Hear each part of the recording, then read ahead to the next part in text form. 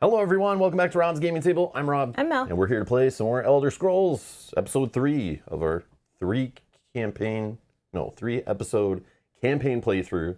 If you're looking for episodes 1 and 2, watch them at your own risk. They are down below in the video description. There's a playlist link where you can find those playthroughs, because if it's the first one you clicked on, I guess you might want to click on this one if you just want to see what an end game looks like. Yeah, sure. You can stick around. Yeah, that could work, but yeah, I guess that's fine. But if you want to know how we built our characters, kind of how to play the game, the strategy we took to get here, all our little adventures along the way, and why we're all statted up the way we're statted up, go check out episode 1. Link is in the video description to our playlist. That includes our streams. And it includes the solo playthrough.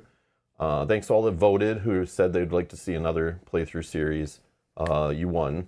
And you beat out the people who don't want to see another playthrough series of this game anytime soon. So I will be playing a solo playthrough where we play together and we kind of build a janky character. I'll definitely do a poll on the stream for character creation. We'll do some polls for like where we start. That's happening in 1, 2, 3, like 3 days from now. If you're watching this live, if you're watching later, just check the playlist, that same playlist. All the streams are there, already scheduled. You can set a reminder so you don't miss them. But come in and join if you're watching live. If you're watching later, I apologize. They will be long. Obviously, we'll be like, I'm playing solo, but really cheating because I'm playing with a whole bunch of people in chat. But we'll just be having fun, like dissecting the game. We'll be looking at all the different classes, like not in a rush whatsoever. And just like going nuts with everything in the game. I don't even know if we'll finish the campaign, to be honest. But we'll just have some fun, like building the character, making some choices on things, and picking a region we've not played in yet on stream. So that would be not Skyrim or not Black Marsh. We'll start in one of the others. Could be Valenwood, the one from the expansion if you guys want, but you have to be there live to vote on those polls. If you're not, I'm sorry. If you chose to work, take care of your kids, or do something more responsible with your time, that's on you. Yep. Not on me. Can't get mad. Yeah, you can't be mad. Don't be mad, bro. Yeah. Don't be mad. You know the polls are coming. Yeah, I know it's going to be a Magicka character. I'm kind of... I know, I think they're going to force you into that. But I want to do that because I wouldn't normally do that on my first play of the game. Any game. Video games, board games. I always just go straight like boring old, give me some sword, shield, or a bow. Let's do some physical damage. Let's shoot some arrows through some eyeball sockets of some orcs, you know? Like, let's just get her done. And once we know that, we can narrow that down. And then once we got the game systems all down, then we go through with a magic build and we go nuts and just be silly and... Yeah. We'll see if it's powerful or not. Although, again, when I read that destruction one, it's like, roll this die, this one side, does some damage, then deal 1 damage to an adventurer. And it's like, I'm playing by myself. I'm going to be hurting myself, so... You could play the heal, what is the one that... I know. The Restoring Light? We'll go through all that on stream. That could help you. I'm not pre-building anything, but I know I know we're going to have some magic involved, and that'll be fun. Like, I want to have at least one magic thing going on, whether it's in our first skill or one of the ones added on. We're gonna probably pick a class based on, like, we'll narrow it down to a few that have, like, good Magicka stat, because I wouldn't normally pick one of those, so we'll go outside the box with one of those. You guys will pick it, and then we'll try to pair stuff with it and see how far we can go. We'll also vote on difficulty, too, so... exciting. Between standard and easy mode, so it's like, however they want to see it, and if we go... I'm not doing hardcore at all, but if at all, ever, I don't know. That's like when you really are like, okay, I've been playing this game for a year. I'm really bored. I'm just like beating with my eyes closed. Now it's time to let the game beat the hell out of me. Amanda has been a member for 8 months. Thank you for the support. Says, hello, Mel and Rob. If you're close to Ingersoll, Ontario, Ingersoll. I'm not sure, Amanda. I'd have to look that up. But there's a Star Wars Unlimited event next Sunday. I'll put a link in chat. I don't think it'll let you post links in chat, even though I've enabled that setting on YouTube. I don't think it lets that happen. You can post in the Discord, though. Yeah, if you're in our Discord, share it in there, but like... Star Wars Unlimited. It's close to London, Ontario. Oh, Ingersoll's by London. Oh, okay. Yeah, we've been to London for Star Wars.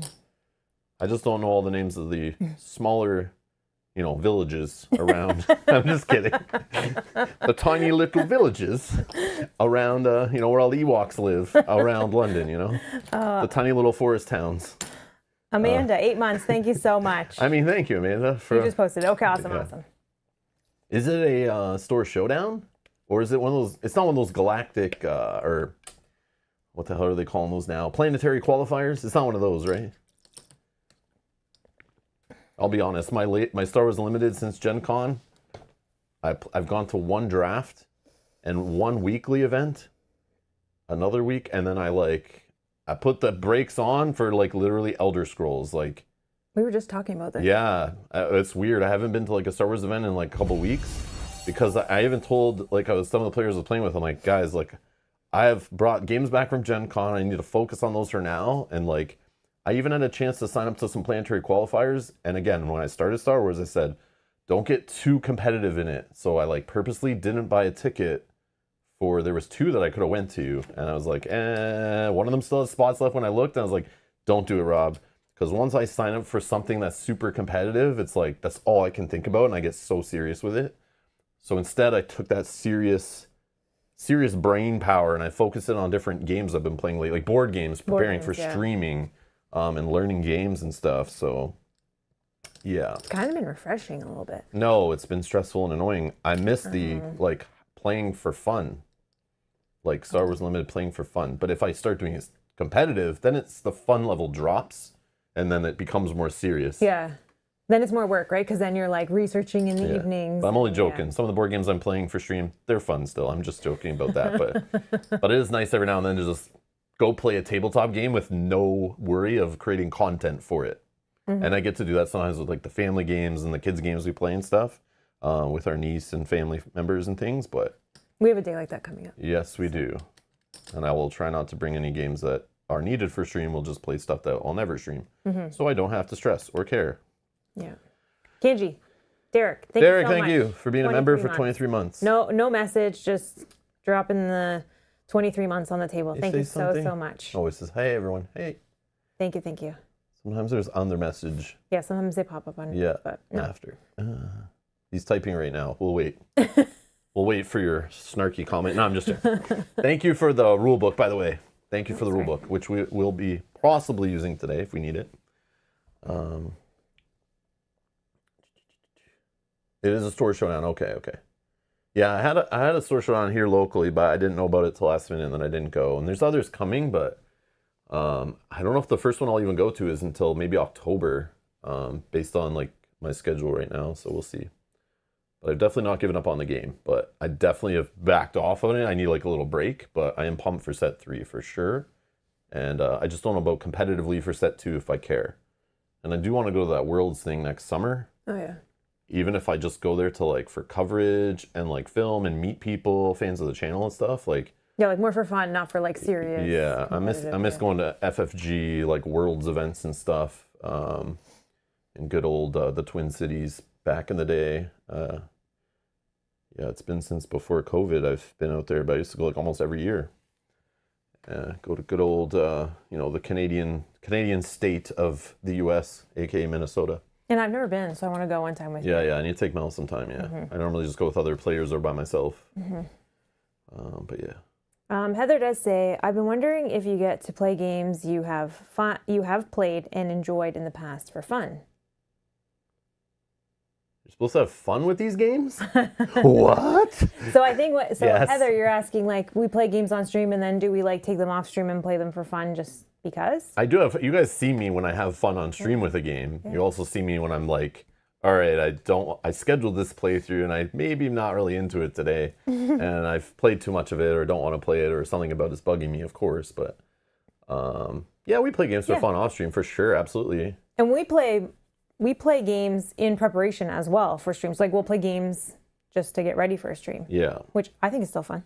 Yeah, so there'll be like a week. Sometimes in a week we're like almost every single evening we're like learning and or playing a game and or streaming a game. Maybe not that same game, but like, yeah. And then in the daytime sometimes I'm learning and playing and reading games also.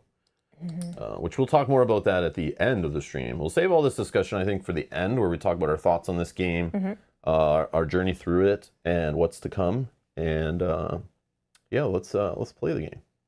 That's what you're here for, right?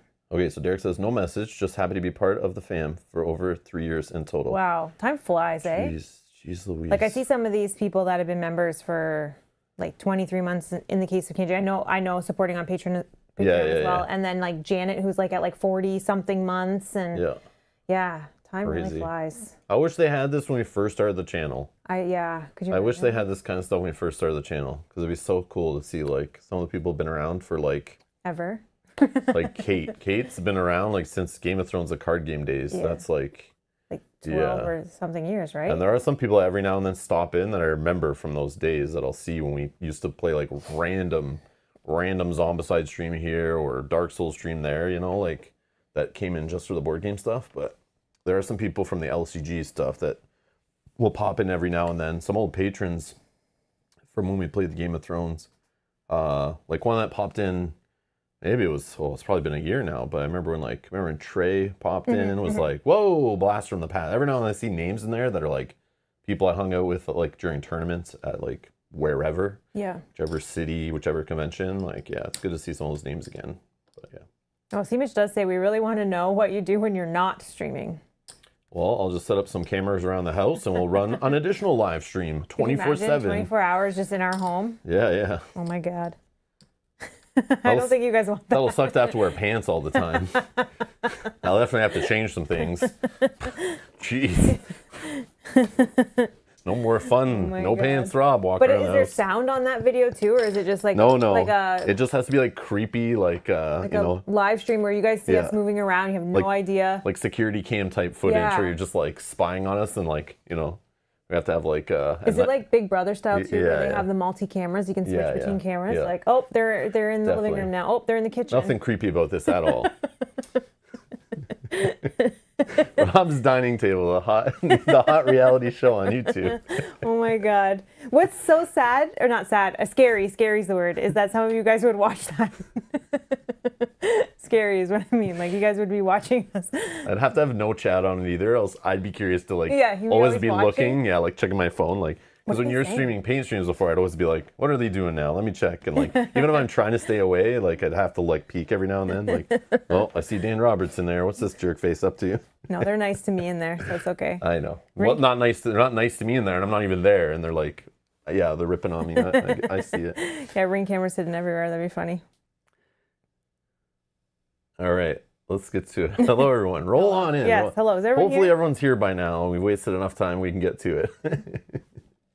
Thank you, everyone, for the support. I appreciate it. Thank you for the memberships and stuff. The names scrolling by. You guys are awesome. Thank you. Thank you. Thank you. Okay, so today we're playing an end game for this game. This is scenario 3, where it's different. There are some differences. We will be using the day counter, but like only to track a couple days.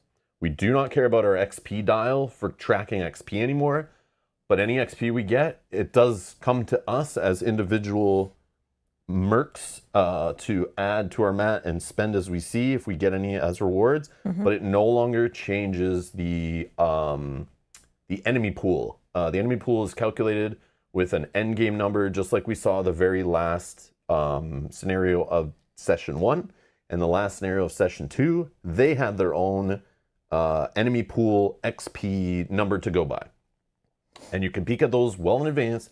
Those are like the only thing really you can like know in advance unless you already played through the same adventure before. Unlike, again, I link it back to Too Many Bones, the way we always used to, or Burn Cycle or whatever, any of those kind of games where you're like, you kind of can, they tell you in the rulebook to look ahead at what is coming in your final battle and what enemies you have in the pool and like what skills they have and like build your gear lock or hero or team or whatever, preparing for that final end game so you don't just get wrecked by it surprising you. But you play it how you want. But in this, they're like, don't look ahead.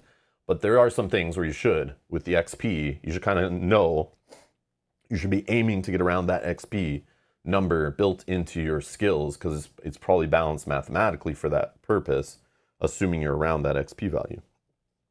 Doesn't mean you can't win with lower XP, but you might crush it with higher XP maybe. I don't know. Again, we've only played a couple times, but so yeah, so we looked ahead at that, and it's what? What's the final? 31 is the final XP. 31 is the final XP for Yeah. session 3. And it brings our session EP to 62. Seems like a good number. Session EP to 62? Yeah. Because you're just multiplying by 2? That's what you're saying? Well, because it is what it said in the book, and I wrote it down. Oh, I see. I don't know.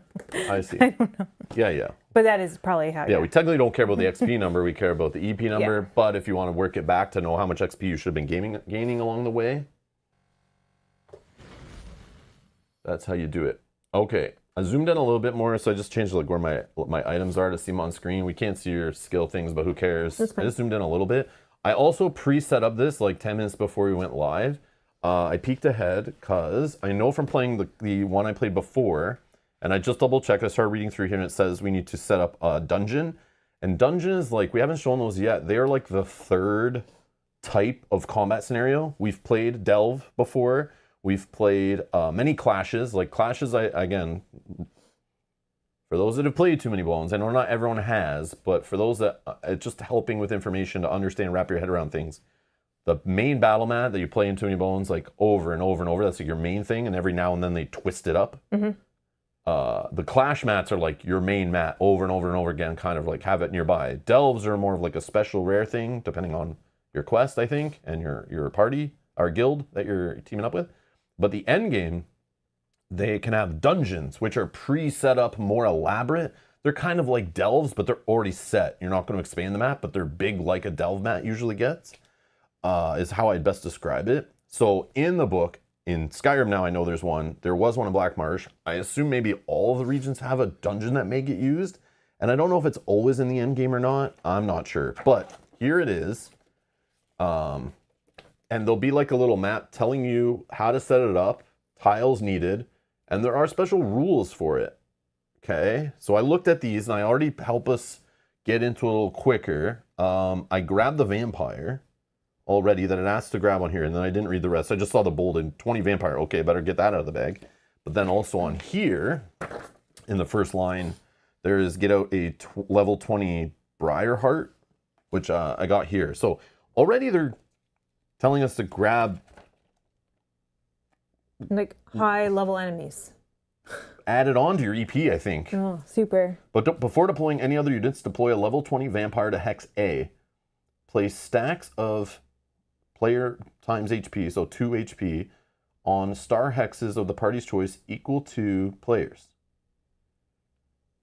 These are blood nexuses and may be targeted and damaged like enemies. While blood nexuses are active, the vampire cannot lose HP, be defeated, or otherwise removed from play. Okay. Is this what we're doing first, or do we have others? I don't know the order, but I do have. I started reading this a little bit, and I read this like weeks ago, or a week ago or so at this point, maybe a week and a half, 2 weeks ago. But I figured I'd read this before we did our end game, so I've been reading this before we started. Oh, I would have read this. I didn't even realize it. Yeah, there is It like... was still the same, and it would just tell us what to do. I still remembered about the dial. I've already played through an end game off stream, so I kind of like, oh, okay, this is not too like crazy what to do, but maybe it tells us the order here. So read the end game rules for your province and reset the day dial to 1, or to a vaguely assigned, or sorry, a value assigned by the end game rules. Set up the province's map and follow any additional setup instructions. Place tokens on each overland track for that province, such as Black Marsh's weather track. Oh, do we need the map? I don't think we need the map. We don't. I took it away, but if we need to put it back out, we can. And then refer to the endgame section to find your first step. Okay, so endgame phases. During each day of the endgame quest, the players complete each of the game's phases with the following exceptions. New day phase. The party still advances the day dial, but it does not need to complete the dial or compare the dial to the day limit. So like there is no rush. The days will only advance when we like each page in the end game is like a day. Okay. So this battle we're doing is on day 1. Then we'll go to a day 2, which is new page. We'll read some stuff and do what it says. Okay. And then we may even have another encounter. The one I played before was like a battle, then kind of like a day in between where like you have XP and like you can make some choices, change some things up. And then day 3 was like another bigger battle. And it still is like the length of a normal session. So even though we're only going to like 3-4 days or whatever, instead of 12, it's still super epic, just like a session normally is, as you've already seen. Okay. If that makes sense. Yeah, it's not just like, here's one final battle. beat this in an hour and you're done. It's no. That's kind of what I thought was happening. No, Okay. yeah, I thought that too the first time I played. And then I was finished, I flipped the page, I'm like, oh no, we're preparing for something else. Uh-oh. I think it's doing the same here, I would assume, or maybe different, but we have to assume that based on like what I've played already. But new day phase, the party still advanced. Okay, overland phase. Skip the move party step. The party's location is not represented by a token on the map. And abilities related to overland movement are ignored. During the trigger encounter step, the party automatically triggers the next end game encounter in order. Oh, so that's what you're saying, like day 2 flips to the next. Okay. Yeah, end of day phase. Skip the activate province step unless instructed. Overland cards are not drawn during the end game, so we don't care about that kind of stuff. And then each end game encounter is labeled by the day when it is resolved. The party completes each encounter in order. Read the end game encounter and complete any setup described. Then refer to the keyword section for that day's encounter and resolve any effects for your party's keywords before or during the encounter. And if we complete it, we read some end story thing and we all dance around and cheer to funny music. And the end game, it describes on the left there. I probably should read that first. The crisis currently affecting Tamriel is far more vast than a single session can uncover. Your party can move on to the end game of the campaign only after completing 2 game sessions, obvious, after which it will have earned enough success and experience to hopefully thwart a major threat in Tamriel. Each province has its own endgame rules, so don't just assume this endgame you're seeing here is the exact same you'll come into other ones. I'm not assuming that. I'm just explaining what I've seen before. Each province, where is it? And its gazetteer. Endgame quests are different in several important ways. Each has a shorter day limit than a guild quest session, which stated in its rules. Endgame quests represent a more intense session that presents the party with encounter after encounter. For this reason, endgame quests do not use overland movement for the party. I don't know if there's anything else. No, that's the end of that section. Okay. So that's what we need to know. So it's not just what you're seeing here. We might be here for a while because we might have like many encounters still. And some varied, like as you see, there's quite a bit of setup. And then based on the keywords we earned, that will change this, like what's going on, and maybe even the setup. So I'll just kind of read the little story here, and then we'll kind of work through setup together and help me make sure we're on track. Because I might, as if anyone watch our Arkham Horror playthroughs, I always miss something, read past it, forget to do it when I say it, and yeah. One question: should we be at 0, right? Because we will lose any tenacity we had when we go into the end game. Technically, we would have reset it because we saved the game. Okay. Which I assume all that stuff at the end of a session happens anyway. Okay. So tenacity, we go back to 0, but the rest of it would stay. Perfect. And then you would save. We left it on the table, yeah, of course. so I didn't touch it. Yeah. Okay. And then we reset up back to full health. We would have had to discard any used potions, any pets with health on them would have all been gone. And then we technically put everything back in the box if you needed to. And then we put it all back out, follow a normal session setup, I think. And then we go to our encounter. Okay. All right, day 1, blood magic. Blood magic. Oh, I also should say, this is also the end game. If you play any guild quest line, if I didn't make it clear before, and again, last stream was a few days ago, so I don't remember anything that happened. Eastern and Western Skyrim, we're in this gazetteer. If you, whatever gazetteer you're in for session 2, you will always, I think, I'm 99% sure, I think that's what said, you'll play your end game from that same book. So there is only one end game per book. So you will, no matter which guild you're following, if you're in Skyrim, for example, on session 2, you will be playing the same end game you're watching right now. Spoilers, I guess, kind of obvious. If you don't want to see an end game and you want to save these for when you're playing the game and you're like, oh, I don't want to see these final battles, run away. But if you're like, I'm interested, I want to see how the game kind of works, what am I building to? How does this compare to like final boss showdowns from other games, you know? Is this what you want to play towards? Because this is like different, and this is what we're working towards. And sometimes like, if a campaign or an end game of a board game or video game isn't that great, sometimes it can lead to like, why am I even playing? So hopefully this can show you what you're kind of building to, and is it interesting or not, or is it just more of the same? Who we'll see. But just so you know, this is the only one in the books. No matter when you play Skyrim, you'll see this. So if we know that there are 5 gazetteers that exist in the base game, that means you have 5 different end games. But the end games do get tweaked based on keywords you get. And you'll get different keywords, I assume, based on coming through different guilds. So you'll do different things along the way, and you'll come to that same setup, but it might be different based on which guild you were helping along the way. Okay, Skyrim is a land constantly beset by turmoil, but too much of it lately has pointed back to Blackreach for it to be a coincidence. Whether it's vampiric and Falmer offensives, rich folk magic, or man, this font, I'm telling you, I have so much trouble with it. Reach folk magic, or the smuggling of goods below the surface, these incidents are united by the sieges on Skyrim towns, and you've learned these attacks originate from the massive subterranean castle known as Greymore Keep. Based on your investigations, you'd guess the wood elf known as Delsandra is behind these offensives. But why remains an open question. To find out, first you'll have to find the keep's real base of operations. The castle is notorious for its labyrinthian array of hidden passageways and back rooms. Judging by the movements of the vampiric guards, you suspect they're patrolling a secret entrance to the nerve center of this operation. Perhaps there's a hidden switch. Oh. A hidden switch? I'm intrigued. So encounter setup. Set up the Greymore Keep dungeon using the end of session difficulty EP. But add level 20 Briarheart to the EP and deploy it first. I wonder.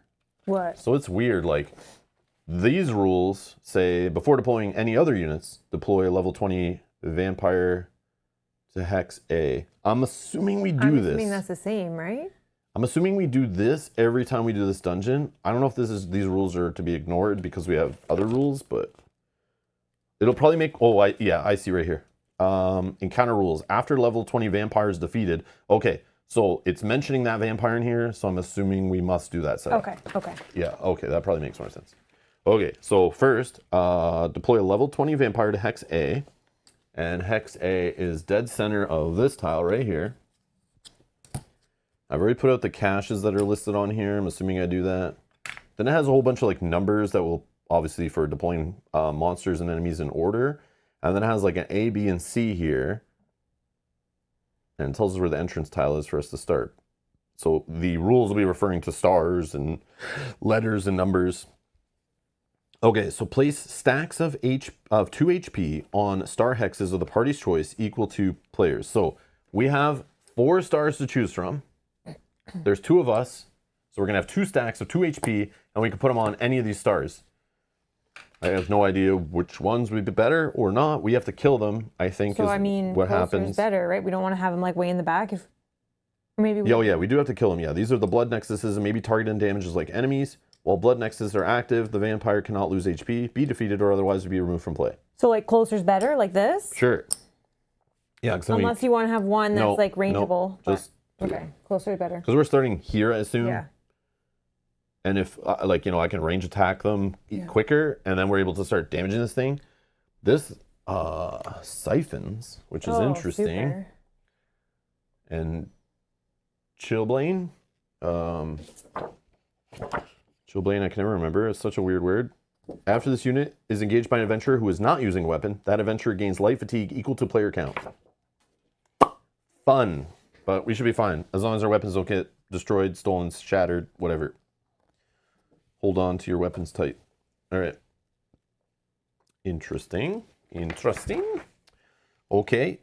Next, let's do encounter setup. Set up the Greymore Keep dungeon, which we just did, using the end of session difficulty, or which we're about to do, I guess. Add level 20 Briarheart, deploy it first. So this guy, 7 health. Okay, you can put that back here. This guy also has Chillblain, and it's native, so it has that freeze thing, knocking items into our pack. This one, oh yeah, never mind. Sorry, you're right. 7 health, 2 attack, goes after 2 that it can reach. 7 range. Wow. 7 range. Filthy range value. This is going to go in spot 1 if you can, we may have to. Oh, spot 1? Yeah, I know. Flipping, I'm sorry. We'll talk about that later, about flipping spot 1 in these right books. Here. Okay, got it. got it. Okay. Deploy it first. Okay. Set aside 1 unused 7 hex delve tile. Sorry, I think we have to do the rest of the EP? Oh yeah, we'll do that. Okay. Sure. I guess. Sorry. I was And trying then to skip it so we let didn't me- have to let do me it. steal But this so I you're, can- I guess you want to play it. You know, more, I mean, those two enemies I was trying to alone make it is probably super fine. easy for us, but hey, you do you. All right, Oh I'm just no. keeping this Yeah, okay. open so I can see where the spots are. Why does it feel So- there's so many chips in here? Our EP is 62. Yeah. Oh, did you take out the 10s? Oh, I think you said it after the last one and we didn't. Should I be removing the 10s? Oh, that's a great question. In the last, I don't remember, but this episode- felt way bigger, and I knew there's more in here than should be in here. every time we provided aid to the town, we had to put a 10-point baddie. Pass me the the guys that's here. bag. Maybe will explain that. Oh yeah. Can you tell me where that all happened? What page we started on session We 2? started page A21. Oh, sorry, page 34. A21 Yeah, was our first one. I can't remember if it was that one or the second one that put us there. Okay, I found it. Each time aid's provided during the day's reward phase, gain 1 XP, then draw legendary loot, place it on the complete aid stack.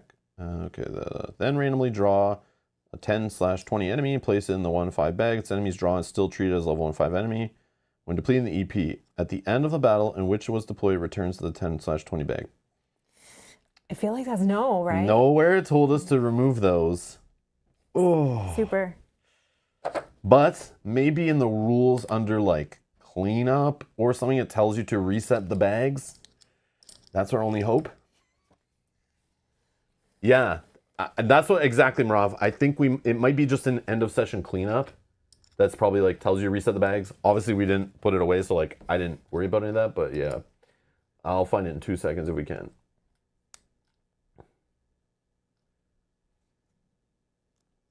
Here, I can bring it up. We can all browse through together. Here, I'll try to make it bigger too. Okay, let's put it in the center. All right, so on the left side, choose availability options. Okay. Party leader records relevant session. Return all HP chips, including bonus HP. So far, no. Keep your saved XP and cooldown stat. Keep your class sheet on its current side. Discard any class. Okay. Discard all expended. Yeah, we talked about that. Do you have a storage component for all like number 5? Disassemble the other components and place them back in their storage trays. Oh, okay. So The bags. That could be what that means. That's a little generic. do we agree that Other components are baddies and dice and stuff, right? So it's saying take all the other stuff you have out, including like your round dice and all that. You'd have to put those back in their like their dice holders, trays right? and chip trays, right? Okay, I think number 5. We're good with number 5. Oh, it does say separating province or quest specific components, which would make sense because this is how they catch you taking out, like when we did it, taking out Black Marsh enemies and then putting in Skyrim enemies because we switched provinces. Yeah. If there was no way to reset the bags, then that would never happen, right? Okay, so we can take them out. So there's, Yeah. yeah. So we're all good on this. Yeah, we'll go with this. It says other components and chips are other components, right? Yeah. Yeah, okay. Okay, perfect. We just kept it out on the table, so it's like I don't think about that stuff. It's like, oh, it's so convenient. I'll just take out 2 chips and put 2 new ones in the bag and move on, you know? Okay, we're good.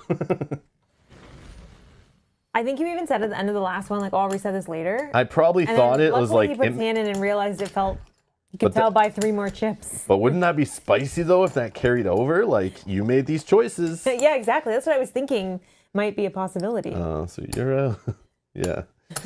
Yeah, you try to be on hard mode or nightmare mode. Yeah, exactly. I mean, you still could miss. There's like a lot of chips in here that are not 10s and 20s. We are either good or cheaters. Your call. I know, it's your call. You guys told us it was fine. Yeah. I don't know. Just double checking.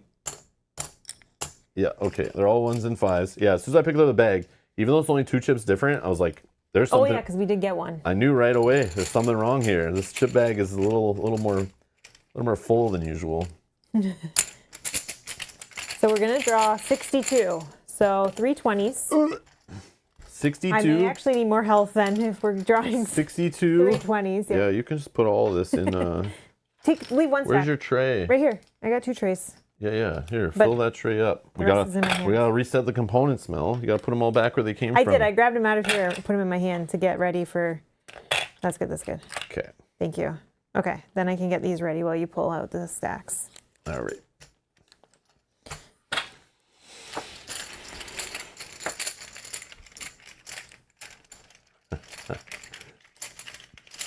All right.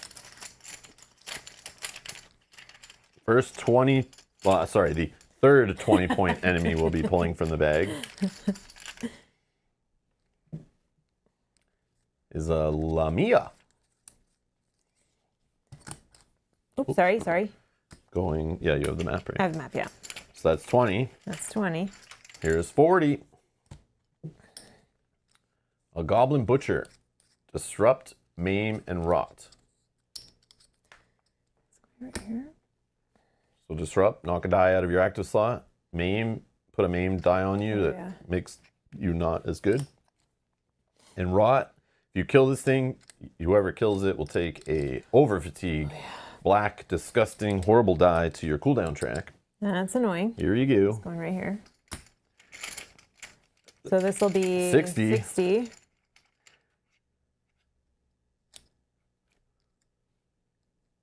Yeah, that Lamia loves coming out, I know. And a Nord Pyromancer.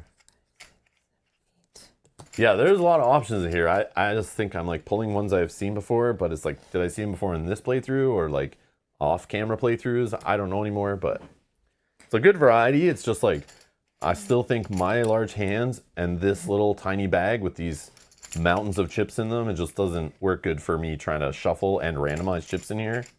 Again, I think those bigger bags might, I don't know if they're worth it for the cost. It's not like broken, but it's like, personally, I would definitely like to grab my chips out of something larger. It's just easier. But we need now 2 ones. 2 ones. Okay. And I did dump them out to grab these guys before stream. So mixed it around and threw them all back in the bag. So, I mean, we just maybe get unlucky sometimes. I don't know. But still a good variety, because even if you pull the same enemy, if we pull her every single encounter, that's not really you dealing with the same, like you have this one enemy the same, but you're pulling that enemy out on a different setup. And once you start mixing skills from enemies in these type of games, it creates a whole different puzzle to solve. Even if you see that same enemy over and over again, it's what's with it that can make it more annoying or less annoying to deal with sometimes. So it's like not the worst thing. Maybe not the best either. All right. Oh, man. Speaking of enemies we've seen many times. This is 1 per, right? 1 per combat die you've seen. You're going to get 5 more HP. 5 more HP on this little guy. There's no shields, though. And no he's defense. going to 5, which is right here. And then we got the good old skeleton. Oh, look at this, just 2 healther. Yeah. He's going on 6, which is right here. No skill. It's got no skill, bro. Yeah. No skill. Yep, this one. Okay. Oh, let me give this back to you now that this is all set up. You're welcome to check it if you want, but... Yeah, whatever. Okay. Set aside 1 unused 7-hex delve tile. 7-hex delve tile. 1, 2, 3. That's the little one, little circle ones, right? Oh, I think that's these ones here. Right? 1, 2, 3, 4, 5, 6, 7. Yeah. Okay. So just set it aside somewhere. That's probably our secret little switch passage thing or something. Or does that fit magically right in the middle here when something happens? That would be my guess. Or maybe just attaches on the side somewhere. I don't know. We'll see. Let's see where this mystery takes us. So, oh yeah, I did read these bold ones here earlier. I grabbed quest unit Pale Fingers, Vampiric Delsandra, has Siphon and Vindictive, whatever the heck that is. A lot of the quest units have their own skills that are on the sheet that you'll kind of only see when you come across a quest unit.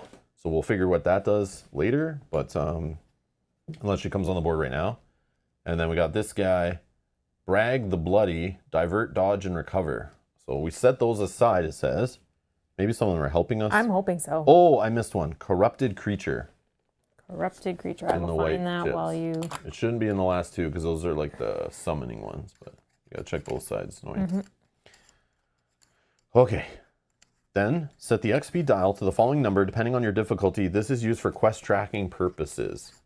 So based on our difficulty, we're playing Apprentice, so we're going to set the XP dial to 2, and it's used for quest tracking, not for XP. So I'll set the dial on the other side here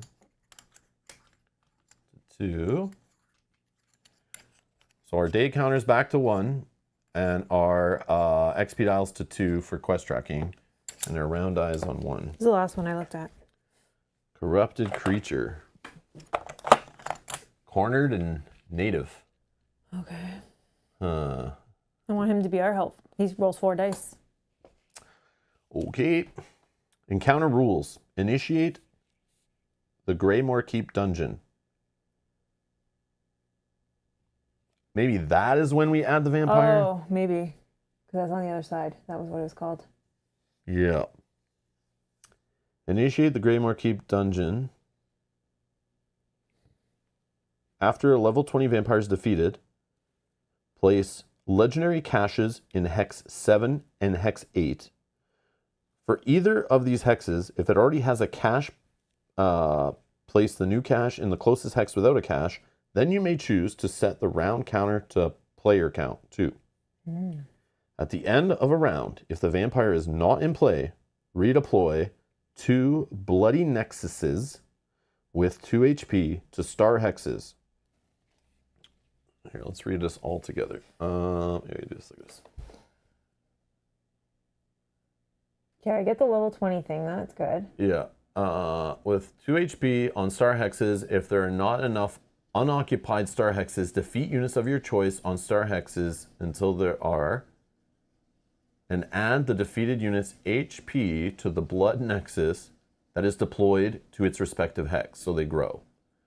Then deploy the vampire to hex A, or to the closest unoccupied hex if hex A is unoccupied. Finally, deploy an enemy to the following level, based on your difficulty level, to the closest unoccupied hex to each blood nexus. So none in Apprentice. Okay, so we don't deploy any enemies. Okay. When an adventurer gains life fatigue from a lockpick check, they must also increase the XP dial by 1 for each life fatigue gain. The higher this dial is, the more penalized you will be in the next quest step. When a cache is successfully unlocked, set the cache chip aside. After players +1, so 3 cache chips have been set aside, deploy Pale Fingers to hex B. So there's hex B, okay. And then, after defeating any unit occupying that hex, and place the set aside 7 hex delve in the open space to the right of the 19 hex tile. I was right. This is the secret room. For the purposes of movement, range, and sight, the secret room is only considered to be adjacent to the 19 hex tile. So that's this hex tile, I'm assuming, has 19, because definitely this one doesn't, this one doesn't, this one doesn't, this one doesn't, blah, blah, blah. So it goes in here, and it's only considered adjacent and attached to basically this one. So we kind of enter it from here, not from these ones if it's touching them. Okay. Okay, so that makes sense to me. Okay, so this is a secret room. Okay, we read that part. The encounter is successful at the end of a round in which all undefeated adventurers are occupying the secret room and Pale Fingers is not in play. All companions not occupying the secret tile at the end of the encounter are defeated. And we can get 3 XP rewards, and when completed, go to day 2. Okay, let's check our keywords. What do we have, Mel, on our keywords? Major, we have intercept intelligence. Okay, stop. Let's look that one up. Intercept intelligence. Oh, come on, please. Please. This is a major one. There's nothing. Whoa. Yeah. I don't think. Nope. Wow. So at least on this step, I don't see intercept intelligence as anything affecting it, which totally can happen. Maybe. Okay, and then destroy equipment. Destroy equipment. No. Right here. Okay. That other keyword might come into play on like day 2 or day 3. I've seen that before where like it can be different. So let's not freak out yet like I want to, but we should be okay. Deslandra has been deprived of the stone meld solution used to protect her passageways. During lockpick checks, adventurers do not gain life fatigue when adjusting lockpick dice. but still must adjust the XP dial. Okay. So like we pretend to gain life fatigue and we don't get any to switch the dice, but we add it to the dial Okay. to hurt us later, I'm sure. And then we have a minor. I don't know if minors can show up in there. Just what is it? Speak for the trees. Oh yeah, minors can be here, right here. Oh. Minor. No. Assassin's Wrath and Dark Blessing. None of those. Womp Okay. womp. So we only have that one. Okay. All right. Not one that removes all the 20-point enemies from the board. No, we don't have that one. Damn it. Damn it. So the vampire's there, but we got to defeat it. But if we defeat it, it'll come back. Yeah, we have to defeat it at least once. We have to defeat it at least once for it to populate the other caches. Because we need players And then we get to plus reset one. the round dial to 2. So we have to beat it before it gets to like 6 for fatigue purposes. Because in this game, fatigue hurts only us and not them.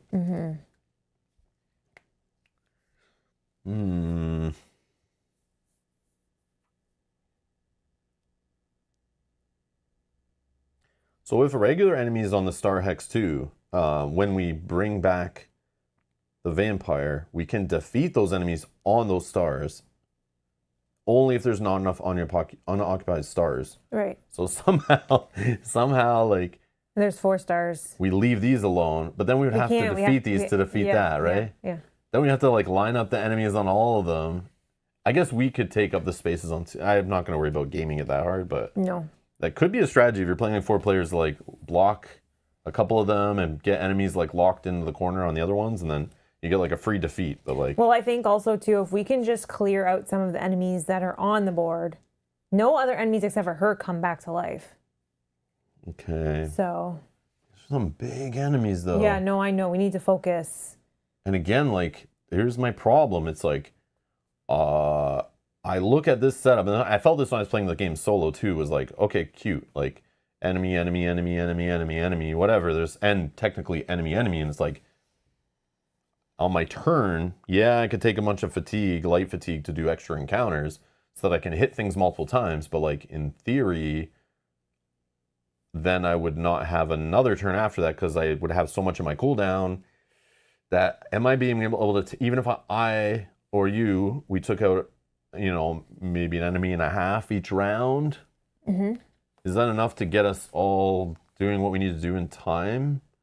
Like before we start losing health due to over fatigue in our cooldown, and then an over fatigue, my fear is like, then it slows you down even more. So then it's like harder and harder to finish off what you need to finish off. Obviously, we're trying to race to killing her to reset the dial. But it only goes back to 2. But then, hold on.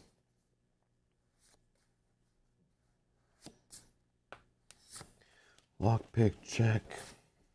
Well, I think you're the lockpick guy, so. Oh, I know. I do have a die that can hit multiple people. So, I mean, potentially I can hit multiple units.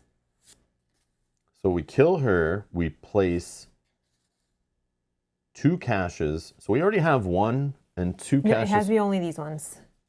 Oh, The legendary legendary only? ones. So we have 1 to start. and we need, No. Never said that. I thought it did when it, Never somewhere said where that. it said we win. Where's the when you win? When we have. Okay, watch. I think we're okay here. So it tells us, like, we set up the dungeon. It didn't say anything about don't put out any cache tiles, right? So we definitely have the one here and the one here. Okay, they're both considered cache chips, right? One's just common, one's legendary, right? Like bag versus treasure chest. So this says when we defeat the 20, we place 2 legendaries, 1 in 7 and 1 in 8. So 1 in 7 and 1 in 8. You see them there on the big tile. Okay. I think. So we definitely have to defeat the vampire to make that happen. So that has to happen no matter what. Okay, then we do all this stuff. But down here, after players plus 1 cache chips Oh, it's not specific. have been set aside. So technically they're giving us a freebie. That's the plus 1 basically. Ish. I know if you're having trouble. But if we can open this one, when the 2 new ones show up, we only have to grab one of them and open them. And then do we also have to kill Palefinger? Well, when we do that, Then we deploy Pale Fingers. Okay. Then we put the room out. The room opens. And then it's successful at the end of the round, which all undefeated adventurers are on that new room. And Pale Fingers is not in play. So I could rob Ransom in the ears to get him out of here if we're in trouble, you know, like. But to. Where does Pale Fingers deploy? Did it say? What number? I just want to remember for myself. On Hex B.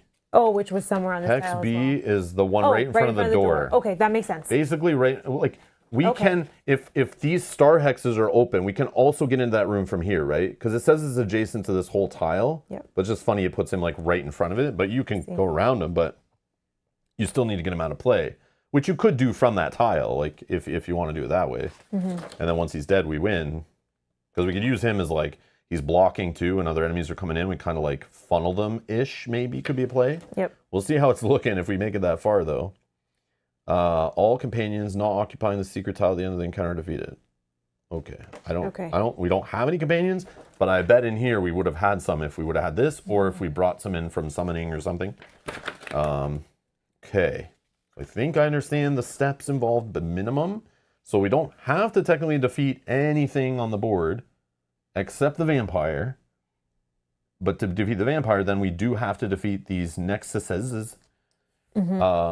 So we have to minimum defeat these two things to then kill this thing. But this thing is going to be siphoning health from other things, which is hilarious. So that actually could help us out-ish. But we're over here, and we'll need to get to here, kill here. We also have to unlock at least one of these caches, preferably both, but the way the enemies are lined up, I don't know if that's the play, if we just push one way and make the enemies kind of follow us and we go with the flow and unlock caches as we can. I think we play together. I don't think I should do any unlocking and running around, but I could save that for once she's gone, new caches are out, and based on the positioning, I then use my once per battle to unlock, run to another one. Did I throw away that free unlocking one? I probably did. I did. Maybe, we didn't know. Maybe I used it. Yeah. I even looked at it, was like, I don't need unlocking more caches. I regret this now. But maybe I used it. But I'm pretty sure I just threw it away because I was like, I had to go down. Yeah. Yep.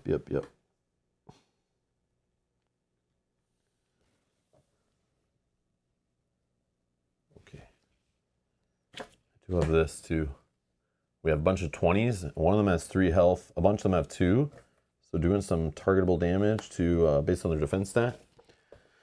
Okay. So yeah. One other question. I'm so sorry. Can we use our guild assist in this one? Or no? We can't use it in the end game? I know it's once per encounter. Because we haven't used that yet. And I'm just curious. I don't know. We have like a get out of jail free if we are in trouble. Let me find out. I know if you get it, you're not allowed to gain the keyword of the session you're in. Okay. But we don't care about keywords anymore, technically. I know it's once per campaign. Oh, Kane says, I don't think you can use it in Act 3. Okay. Yeah. Because we have not used it yet. I don't think so, because it's put in the game to kind of like help the players make it a little further to see that final act. So we got to be careful then. We're already there. So we're at the point where we've played enough. Even if we play today, we'll play enough that it's like, even if we die, it's fine, right? Yeah. Okay. Totally fine. So I wouldn't even care about using it anyway. Just yeah. Okay. No worries. We've made it here. Let's see how far we can make it. But if it ended here, it's like we got our 3 sessions, right? All right. We'll try. Call its guild once per campaign. Trigger the guild assist either during a battle at the end of the round or during end of the phase. Adventurer's rest step. Oh yeah. Oh, here you go. During 1 or 2. And cannot, in bold, don't you even think about it. Oh man. During session 3. Spoiling my fun. How dare you try to use this during session 3? Oh man. Why they gotta ruin Nice the try, fun? Mel. Nice try. We're already playing on freaking apprentice mode, Mel. Like, relax. Stop. We're fine. Don't stress. We're fine. Okay. It's all good. I'm a little bit nervous for this one. Yeah, me too. Also, I probably should have traded you this at the end, like before we ended. Because that one goes with your pet, right? To keep it alive. We may need the pet, I think. I think you can just enchant it now, and it stays on it till it's gone. Okay, then so you you do could have that. just done that like now or whatever, I assume. Yep. So this pet is enchanted. So if it This goes one away, I remove all the chips and then discard this instead. Could you use this trout at all? I don't know if you have extra space. No, I don't. Okay. I don't want it. Then I think. So we have this too. We have a rescue dog. When damage would defeat a party member, add 1 HP to this guy, prevent all of that damage, including true damage. Once there are 2 HP chips on this, discard it. But now you've enchanted it. Mm-hmm. So we have 4 not dead with the dog. Okay. Again, we are in Skyrim. The native keyword knocks cards out of our ready area and into our pack. So no, I thought that was Black Marsh that did that. No, Black Marsh knocked things out of your active slot, your dice. Oh, yes, you're right. So remember, these items might not stay there, so this dog might end up just disappearing. So yeah, when he goes to the pack, he's actually not allowed to go to the pack, so I'd probably have to start choosing other things.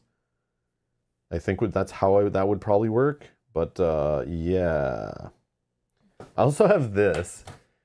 Remove 2 HP from any pet in any adventurer's ready slots. Like, okay. I would probably just throw that away because I think it's like overkill what's going on here. But I mean, I don't know. Yeah, maybe I don't worry about that. Don't need that. Could you use this? The medallion? That's when you flip over and take an extra turn. But you could also use it I don't too. have room for it. I need the You need all that? Ignore defense, prevent a damage. This one is heal. Roll a d6, heal HP equal to the amount rolled. We can trade at the end of this day. Let's not do any more of that stuff. Okay, but just making sure that we have what we need for you can this play this on my guy, but it's like too late now. In we're ready to set up, you can only change from your own pack to your active area. It's end of day phase where we can trade like crazy. Yeah, but I mean, I should have done that at the end of the last session. It's okay. We still have a chance at the end of this day if we survive that long. So let's just say that's what's happening. Okay. Okay. But I'm gonna make some adjustments between my pack and my ready area though. Yeah, I'm just gonna read Jackpot Man's super chat. Jackpot Man, thank you so much. Says only 42 likes. Gotta pump those numbers up. Thank you. Thank you for the 44 likes we have already though. Yes, thank you so much, guys. Appreciate it. Thank you. Almost at 50. Wow. Never hurts to try, Mel. I know, right? I know. So if I put like a 5th item out here, you guys would just ignore it, right? Pretend you don't see it? All right. Just kidding. Okay. Let me make sure I have my correct health of 9. 1, 2, 3, 4, 5, 6, 7, 8, 9. Yeah. Okay. I'm going to start right here, I think, because I got to be adjacent to somebody to hit him. So we only know Palefinger's the only one coming to play this one. And they had this set aside these. So maybe they're from keywords or maybe they're from future things that are happening on the next days. Yeah. So that's kind of interesting. I don't know if I should be happy or worried. We'll find out. Okay, I think we understand what's happening. I'm going to leave this nearby. All right, deployments. Another siphon. I know, I'm going to attack him first. Yeah. He's native and siphon. This guy with rot, I don't even want to. I don't either. But he rolls 4 attack dice. I know. Oh my. But I don't think I can take the light fatigue. But if you went first, I can ignore 1 defense. The other guy's native too. Siphon at the end of their turn. They remove 1 HP from each non-quest unit within range. Siphon range 3. Siphon range 2. That's it. Okay. And then Vine Snare again. What's this one? After it's engaged, its target must drain 1 available combat skill dice. That is her right here. And she has range 4. So that is gonna, and she can reach all of us. Holy. Well, I have this. I'm keeping my meatballs if I can. Discard this. Then adventurers may recover collective total of up to 2 drained skill dice. Oh, okay. So that's good, I guess. But I might have to lose it based on the natives. I don't know. But you could lose my armor first. I don't know. 1, 2, 1, 2, 3, 4. Yeah, no matter where I stand, that she's gonna get us. Oh yeah, move for 4. This is 1, 2, 3, 4. Yeah, that guy can still. Yeah, like I'm thinking of going this way in general to get into this room. Maybe these guys will start coming this way, and then the next turn we're here, and then they keep moving that way. Maybe they'll go that way. I don't know. We'll see what their movement is. This guy has no armor. Potentially, we can take him I can do out. 3 true damage to it by just using this also. So maybe only take 1 attack and that. But this guy hitting for 4, like even though he has rot, he also has disrupt and maim. I don't think we care about disrupt so much, but maim is when this unit rolls combat skill dice, the total damage rolled is reduced by half, then rounded down. This effect does not apply to true damage. I mean, I only have 2 combat dice. It's not the worst thing ever. And Yeah, control. but it is another die that goes in your cooldown track. That's just like cycling through and delaying your goodies from coming back. Okay. But even if we go this way, this guy has range 3, so he's hitting us. But this 5 enfeeble is terrible. That's even worse than 1 maim die, I think. So I just thought about something about the caches. Were there any rules about when you fail one of these, they're discarded normally? Did it say not to discard them? No. So we would have to make new ones? Yeah, we have to kill vampire again. So we need to take light fatigue because you like can't fail them basically. Right. Because that would be way too many rounds to try to like vampire come back, kill again to make new caches. Right. Well, you have one auto success, so that's one we're getting for I sure. know, For sure. but legendary are hard to open. Well, that's why I would use the auto success on a legendary. Obviously. And that's why we need to get the regular one, as maybe we can just do it normally. Then maybe one other one, it's a little annoying. We have to spend a bunch. But I've seen where like trying to open a legendary, you get like tons of light fatigue if you really need to get it done, if you're just unlucky. So it says, okay, let's see. When a cache is successfully unlocked, set the chip aside. Normally it'll tell you not to discard them on fails if it needs them as like for gameplay. But I don't think it told us that. I don't think so. No, okay. Sometimes it tells you that. That's why I'm like just thinking like if it didn't, then we're in trouble. No, yeah.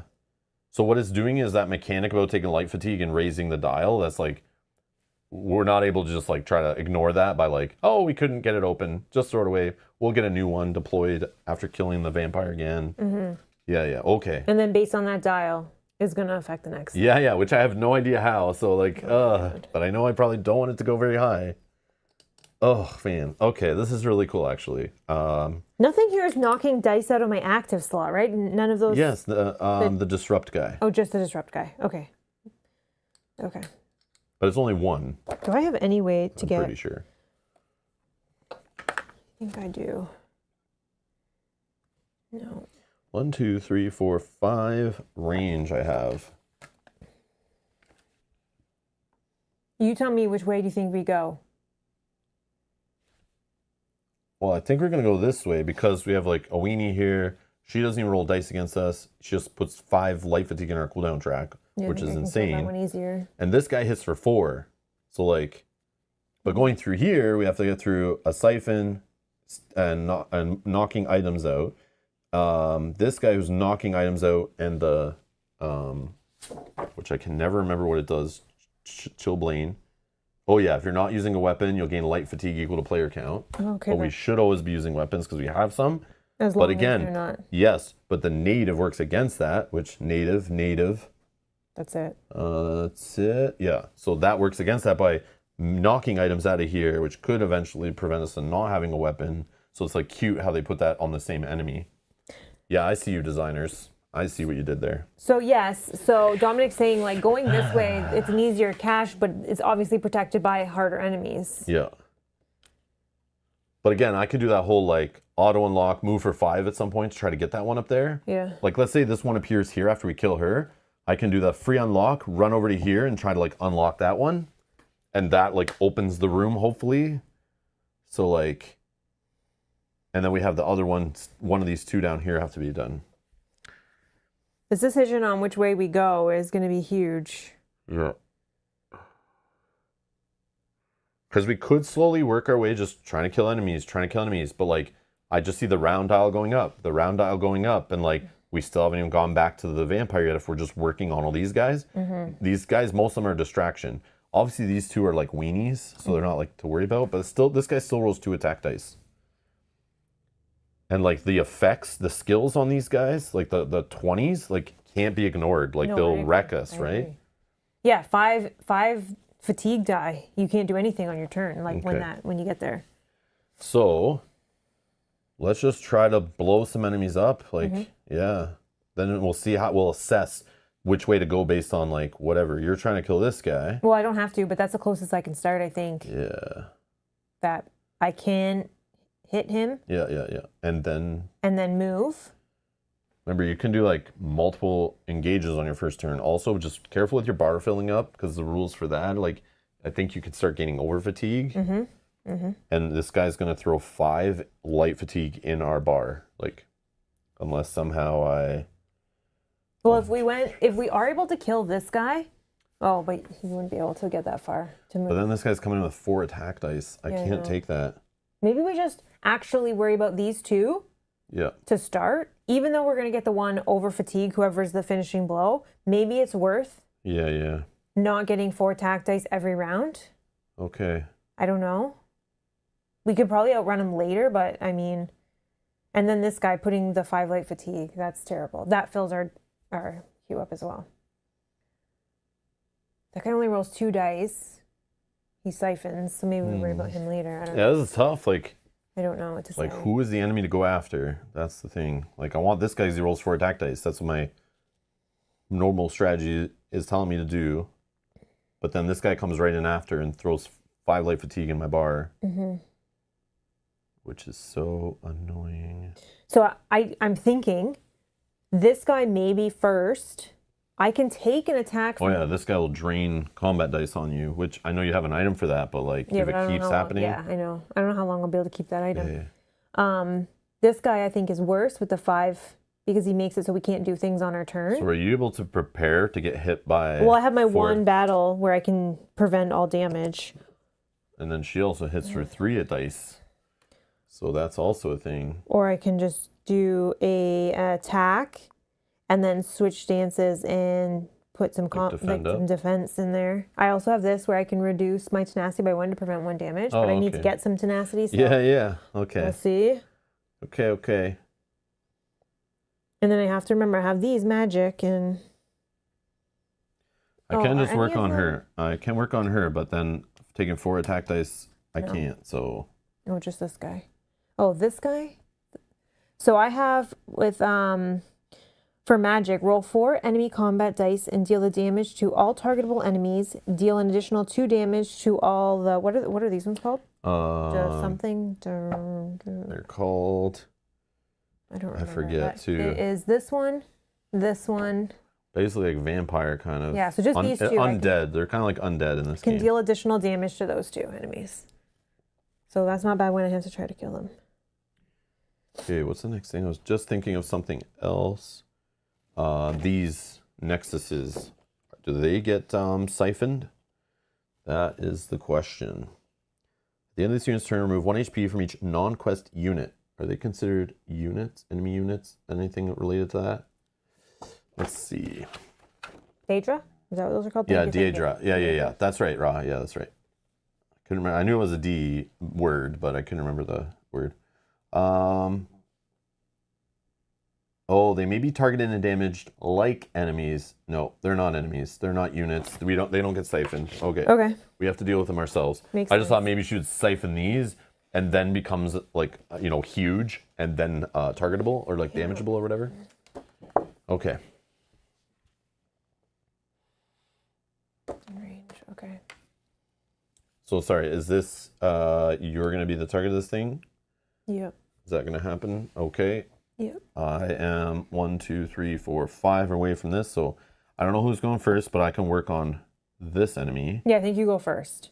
I don't know how much. You put that. Do you want that over there? Yeah, sure, whatever. Okay, so I'm starting here.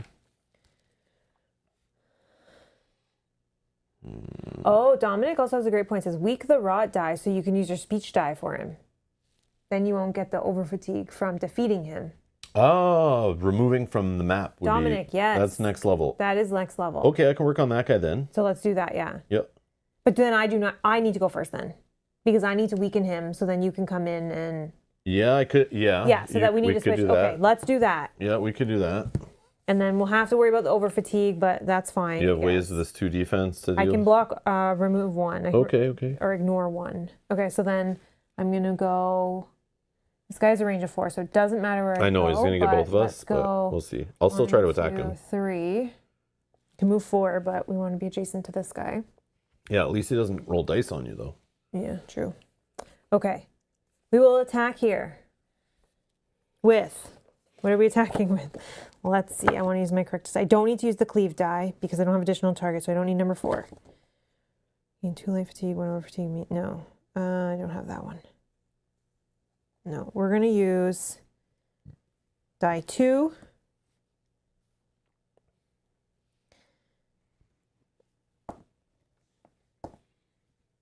Four dice. Okay. I don't know if we get keywords during the end stage. I'm not sure. We don't for this one. It's just a reward of XP. I think it would tell us. But we'll see what happens when we flip to day 2. I'm using my axe to prevent 1 defense. Ooh, that does not look good at all. Okay, but, oh, this is not the right one. Okay, let's see.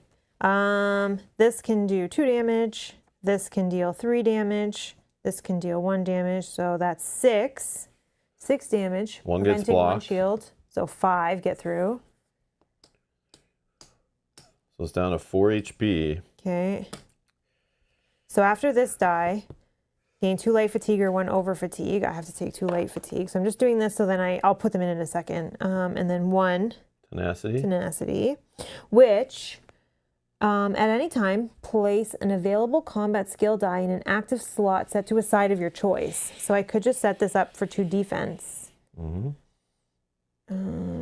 Maybe I do that. Mm-hmm. Okay. I mean, this guy, if he's alive, will disrupt it, but I'm gonna try to make him disappear. I'm guaranteed to get rid of him if he was 3 health. You were 1 shy of making it so like he was gone for sure. I can take over fatigue and attack again. I don't have great die for it, but no, I can also attack him too. But I was just hoping to just go all in on this. This guy. is my biggest die that can either hit for 4 or 5, I know. and it missed. I also can just true damage him with this for 2, then run up and just roll 2 of my speech dice. But yeah. Okay. Not who I wanted to use it on though. I wanted to use it on this guy to 3 off him, and then I only need to do 5 damage, and I can have both these guys gone. If you just did 1 more here, I could just roll these. Do you want me to just try? If it'll help the battle, I will try. But you're only rolling a 1 die, and you need a 2 out of 1 of 6 sides. Oh yeah. That's not happening. Nope, you're right. I only needed 1. I do not have faith in those dice. I can use one of these die. No, it's okay. It's okay. Again, yeah, I don't. It's okay. 3. Oh, this one now will deal better damage. Deal 2 damage to target for each fatigue in my cooldown. 3 sides of that one. So this one's better now that I have fatigue. I can try if you want. I can roll these 2 dice. No. This one can deal 4 damage. No, because I don't want you to accidentally kill him either. I guess you don't have to, but nope, save him. Have a nice big turn next time on somebody else. It's all good. Okay. All right. Is it my turn? Heavy armor. I could do that, but I don't. It would switch you to defensive stance, but you don't have any health loss, but you might have some by the time it comes back. But I worry because it's gonna. Let's pretend I roll these 2, and it's gonna put these in here, and then this cat's gonna put 5 more in here. Mm-hmm. So I'm nervous of my cooldown track. Yeah, we gotta be careful. I gotta be careful because I don't think I can fit another 5. I could roll 1 defense die, but I have this 2 defense. Okay, we'll see.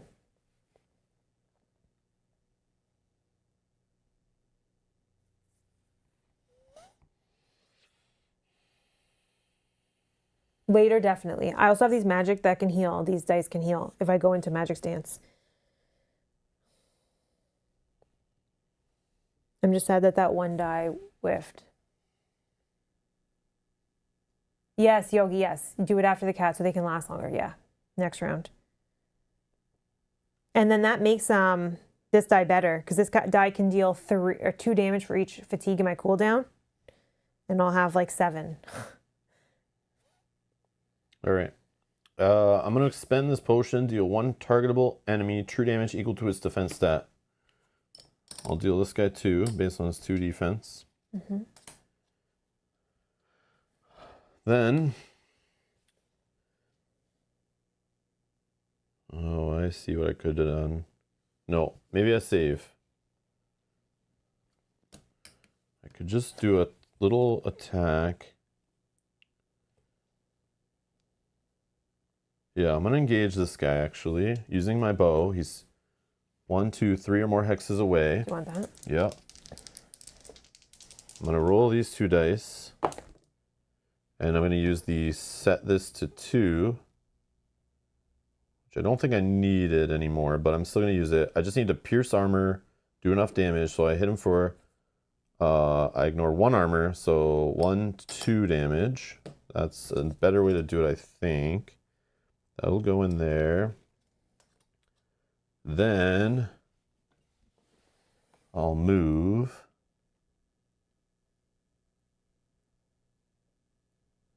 One, 2, 3. This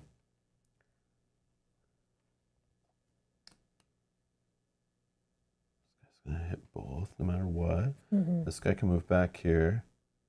Yeah, I don't know how to not get smashed by this guy, but it happens. Okay. The right place to be.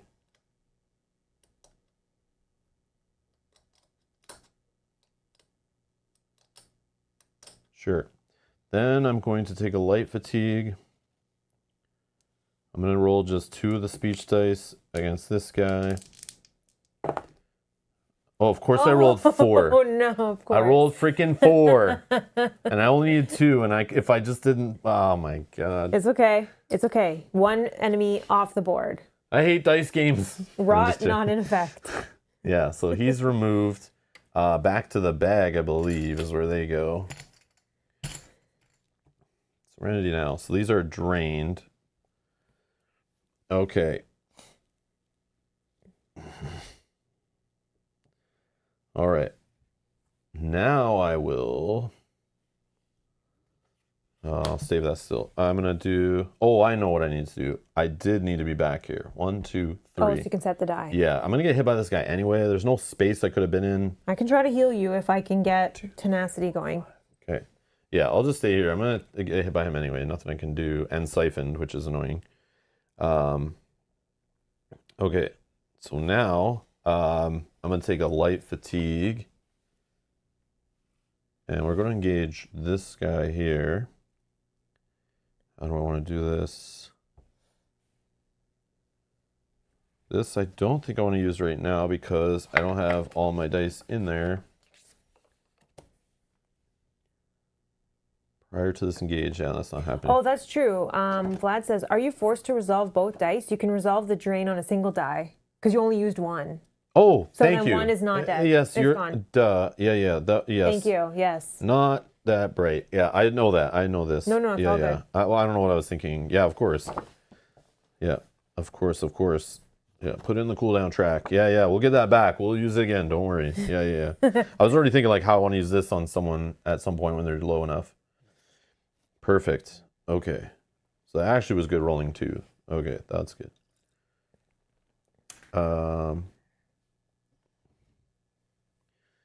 Yeah. Okay, we are gonna go 1, 2, 3, 4, 5. I'm gonna roll these 5 dice. Okay. Hopefully stealth will help me out here.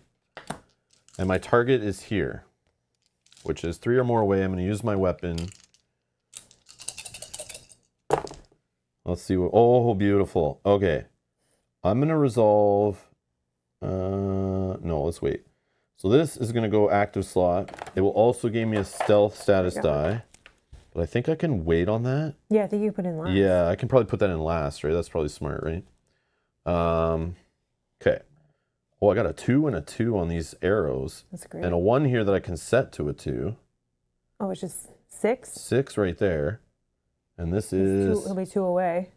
He's 8. I only ignore 2 of his armor. Oh, he's got, okay. So that would be 5 coming off. I need 3 more, which would perfectly be off the poison, which works out. Okay, that's great. So then I will not apply the whole rolling dice against this enemy since I know I'm going to kill it. So I'll just take the 5 off of here, leaving it at 3 health remaining. Okay. I guess I put those in this one. I'm going to do the whole choose up to 3 targets within range. I'm pretty sure. Let's just double check that I'm not using that wrong. Yeah, 3 targetable enemies. So my range is 5. So this guy, 4. 1, 2, 3, 4, 5. Oh. Yeah, so I'm gonna first try against this guy way in the back. Okay. And I'm gonna roll 2 d6s. I need 7 or higher, right? Mm-hmm. Yes. Nice. Okay, that's great. Okay, it gets a Bane die, which is like basically bleeding true damage out over and over every Are you turn. going this one or this Yeah, this guy right here. Got him. Yes. 8, sweet. And then this little whiny skeleton over here. Hiya! Miss. No, that's fine. That's Totally fine. okay. Totally okay. That's where I wanted it. Wow, that's huge, I think. Okay. This will go in here. Okay. Then we're going to put this in my active slot, which I can use this and remove it when I want to ignore one enemy's defense because I rolled 1. See on that die right there, that invisible die? No, I'm just kidding. Right there, this 1. If it was a 2, you could put it up there. I think there's a 2, and you can remove 2 armor on attack, just like ignore. But I'll leave it up there. Hopefully it doesn't get knocked out for now. I'll get to put a stealth status die here. So now this enemy can't attack me anymore because it wasn't adjacent to me at the start of its activation. Yeah, so he'll attack me. Then I'm done that engage. I'm going to use my fracturing poison to deal a targetable enemy damage equal to its HP. And see ya. This will go in a defeated pile, not back in the bag, because it wasn't removed from play. Oh, yeah, they're saying that those guys are not in sight of you because they're 2 tiles over. Oh, the tile thing. Right. The tile thing. Yes. So then your first one, yes, you guys are correct. Yes, because this is, I'm on tile here.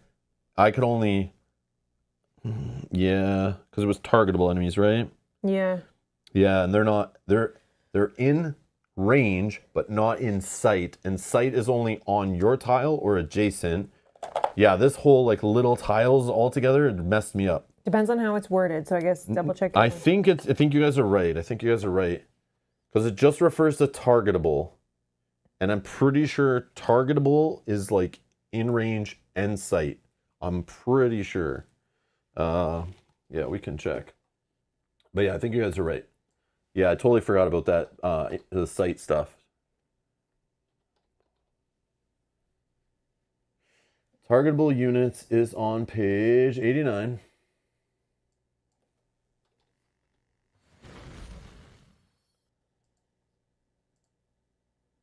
Yeah, I thought so. It's targetable if it's in range and sight.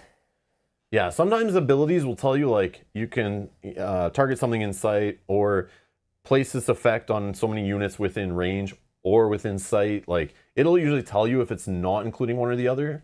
I've seen a few like that, but yeah, this one definitely is both. Damn. Okay. Well, So- I've removed the dice. So in that case, Yeah, you can just say you didn't roll that because there would have been no. yeah, I definitely targetable. wouldn't. Yeah, I wouldn't do that just on the unit I'm probably killing, and then a little weenie skeleton. You wouldn't be able to hit this guy because he's on. Yeah, I can't even, right? Because these Yeah. are like 2, 3 tiles. Oh yeah, because this one's not joined Yeah, either. yeah. Oh my. So yeah, Okay. you wouldn't have rolled that. Okay. Yeah. These little tiles making up the, like, yeah. Now it's cheeky that I see they didn't use another one of these long tiles, instead use these two together. Very cheeky. So that stops me from targeting these. Yeah, unless you're on this tile. Oh my. But that's also good This is because totally then this on thing purpose. can't I get get it us now. Yeah. with her range. That's true, actually. Because there's like too many tiles in between. Okay, that's good. I see what they did Or like now. this guy with 7 range. Yeah. Oh, yeah. Yeah, he won't be able to if you stay enough Okay. tiles away, I guess. Oh, So we can use my. it to our advantage as well. Yes, it works in both ways. Okay. Yeah, wow. This is a very clever layout. I'm seeing more. I'm seeing more what was designed here. This is cool. Okay. So I just undid that roll. I would still not have rolled this or any of these dice. That's fine. Okay. Yeah, yeah. Yeah, if I can't hit at least if I can't target at least 3, I'm not rolling this dice. Like, but I wonder if I should have did that before moving, but then I still would only been able to target Yeah, because this this one one was and on this tile. yeah, that doesn't still make sense. I'll wait till they're all like up in our business, and then I'll do that one. Yeah, that makes sense. Okay. So it's their turn now. Yeah. So let's resolve some of the 20 pointers. And we probably want to do this in specific orders so that they this one like, doesn't matter. definitely will come this way. And then this guy will definitely. One. Oh, will he siphon one from that guy? Oh yeah, we can do it that way, right? Yeah. So can't reach here, right? Yeah, so. it's just this guy. Okay. This guy, and then this guy, he can move through, like you said, 2. Unless, yeah, this one will definitely move here, but can't target me.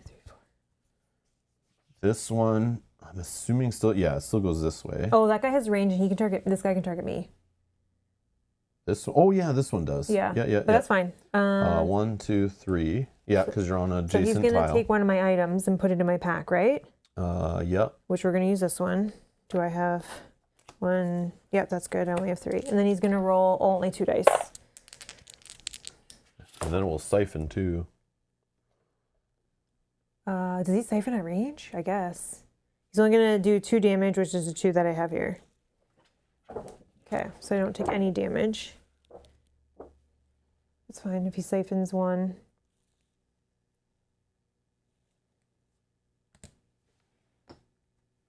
Annoying, but I think he might be in one of our next. Do you siphon from here? Oh, I got to say no. I siphoned here. Where did you siphon from? Me.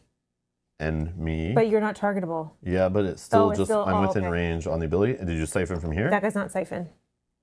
Well, why not? Why wouldn't he be siphoned? He's a non-quest unit. Yeah, siphoning this guy. Sorry, I thought you were asking. No, I need to make sure that enough health is coming off other enemies. Yeah, sorry, because that's very important. I missed what you did there. No, I only took it off myself because I only did my attack and just. But it actually siphons like every non-quest unit. Yeah, no, that's fine. But I only just did my attack and I just. Yeah. Wasn't okay. And then this guy you moved already, but he can't target you, and he doesn't have range to me. And he has range, but he doesn't have sight. He doesn't have sight. And then this guy here. So we got to count. Like he's trying to go to an adjacent hex where he could like attack one of us. 1, 2, 3. Do you count like he can't get through here and he can't get through there? I think they can move.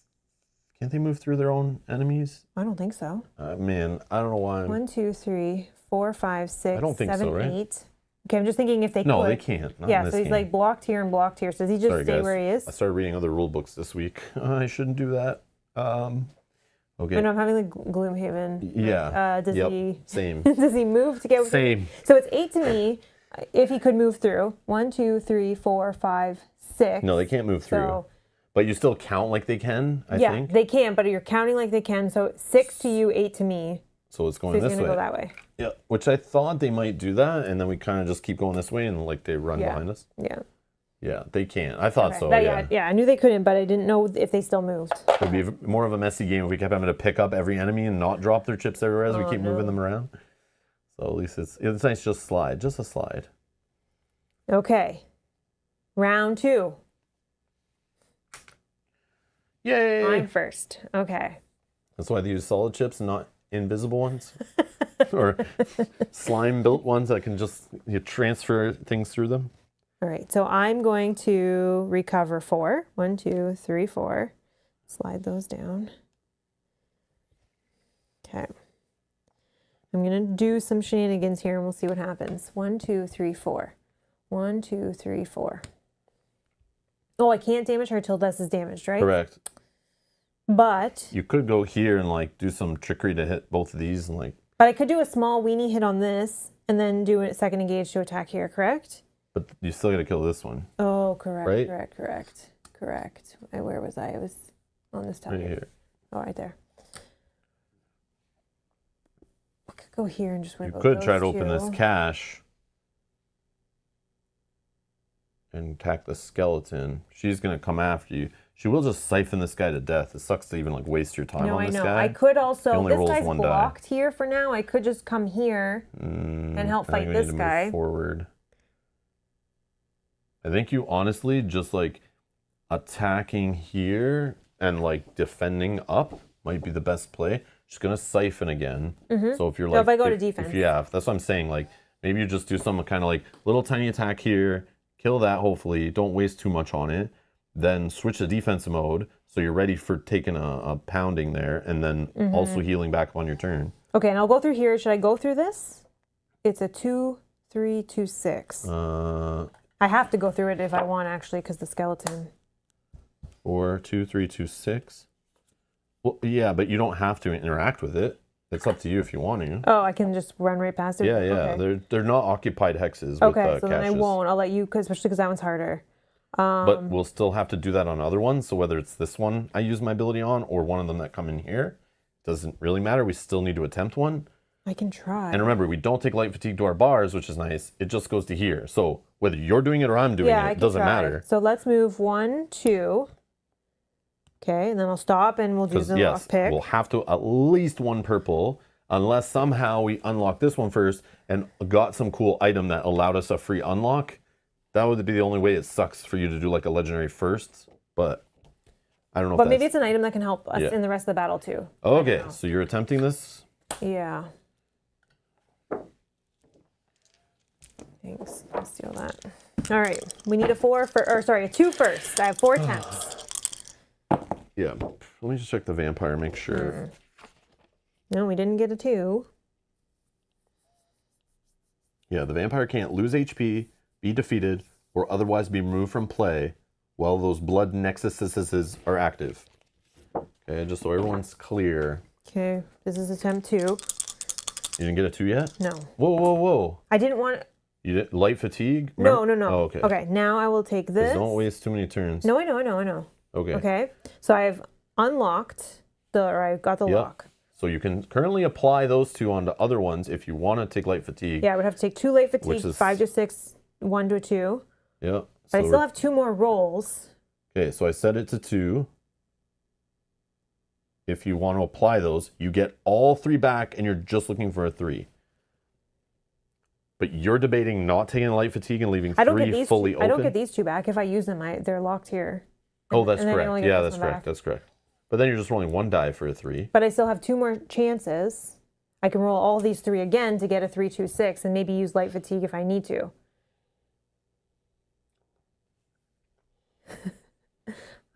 I want to. I'm not playing the game for you, but I personally would just take 2 light fatigue right now, lock in 2, and then start rolling this one for your... You've already wasted 2 attempts. Not wasted, but used.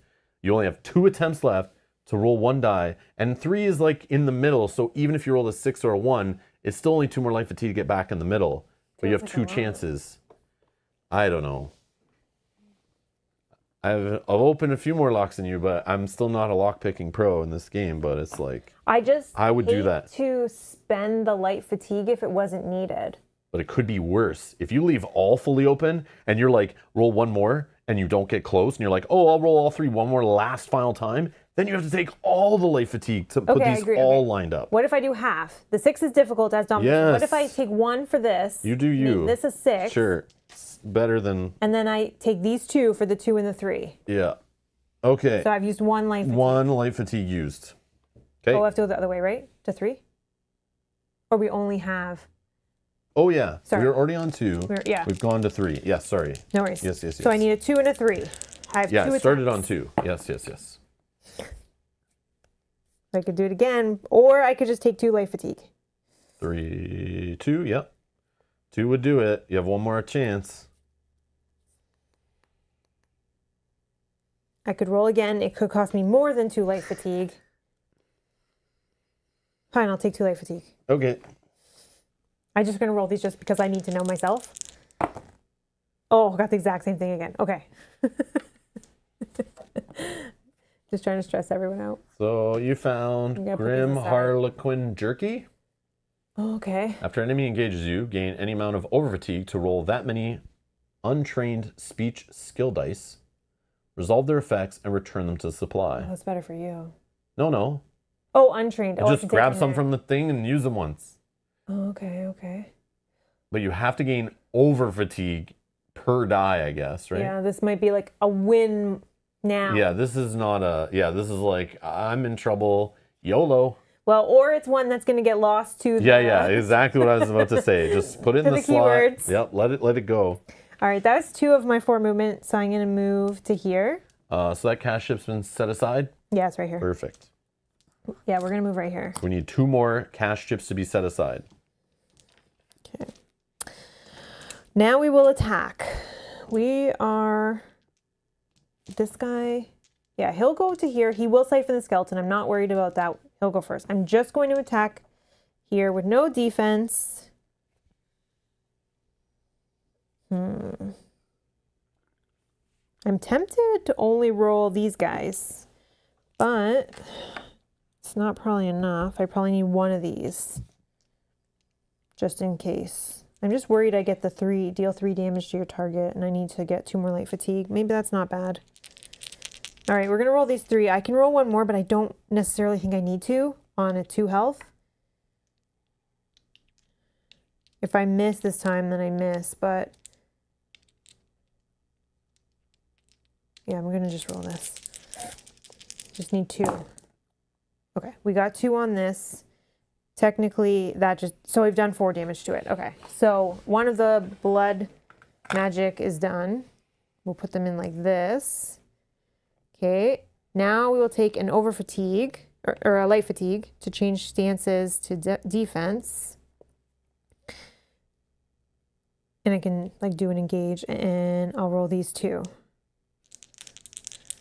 All right, we got 3. We'll put them in like this. So that won't last longer. So I have 3 defense down here that'll block on every attack. Sick. Okay.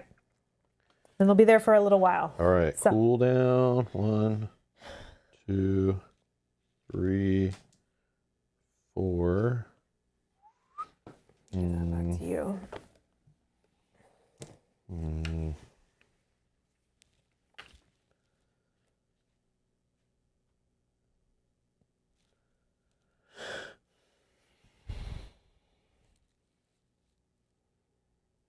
Oh yeah, once you attack, that's gone, eh? Once I deal damage, yeah, the stealth is gone. Is there any point to just like run to like more of this map? He won't attack you, right? Because you're stealth. Yeah, but I do want. I'll probably try to get rid of this, and then I can still attack, and I could do a siphon. Not siphon. Whatever this. Siege? Oh, no. Yes. What's it called again? Acid spray. Yeah. Die.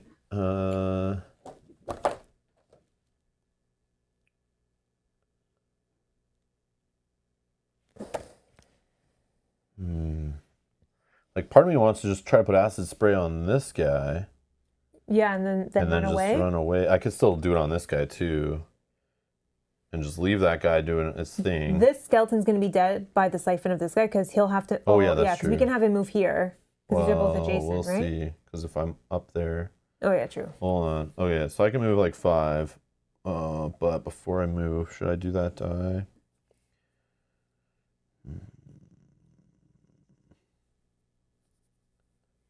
Worth? Because I could get onto this tile.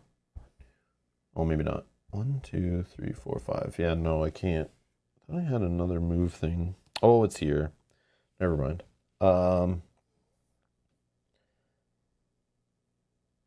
Yeah, I can't target it because I'm adjacent to it though. That's the only problem. How do I do this then?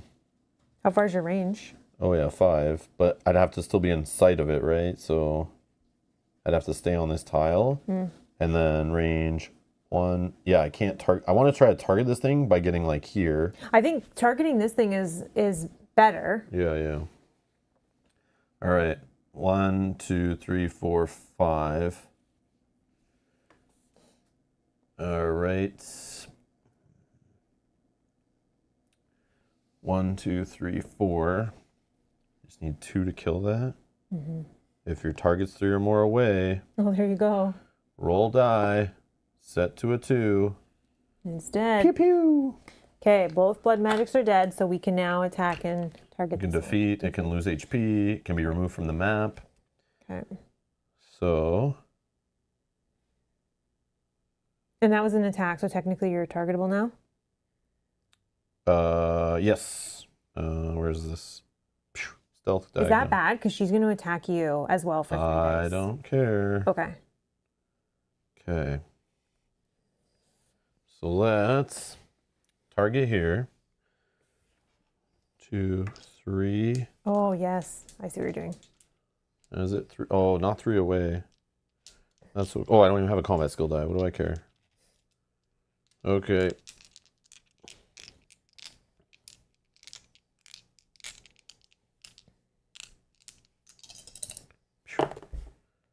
Okay. So damage wise, I missed on the 1 die. Damn it. It's the 1 die I wanted to deal damage based on my snipe dice. Unfortunately, 1 tenacity. Womp womp. Throw that in there, I guess. Or maybe I can ignore 1 defense, ignore 1 defense. Technically does 1 damage. Yeah, Okay. sure. I mean, it's siphoning, so all these damages, 1 even 1 is good. damage. Tenacity. Okay, then this one I get to do the rolling shenanigans. 2d6s. Let's go here first. Oh, that's a cock die for sure. That's a 2. 4, that's not enough. Needs to be 7 or higher. Then I'll just do it here to do it here, whatever. Yeah, of course. Of course. This guy's going to die anyway. Useless! Alright, that'll go in there. Then, unfortunately, yep, I'll just sit there and get hurt. Damn it. Do you remove the 1 health from here? Yeah. Okay. Yeah, I was looking to hit a little harder than that. That's crazy. Okay, done. Okay, do we have this one go first then? Yep, sure. Okay, so she's going to move here. Oh, she has range 2. Yep, so she doesn't need to move. Okay, so then she doesn't need to move. So then she's just going to roll 3 attack die on us both. Oh yeah, so he won't be siphoned. But then, yeah, so then it's Good thing good I that you bled. 3 combat die. Right, Sorry. 2 damage. Me, it's blocked. I don't have any defense, so. Okay, then she's going to siphon 1 from both of us. 1 Yep. from you. I'm down to 3 health. No. Oh, no, I need that, I need that, I need that. Sorry, she's siphoning, so she's taking it. Oh, yeah. Okay. And then, We can just kill this guy. It doesn't matter. yeah, it doesn't matter. Okay. That guy will move for 2. He won't have range to Oh, us. he would have siphoned him anyway. Oh, okay. And he won't have range to us because there's a tile in the middle that he can't see Oh, us. yeah. We're not in sight. I assume this guy goes this way still. Yeah, I think so. Yeah. This guy, that 1, 2. Was he 3, here? 4. No, he's He was there, yeah. I think this guy's coming. 1, 2, 3, 4. Yeah, 1. Yeah, he's going this way. Okay. Oh, so we should have activated this. Oh, no, she's not in range. She has such a little range for a siphon. That's okay. That's fine, it's fine. Alrighty. Round 3.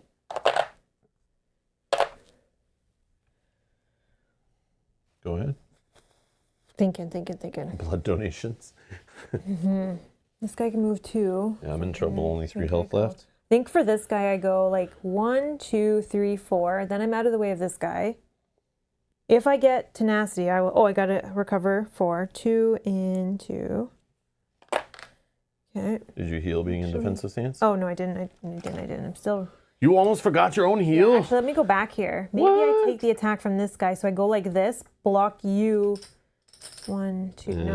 I'm caught. I need to get in there. So is that good? Sure. I just want you to be out of range of this guy, but I want to take the hit from this guy so you don't have to take extra hits. So if she dies, is that when we deploy the buddy? Yeah. When the room happens? Which this guy's on one of the stars. The light pale fingers? No. How does he appears when this room appears? Oh, we gotta unlock. We have to unlock When we the room unlock, he first. appears. Yeah, Yeah. we So gotta kill her so if we kill once. her, we won't have a new enemy to deal with. No. That's later. Yeah. Okay. Actually, I could go like this, Just, and like, that be leaves careful. you room. This guy, we can have him. He's coming to the strongest, which is me anyways. Okay. I just don't want you to take unnecessary hits if you don't have to. I'm going to attack here using my weapon, so I block one of the defense. Okay. You ignore a defense. Ignore, You don't sorry, I block don't a block. defense. You're You right, block you're right. attacks. You're right. Don't need my 4 die. I need my level 3 die, though. 1. We need a level 2 die, because that hopefully can do some damage. And then let's throw these in. Okay, these are my 4 dice. Oh, sorry, I have to now change out of into weapon. Yeah. Change your stance Okay. for attack. Attacking here only has 1 defense. Oh, is that okay? Hopefully. Oh, that was my level 2 die. Again, the one that's the strongest die.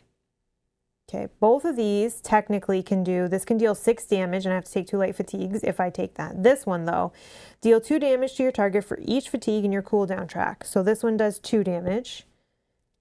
So I need to do 1, 2, 3, 4, 5, 6, 7. 1, 2, 3, 4, 5, 6, 7, 8, 9. Okay. Plus the Plus 1 1, so I need to do 10. 10 damage. 6, 7, 8. This can do 8. I can hopefully get some in there, but I 8 just don't want to be near this guy who can attack both of us. Can I do this, actually? Am I allowed to? No, it's all the damage gets totaled together from 1 engage. Okay, because I was like, try to be sneaky about it, because these give me light fatigue. I don't think it works as instantly like that. That's why they let you do separate engages. So like you should have maybe rolled those, then they do what they do, and then you take a light fatigue, and then the other one would like get a buff from all the light fatigue you have. I think that's how you're supposed to be cute with it, but yeah, but I only had so many dice, and I know that they're gonna get stuck, so it's that's all fine. good. Okay, Just do what you can. so I can do 6, 7, 8. So I can do 7 damage because minus 1. 1, 2, 3, 4, 5, 6, 7. He's 2 away. Maybe you can talk him to death. Yep, I can. And then I get 1 tenacity, which I need 1 more to be able to heal you. Just wish I could get Let's put them in like this. Wait, which one does these ones I want for...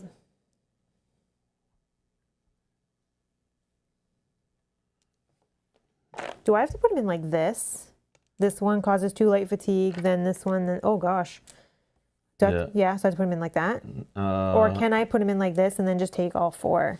I think when things all go at the same time, you choose the order-ish. Okay, because I like it like I this. know these, after getting... I think these all go in whatever order.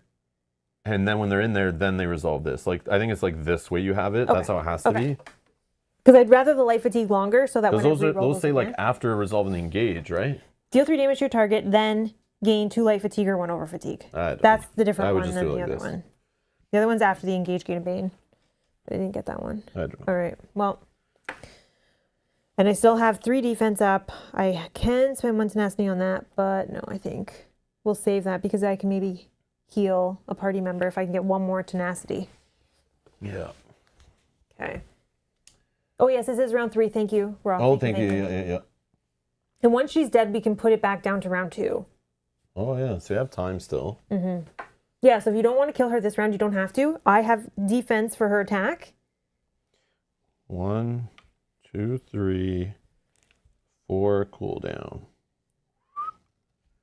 Like if you want to just get rid of that guy. I can't. That's the problem. So if I go in that room, I'll probably have to use a dog to like stop him from killing me. I have 3 health. How far can you move? Oh, but you only rolls 2. 5. But because you guys are like where you are. 1, 2, 3, 4, 5. Like Yeah. stand here. So we could just say he moves here Yeah, and because he's going attacks for you. the strongest. So if there's a tie. True. Okay. Yeah, and I can take... The problem is though, how am I removing her from the board if I do that? No, we'll do it next time. No, I'm gonna do it now. She's gotta go. Okay. She's gotta go. She's just gonna come back full health. The problem is she'll still get to attack anyways. Yeah, so if I'm beside her, 1, 2, 3, I'm definitely getting attacked by him. 1, 2, can't be reached here. If I go here, 1, 2, still can't be reached by this guy, which is good. And or this guy. I just want to not be caught by these guys coming from behind. Mm-hmm. But what I'm saying is you're still going to get attacked by this guy because she's going to come back to life right away. Or is it at the end of the round? Maybe she comes back at the end of the round. Is that how that works?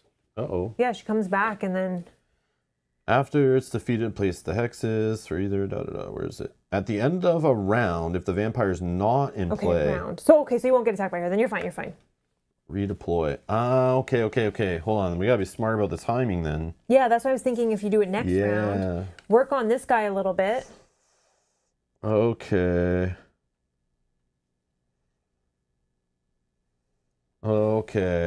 And then come here. If I get one more tenacity, I can heal you. Okay. As well. So I think if we play smart, you're still out of range of those guys. So I was like here, I think. Yeah. So 1, 2, 3, 4, 5. Yeah. I'm still in range of her though for siphoning and attack actually, because she's 2 range and infinite targets.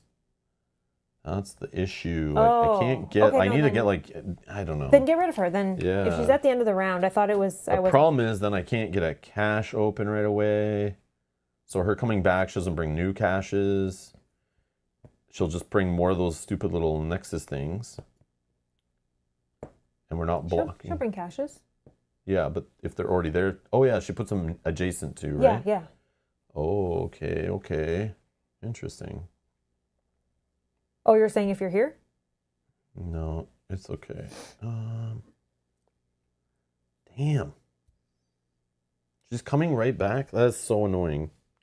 But you could get rid of her because it's at the end of the round, so she won't go this turn. But she'll still go next turn. She goes next turn whether she's here now or whether she comes back again.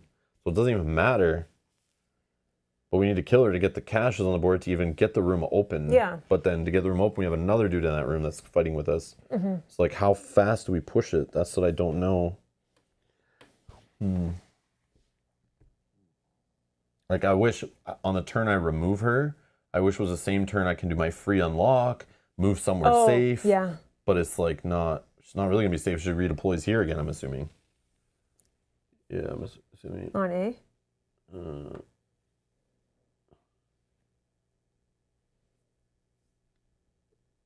I think so, because it just says redeploy her. Does it say redeploy her or just more Nexuses? I don't think we redeploy her, do we? Okay. At the end of a round, if the vampire is not in play, redeploy 2 blood Nexuses with 2 HP to star hexes. If there are not enough unoccupied star hexes, defeat units of your choice on star hexes until there are, and add the defeated unit's HP to the blood Nexus that is deployed to its respective hex. Then deploy the vampire to hex A, or to the closest unoccupied hex if hex A is occupied. Finally, deploy an enemy of the following level base. Oh yeah, we don't get an enemy because we're playing Apprentice. Jeez! This vampire is a pain in my ass. Yeah, so it's like, we have time, so I shouldn't rush, because she's going to reset it to round 2. There is a play here. We were here, right? Yep. And you move 5. Yep. You could go to that cache with 2 moves. 1, 2, 3, 4, 5. And then 1, 2, 3. And then after that, you'd still have 8 movement points. So you can move somewhere like back here. So you're out of range of both of them. So 8 movement points? Yeah, because you would have... You want me to use my free unlock on that? Is that what you're saying? Okay. Or not then. But then you'd have to be... You know what would be sick? To use my free unlock and then run into the room. I know. That's what I want to do. To think of like... Yeah. But I have to be able to get through, so a guy will appear here. Yep. And if she brings back more of those annoying things on stars, I would choose them to go over here, obviously. Yeah. And then I'd hopefully be able to unlock a cache, and then 1, 2, 3, 4, or sorry, it'd be like 1, 2, 3, and I'm in the room, But hiding. we'd have to get rid of that cache first. Yeah. So I could just go run up to try to open the cache, and then you're saying this guy would go 1, 2. Or 1, 2, and he's going for strongest. So he wouldn't come after me. No, and it may this these guy, guys even go 1, back. 2. Oh, they have range, right? Then he has range of 7, and I'm on the adjacent hex. But 1, 2, 3, 4, 5, 6, 7, 8, 9, 10. I can't get back off the hex. Yeah, then don't do that. Don't do that. I don't know. There's got to be a way here. This is like a pivotal turn. Unless I don't you use your need free to go, unlock. I don't need to go after that cache, though. You don't. We could just do ones in the room.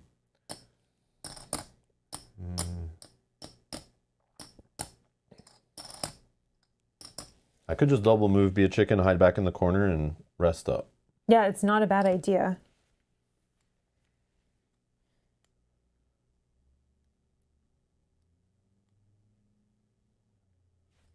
Yeah. Because even next turn I can... Yeah. Maybe I can do something with that cleave die.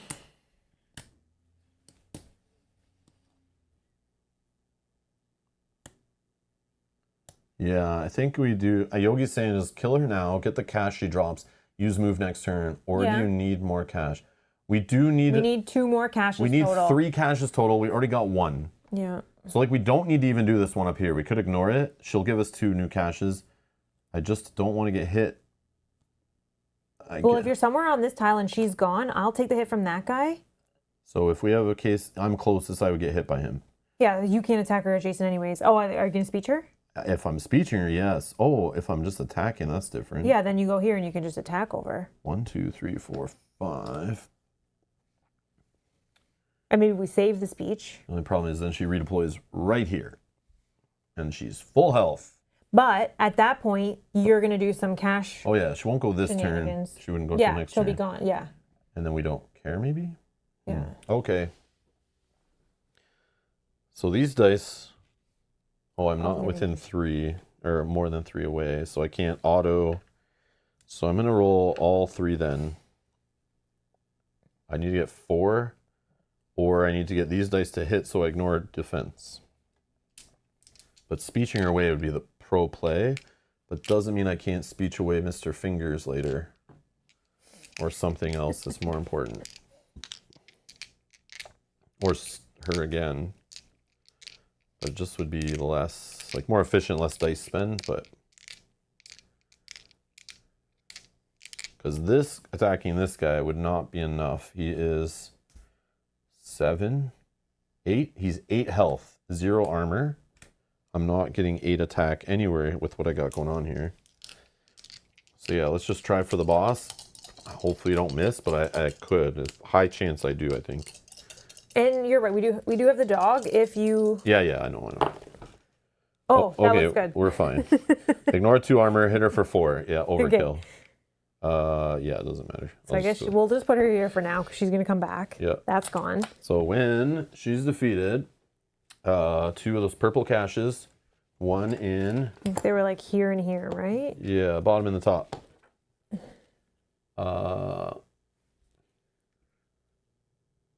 Then we may choose to set this to 2.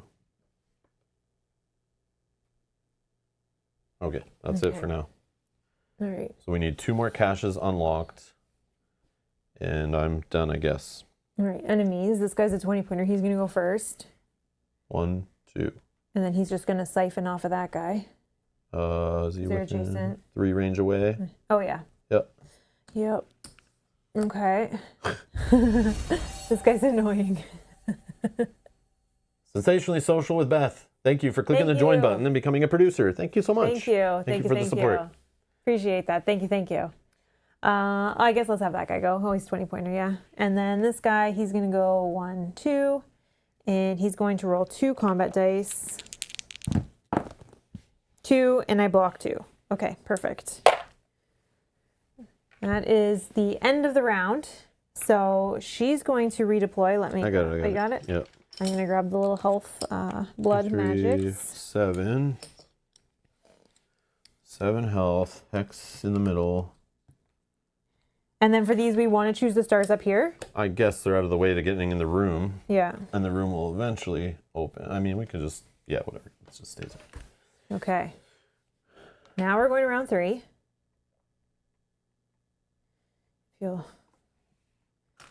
Okay. I'm first. I'm going to, not in defensive, I'm going to recover these 2 and these 2. So there's no point even dealing with her unless we can kill those 2 things. It's really just opening caches. Like your best bet is probably to work on this guy. But you have so much in your cooldown, or in your, that's all still in your cooldown after resting? Yeah, I just got, my.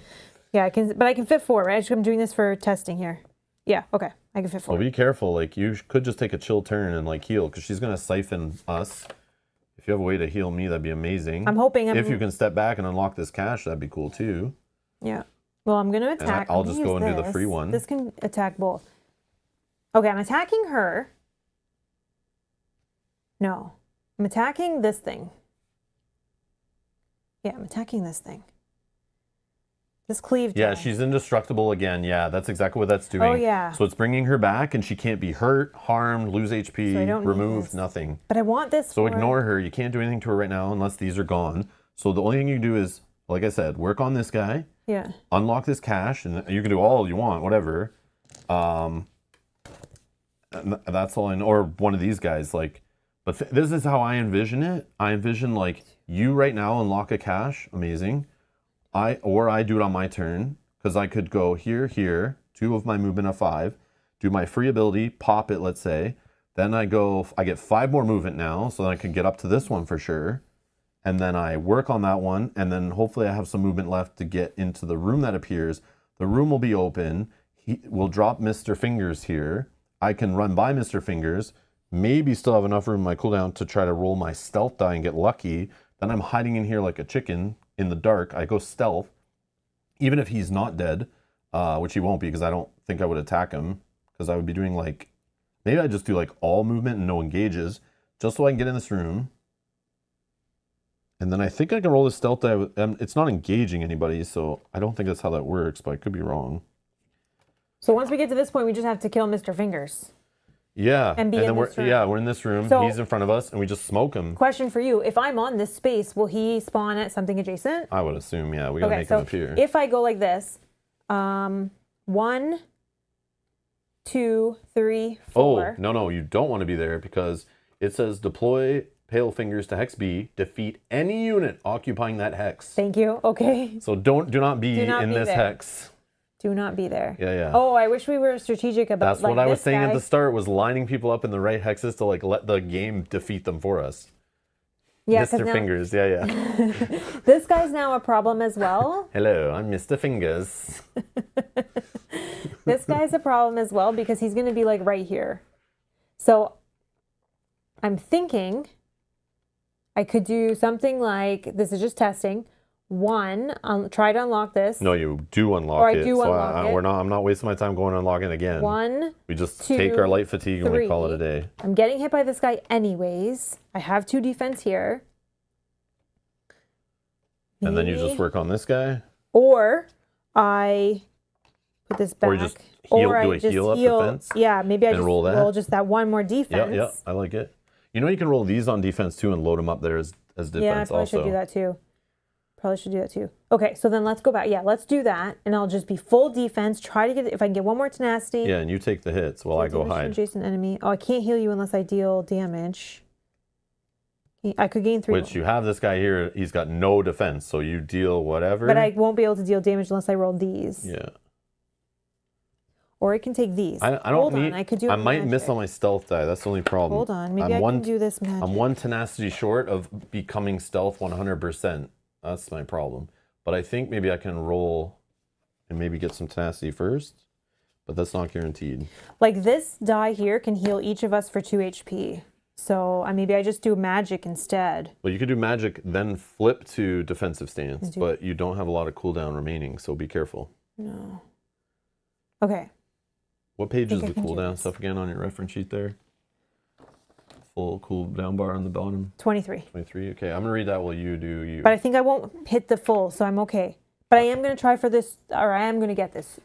3, 1, 4. I'm going to get this. So I'm going to move on to this, because I need to move out of here anyways, I think. So let's try to get this done. We'll land on this chest. Okay, ready? Yeah. The cooldown track can fit up to 13 dice. If the track is full and a die must be placed in it, that die must either be drained if it's a skill die or returned to the supply if it's a fatigue or status die. Drained dice are explained on page 60. Then replace the rightmost non-over-fatigue die in the track with an over-fatigue die. The replaced die must also either be drained or returned to the supply depending on its type. Well, I think I can fit 4. It's bad to fill the bar. Very no, bad. but I can fit 4. This would only make me fit 3, and one of them potentially goes up here. Yeah, but then if it gets knocked out somehow, as long as it doesn't get knocked out, no, you're then fine. I would still have 1 space. Okay. Okay, I'm gonna try I'm gonna unlock this chest. So if you pass me those, it is a 4 attempts, 2, 3, 1, 4. Unless I go 1, 2, 3, 4, and then no. Doesn't matter. Right now, you Doesn't matter. do this first. Do this first, yes. So I need a 2 first. Maybe this will give you an item that helps. Oh my gosh. 5, 5, 6. 5, 5, 6. Yeah, that's a waste of Okay. a turn. Well, let's try again. Okay, we got a 2. We got a 3 and a 1. Perfect. Okay, so now I can re-roll this. I'm looking for a 4. And that was second attempt? Second attempt. So you have 2 more attempts to get a 4. Oh, Take one I'll life take one fatigue. fatigue. Yeah, let's take one fatigue. 6 we have now. Okay. Let's see what that is. Oh, that looks cool. Discard this item before rolling during an engage. All damage dealt to your target this engage is also dealt to another targetable to all other targetable enemies. So Okay. if you're ranged, it's better, but if you're not, you still have a whole bunch of guys you're beside. And now you can totally rejig your whole pack and active slots. Well, because I'm gonna, I don't have enough like space. pick that but- medallion if you want to, or you're just gonna do that. Well, I'm gonna return your die because I have to. Return drain die. Yeah, to discard this. I'll do that in a second. Yeah. Okay, that's there. But I know this guy's gonna take one of my items. So We'll just leave that and let that go. which one? This one, yeah. But I was just seeing if there was anything. Okay. You could also try to use that more aggressively once you lose, Yeah, I've only 3 or lost 4 one. HP. This I Yeah. need. This I'm gonna use on probably the next one, and this will be my one I get rid of. Okay. Okay. All right. Yeah, that would be wicked for my character for sure. But we can't trade it right trade. now. I wish I you could, could trade this at the end of the day. Yeah. If you don't think you're going to use it, throw it in your pack and No, throw like I'm the probably medallion. going to use it when I'm right here and I'm surrounded by 1, 2, Oh, yeah, 3. yeah, Like yeah. I'll have all those guys around me, so this is Okay, perfect. okay. Okay, then I continue my move to here.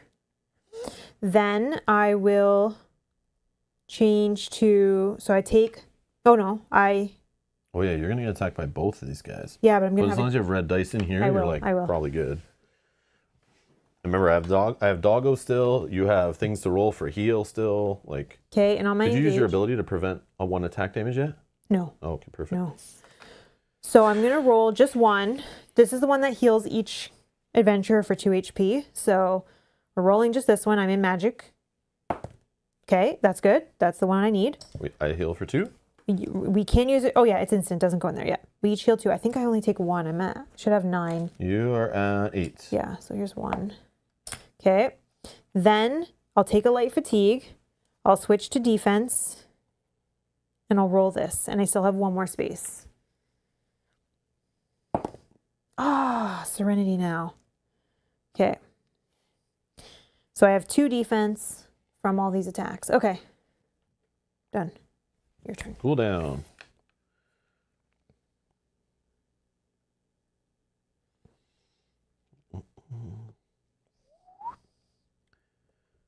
Okay.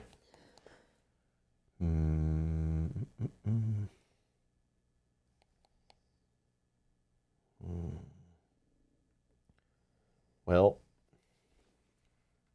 1, 2, 3. I have 2 movement remaining. I'm going to use my once per turn ability. Once per battle, sorry. You may automatically succeed at a lockpick check without rolling dice. It's a legendary. Sea Giant Gloves. 2 tenacity to remove a status die from your cooldown track and heal for 2 HP. That's not terrible.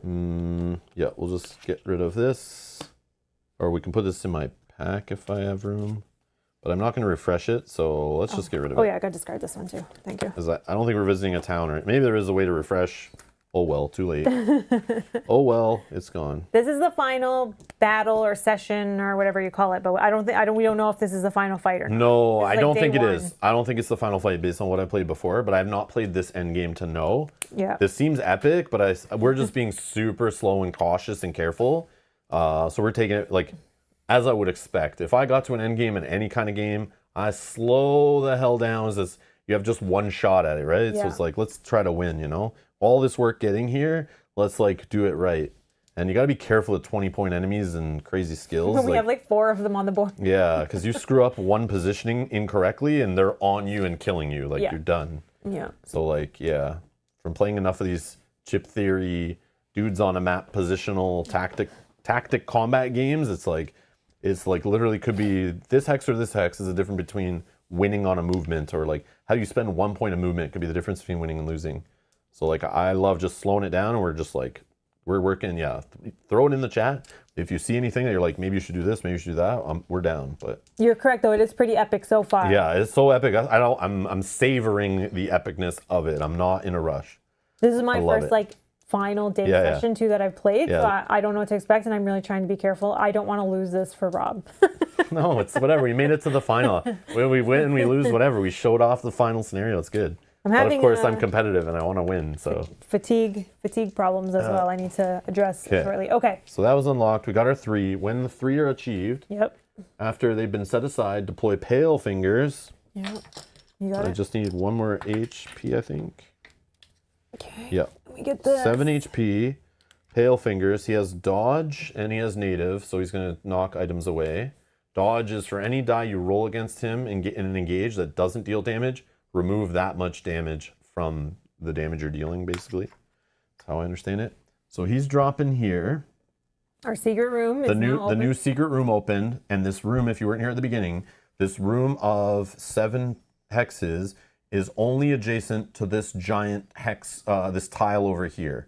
So we can only enter it from this, or this hex. These 3 right here connect into these 2, but not from here, not from down and around here. None of those get in. So we've opened up this like secret door by pulling a lever somewhere. And now we also will, nothing else I don't think. Yeah, we don't deploy any extra enemies. Normally you deploy 1 extra level 1 enemy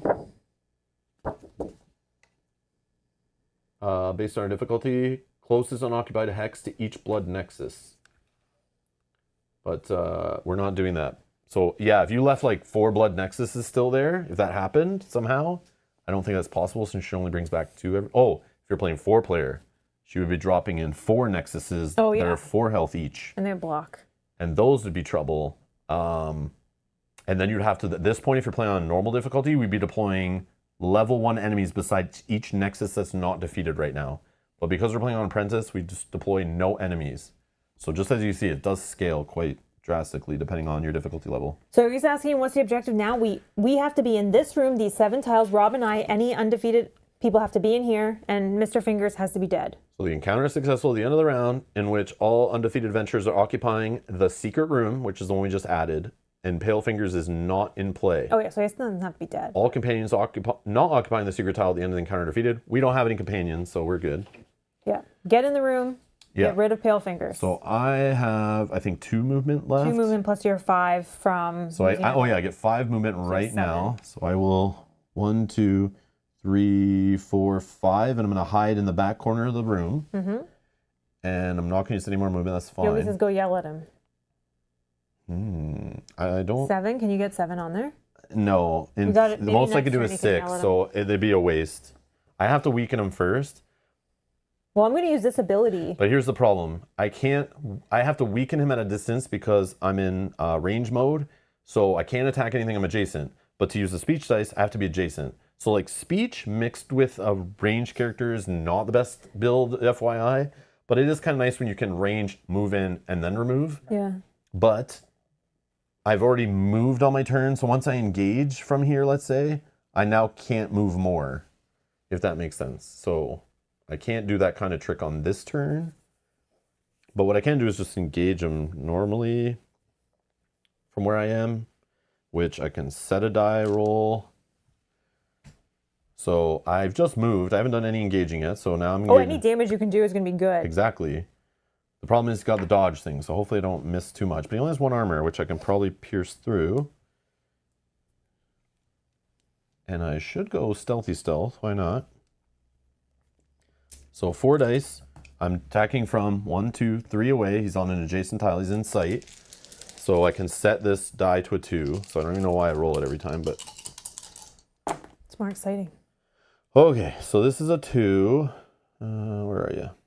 So we got a 2. I can put that in there to become stealth. I'll do that last though, so it's further in my cooldown track. Mm-hmm. This symbol, which one is this one? Get my dice back or just deal the damage? Oh yeah, that's not the strongest one. So this is deal 2 damage to your target for each snipe die in my cooldown, which is 2. So that's 4 damage right there prior to this engage. So this one doesn't count. So I can ignore his 1 armor with this die. That's 1 damage. 2, 3, 4, 5, 6, 7. So 7 damage. He's dead in one shot. Whoa. Get him off the board. Okay. And I wish I had that item where I could now move a unit by spending tenacity and just move you 1 and we win. Oh my gosh, could you imagine? But I don't. So I'm going to throw these in like so. I'm just hoping I survive this round. And then this one's going to go here. And then I become stealth. And I'm hiding in the secret room just waiting for you to get in there alive. I'm going to do my best. And I'm done. So now let's resolve enemies. Okay, so we can do 20 pointers in any order, right? Yep. Okay. Whatever's beneficial to they're us. gonna both siphon me. Let's have this guy go first. Oh, he has range 3, so he's going to attack. He needs to be one more time. in sight, so he's 2 away. So he still has to go here. Okay, he's rolling 2. Okay, 1. I have a defense for that. Block. Okay, he's going to take one of my items, which is going to be this, and put it in my pack. Also, which I don't have enough, so we're going to get rid of that. Thank you. He's siphoning range 3, right? 13 health. Oh yeah, that's true. So he's going to siphon both of them, yeah. She can't lose any because of these, but yeah. This guy, okay. 14 health now. I'm purposely not using white chips for this, just to troll anyone watching who is like, there's white 5 health chips in the game, Rob. You don't have to make your baddie that tall. And I say, no, that's the fun. Looks scarier that way. Then we'll have this lady attack me. She's rolling 3 dice. This lady. This kind vampire lady. She doesn't need to move. She has range 2. Sure. Okay.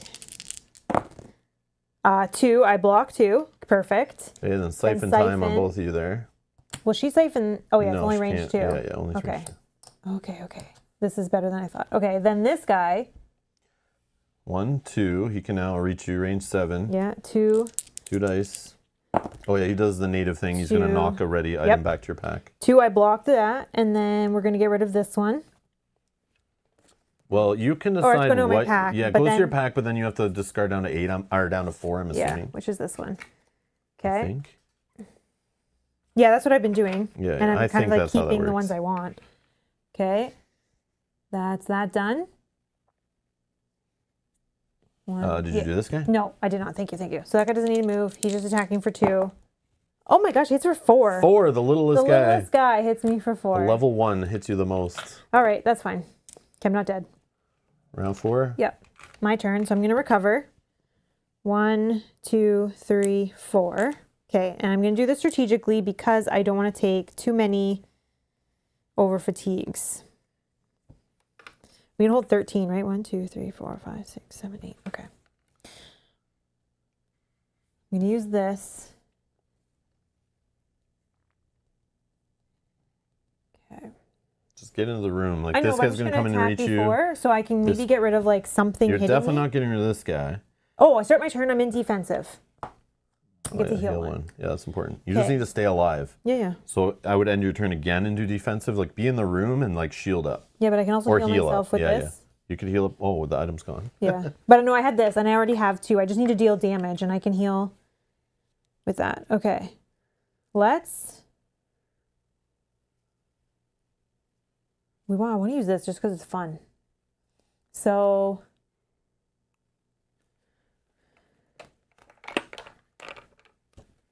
One, 2, 3, 4, 5, 6. I have 6 health. Okay. Not this one. This one. I can use this cleave die. Finally. That one won't make me gain any fatigue. We can use this level 3 because I have lots of cooldown. So that'll be huge. Let's use the level 2. And I'm just going to roll one of these. Is that 4? I'm just testing. Yeah, that fits. Okay. Okay.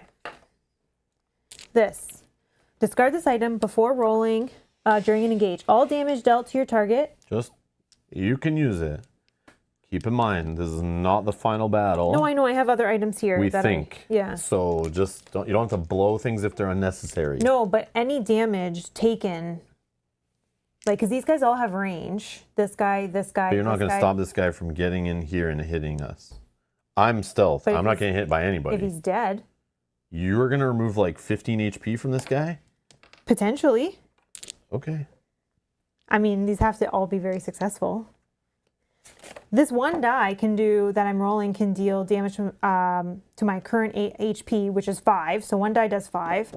This guy can do, this die right here does 2 damage for each of these. 2, 4, 6, 8, 10. If I roll that one side, does 10 damage. And then what you're trying to do is then do all that damage by blowing this to this little guy right here, this poor little dinosaur. Yeah. Okay. No? Fine. I'll just attack this guy. But I'm worried that I'm going to get hit by... This could be the final battle, but I don't think it is. So I'm just saying, like this guy's attacking, like, I don't have the defense like I had last time. Jacko says she's cooking Rob. Let her add the spice. Listen, Jacko, I'm eating this meal too, okay? I need to make sure the meal has enough nutrients in it to survive the full adventure we're going on, not just throw in all the spices in the appetizers. I need her to throw some spice in the main course later too, okay? I don't know if this analogy is even making sense with what you're saying. It is. But if yeah. I'm successful, I can get rid of both of these guys, right? This lady cannot attack because she can't get close enough because she only has range 2, 1, 2. And then if I'm down here, and then this guy has range 7, so we're only getting attacked by one enemy. We can survive one enemy. We can survive all the enemies. I'm stealth. I don't care. You just have to survive. I have to survive, but I can't survive all enemies. If you have this in here, maybe, but or some defensive dice up here. I'm using it. You're just filling up your bar with not defensive stuff, so I'm scared, but you go ahead.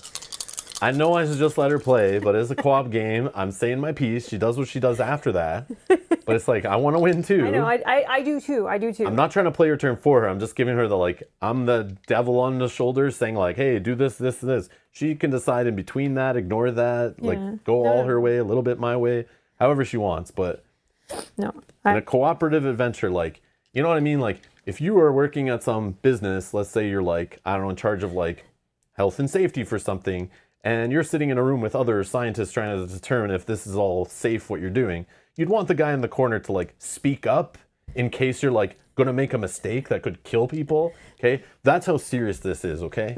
This is serious business. Don't mess with me.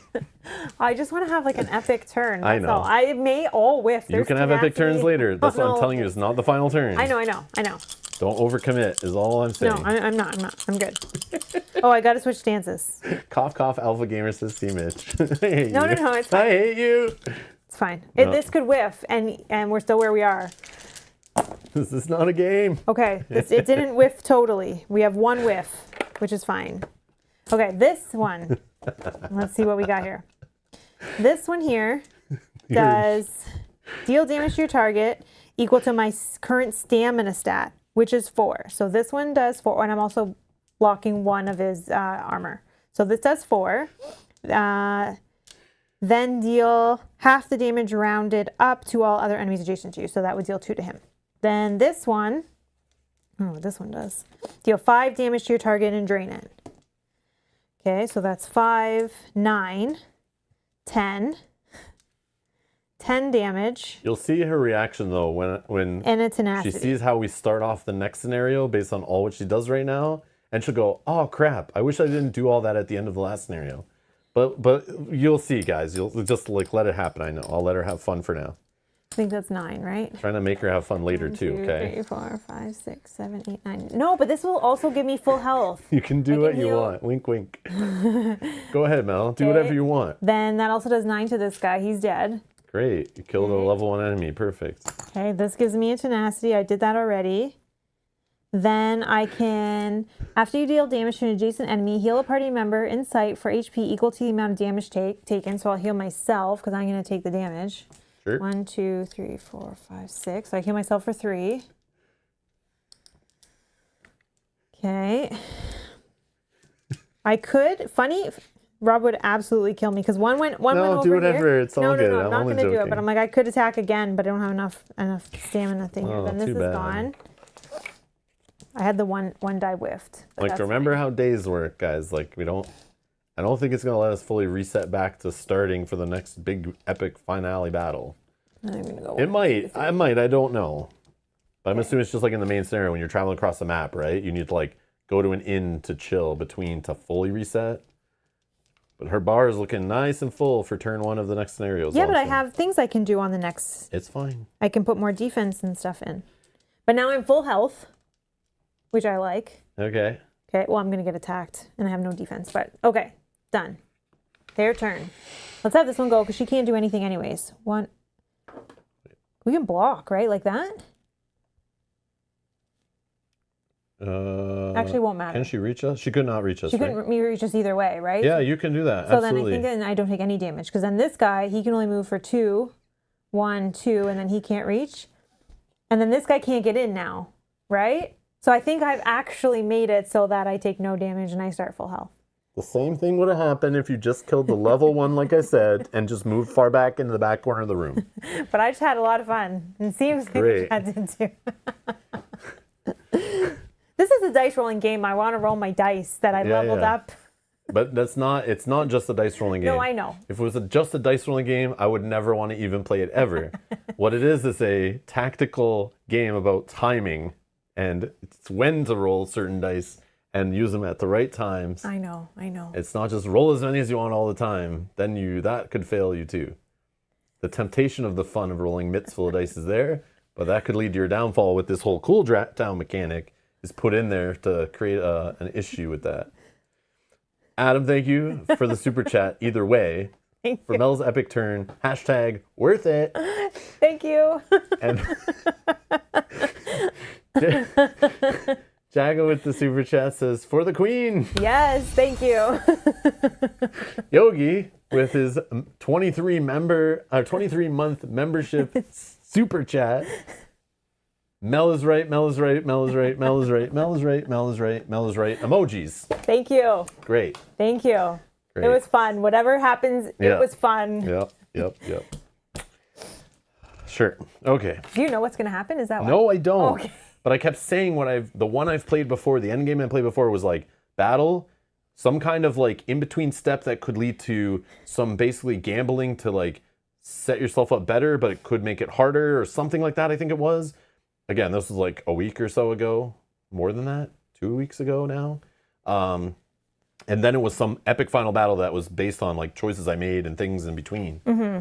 1, 2, 3. But 4. obviously we have a chance to spend XP also and that in between. But we don't, I think, get an end of day rest step. Or do we?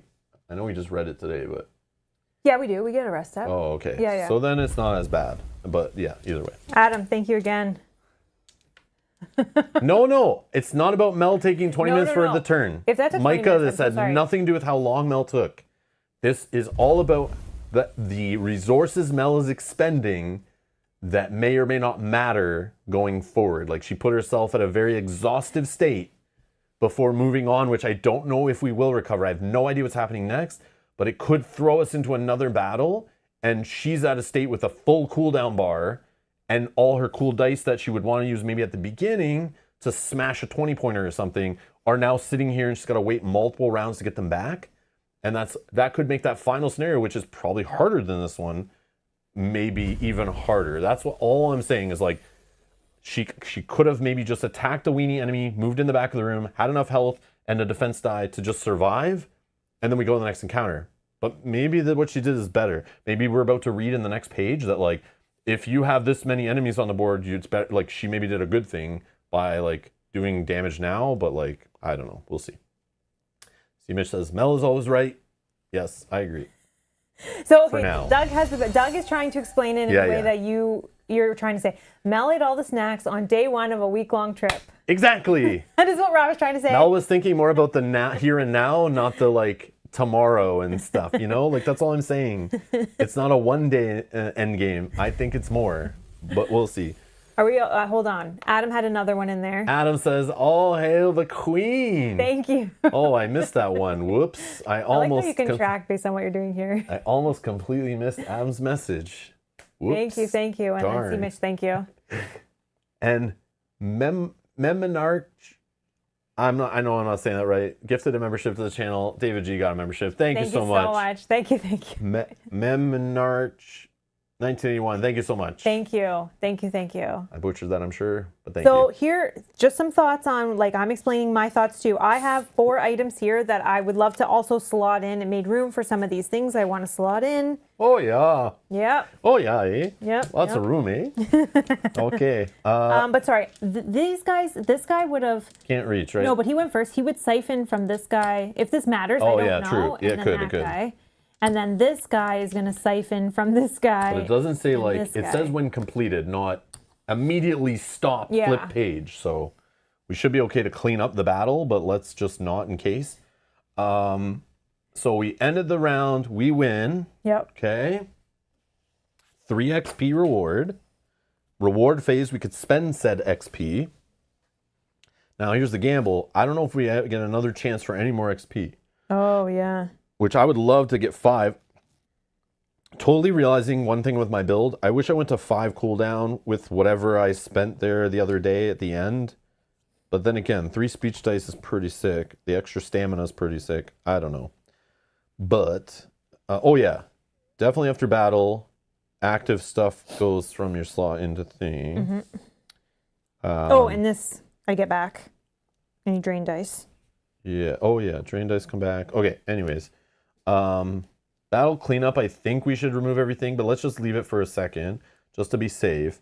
And then we would go to end of day where we like recover and heal. Mm-hmm. So I have 5. I can go up to 7. Can I have 2 HP, please? Oh wait, hold on. 2 HP. So we get to heal for 2 because we're playing on Apprentice, and because I'm a Master Ranger. During the rest step, 1 additional die may be recovered from our cooldown track. 1, 2, 3. I'm just doing this for a second so I can see 1, 2, 3, 4. 1, 2. Actually, no. 3. What's the one that gives me fun stuff with all my cooldown? Let's leave them. This one. Die number 3. We're going to take this one.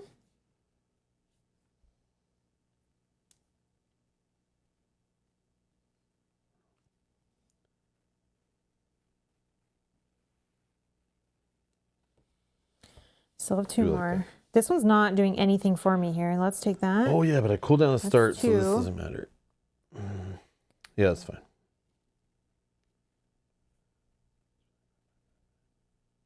3. Let's leave it like that. Okay. And then 1, 2, 3, 4 at the start of my turn. So I'll still have that going on in there. That's fine. That's fine. Okay.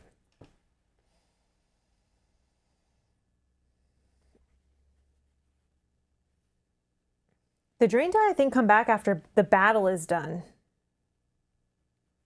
Yeah, they just go into your Yeah, it's slot part at of the end of the slot. Yeah. it's part of cleanup.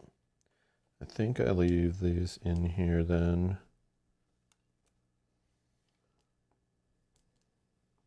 I'll do it this way.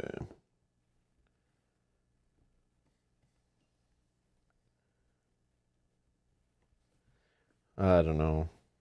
Sure, whatever. Something like that. Something like that. And I think I was full. 1, 2, 3. Okay, day 2. But we could spend XP, right? We have rewards. Oh yeah, if you want to spend XP, that was before the end of day step. I was debating saving it because I don't really. I could spend all 3 to take another purple die and get rid of this one, but then I start with that whole thing in my cooldown. The only thing I could do is I could take 1 more. Oh, health. I could take a health. Die. That's not super good. Is the next one going to give us XP? Because It could. if the next It one could, gives but us it might XP, not. then I would save it for a cooldown. Yeah, I'm going to save. I'm gonna save it. But again, like, If we lose it, I lose it. I would only buy a combat die Yeah. anyways. that's what I'm thinking. Like, So- I would do it on an HP, not the end of the world, or a purple die, but then I get this horrible thing. And it's not bad. But also, if it is a day 2 that doesn't give us XP, and is like kind of like a middle scenario, then also, like the one I played before, then we will have another end of day, I think. Or maybe it doesn't. I'm sure it's different, but we would then have a second chance to spend it, I think. So I'm going to carry the 3 forward. Same. So we got that. When completed, go to day 2. Blood Magic day 2. You had to stake a few vampires to do it, but you located a secret room, and what you suspect is the entrance that leads to whatever Deslandra is hiding. As you survey your surroundings, you realize you have stumbled upon a makeshift laboratory. In one corner, you see a table with a muddy-looking solution bubbling behind thick glass. Judging by the charred remains of several objects nearby, it appears to be a potent acid of some kind, likely to be used in a trap up ahead. In another corner, you see a much thinner, redder solution. This workstation features dried blood, clippings of various Skyrim plants, and what you suspect is a Briarheart seed. Oh, okay. She's making a Rag the Bloody or something. With a start, you realize Deslandra's plan. She is attempting to combine the natural anomalies found around Skyrim into a stable formula. Judging by the glass tubes leading out of this room, the serum is ready to be administered to a variety of creatures currently living here. You hear a pounding at the door you sealed off on your way in. You can't stay here long, but you feel like a bit of sabotage is in order. Encounter rules. Okay, so there's an XP to be gained, possibly.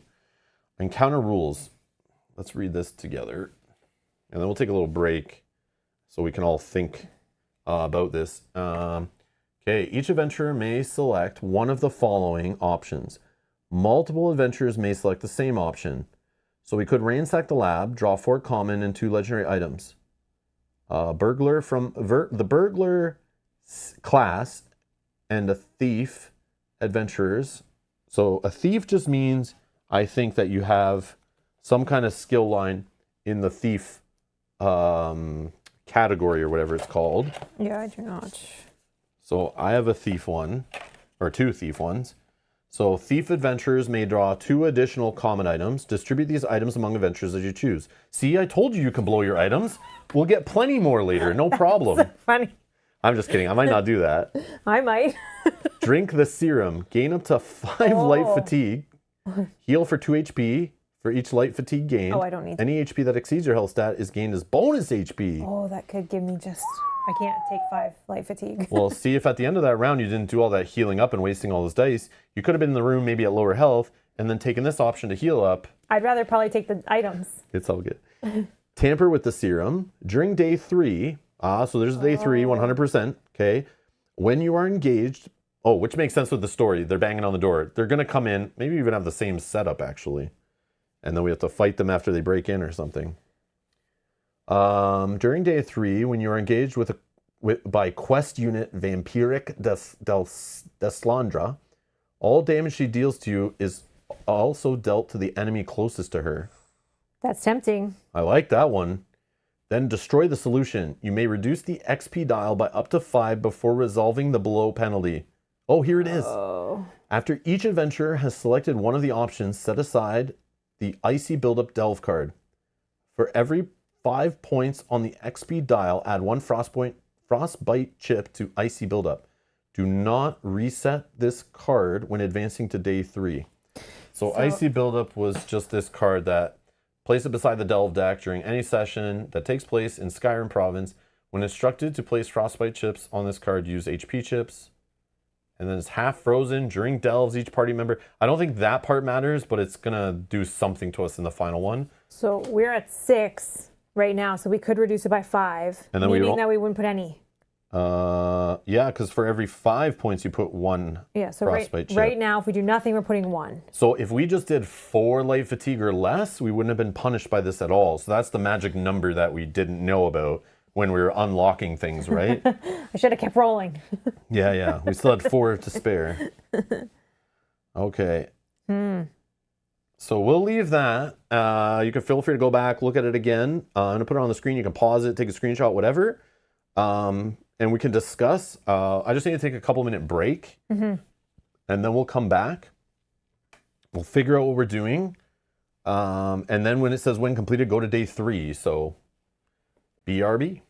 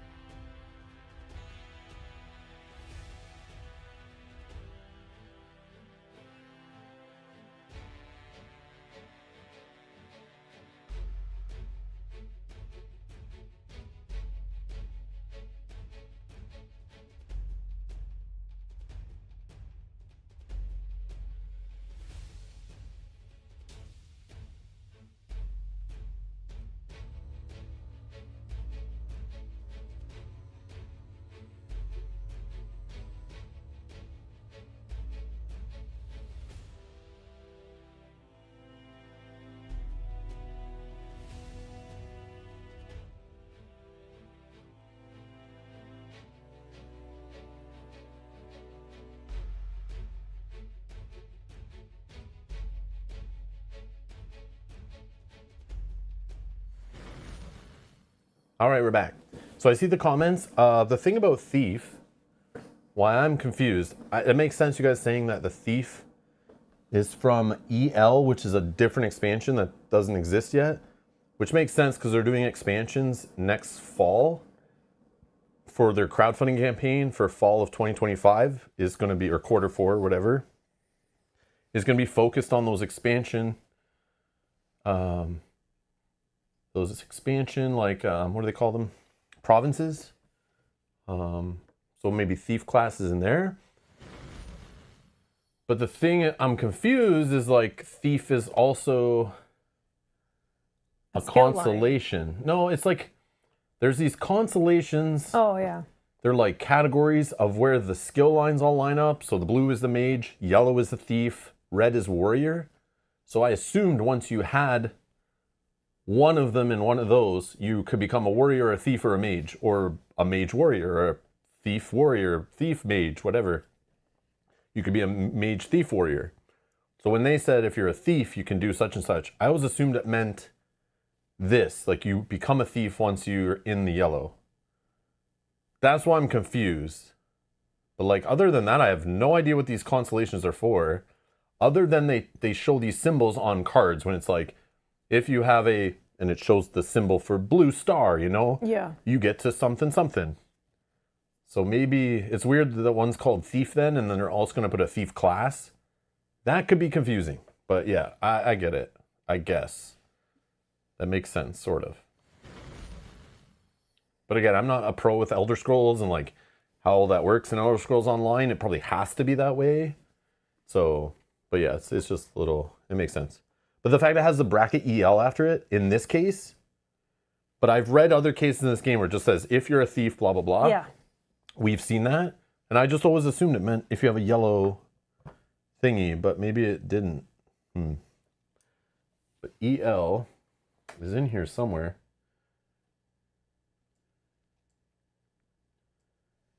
I saw the list of those provinces somewhere in this game.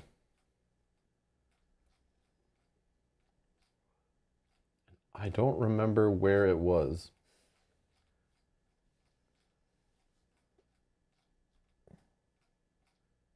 Yeah, I don't remember where that was. That's okay. If you don't even take that one, then it doesn't even. Yeah, I don't remember. I saw somewhere, I've seen it. Maybe it wasn't even in this, maybe it was somewhere else. But I've seen it before, I swear. Oh, 15, page 15. Oh, it's in the book. I thought it was near the back of one of the books. Yeah, maybe EL is one of them. I mean, we don't need to dig this deep into this, but I'm now curious. There it is. That's the table I've seen before. Oh, okay. So Elsewhere, the expansion province. So spoilers, that's going to come with the thief class. So yeah. Now we know. So definitely, I would assume that's tied to something we don't own. So in this case, it's clear. But there have been times where I swear I saw, if you're a thief, da-da-da, and it didn't show bracket anything after it. Yeah, so then I think you're fine in those. But they might be correcting that in the final version, though, because they've made true. changes to we're pre-production copy, right? So we probably have weird things in there that are confusing us, but they've clarified already on the next printing. So yeah, we should be good. I learned something else. All right, perfect. Okay, so what are we doing here? Anyone say anything related to this? No. Maybe. Not that I see. Thief is not a class? Yeah, they were Like just Ranger? talking- yeah, Oh, they yeah, were yeah, talking okay, about that, okay. you're Yep, right. just double checking. Yeah, I saw that pop up, and I was like, oh, yeah, the bracket EL means like an expansion. Yeah. I knew the VW was Valenwood, so I should have realized that right away. Adam's off to work. Good night, Rob. Can't wait to come home and see how this ends. Good night, Adam. Have a good day at work. Yeah. Oh, I think Marav is saying good night. Good night, guys. Oh, I'll okay. Until I fall asleep. I see. Marav, you don't have to say back, but good night. Good night. Okay, we can talk more quietly for you. So my question is, should I dig for items? I guess I could have done this at the end of the day, right? I could have filled up my... So the expansion Slots here. crowdfunding thing on Chip Theory's last Q&A, if you go to their YouTube channel, which if you go down to the video description, and you click on the at tag that I've mentioned in there, where I list the publisher, if you click on that, that'll send you to their YouTube channel. And on their YouTube channel, they did a 2-hour Q&A. I watched the whole thing while I was doing other stuff. So I'm pretty sure I heard everything. But one of the things they announced there was that they had talked about all their upcoming crowdfunding, what was planned and when-ish. Obviously, things can change. And then there was, they did let out that the fall of next year is another Elder Scrolls campaign focused on expansion content. They didn't say exactly which expansion content, but they did also say in that Q&A, I think it was that Q&A, or maybe it was a playthrough or something, but I remember them saying that in the game they cooked in a bunch of things referencing future content so that it's there, so that it can all be worked in properly. So they left those little trails open. If for some reason that stuff doesn't happen, it gets like Bethesda breaks contract, they decline, whatever, something happens like that.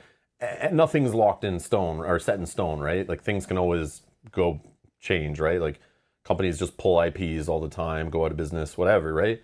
But they've left things in here like this. Like this is exactly perfect example that they're like, we plan on doing this. We maybe haven't finished it yet, but we know we want to do it.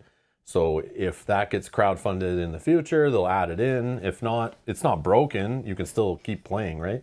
It makes sense though, because if you were to buy one of those expansion packs, you want to play it with these and still get the benefits, right? So yeah. So that's coming. Yeah. So sorry if I spoiled that for you guys and you didn't know, but I didn't know either. As soon as I heard it, I was like, oh, that's cool. Because I remember they said before they were doing like expansions for the game they wanted to do, but they were waiting to see how the game did. After everyone kind of received their copies and reviews started going up and the fans started playing the game and what they thought, maybe how some reception at conventions went. And then based on that, they would approach Bethesda and go, okay, we want to do more. Like, should we? Let's do it. How we're going to do it. But they already have it like lined up. They just need to like lock it in. But they still have like a year or more. Yeah, like the base game's not even out yet. Yeah, they have like a year or more to like still change things and update things and all that stuff. So yeah. That's just what they're saying now. But like it could change, obviously. So don't lock that in 100%. Okay. So I'm tempted to do the items, but I'm also tempted for the damage one. That damage one is very good. When she does damage to me, it can deal damage to it. I would like more items for healing. So like ransacking the lab, like getting items just to dig for healing stuff. Yeah. Oh, I can... would be good, but we don't have to. I can trade this to you, right? You can take that. I don't need that one. Oh yeah, end of day we can trade whatever. And then I can put that there.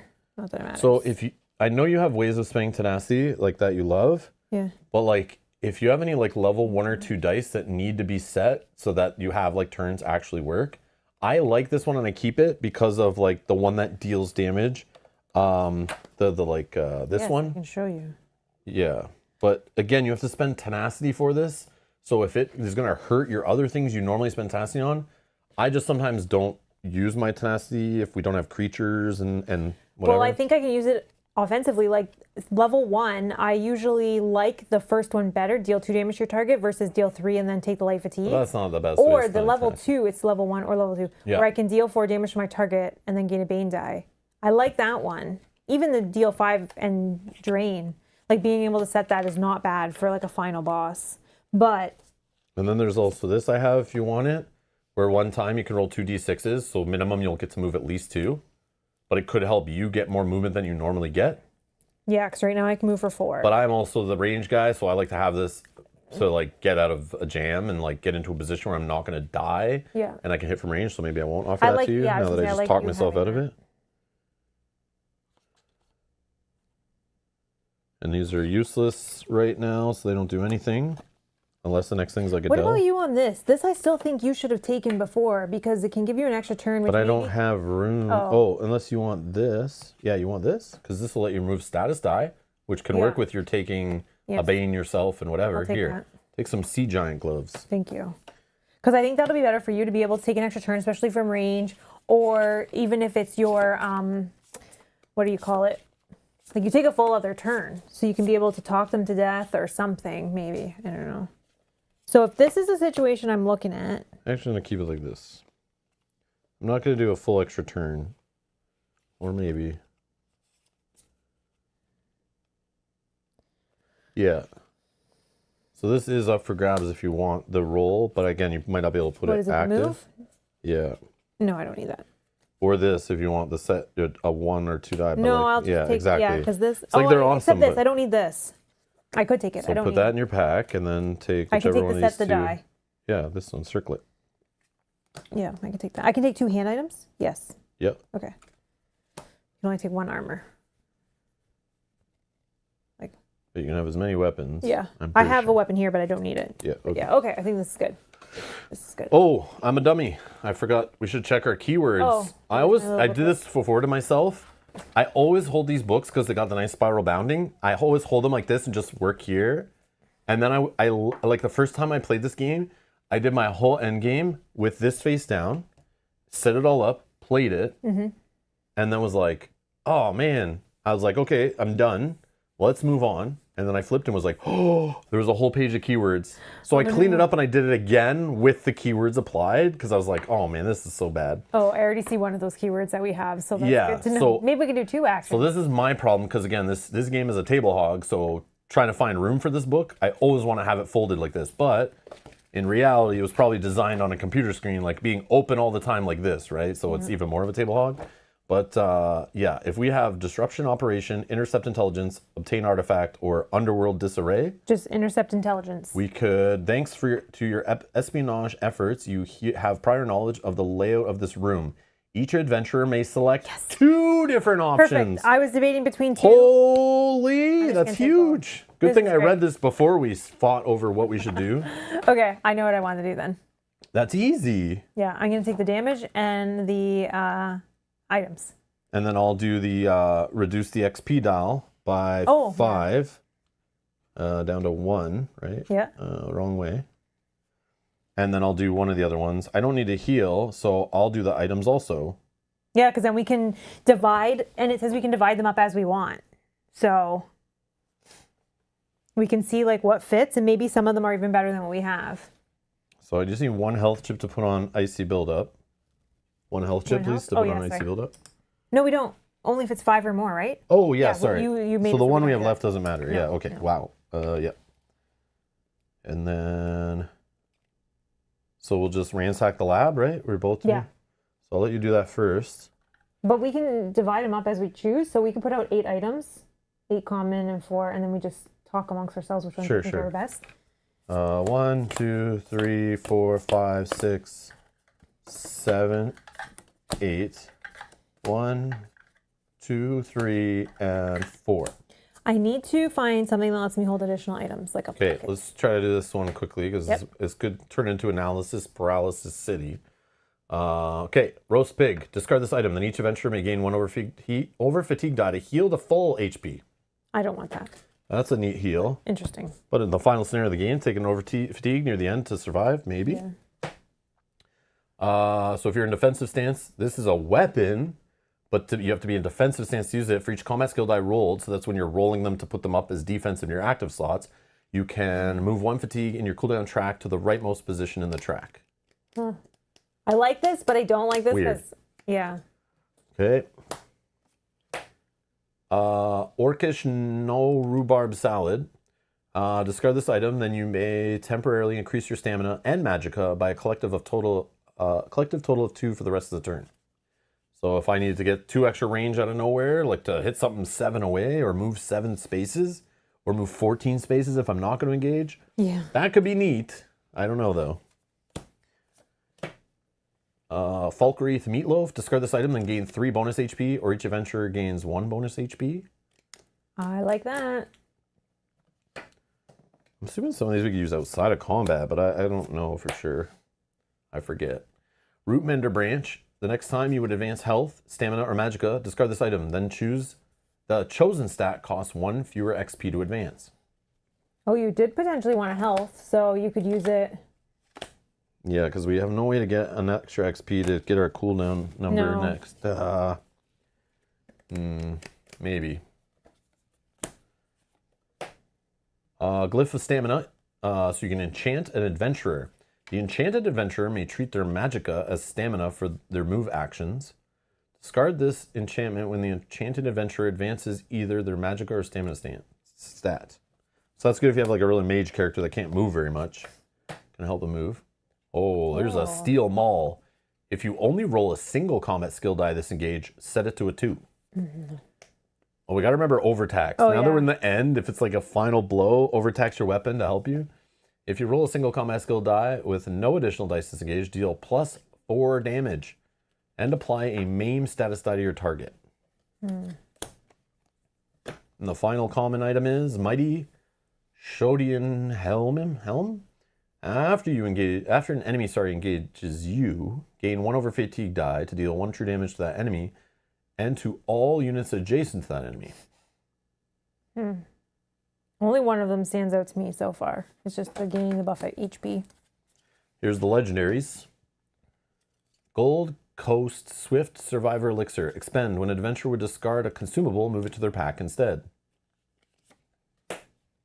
Glyph of Potion Boost. Enchant all adventurers. When any adventurer would expend a potion, they may instead return it to their pack unexpended.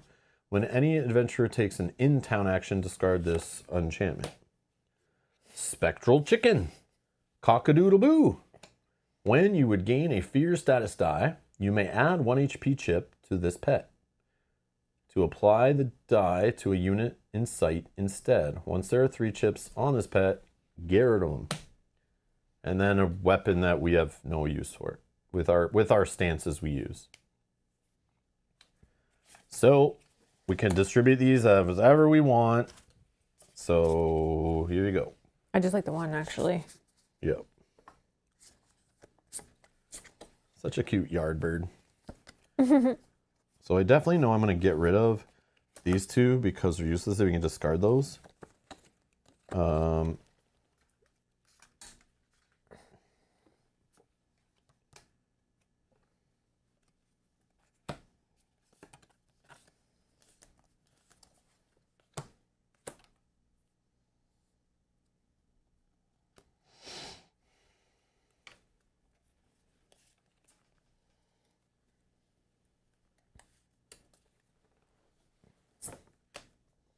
Oh, I did this on the last one and I didn't spend, so I should be at 1 because I spent 2 to heal at the end of that battle.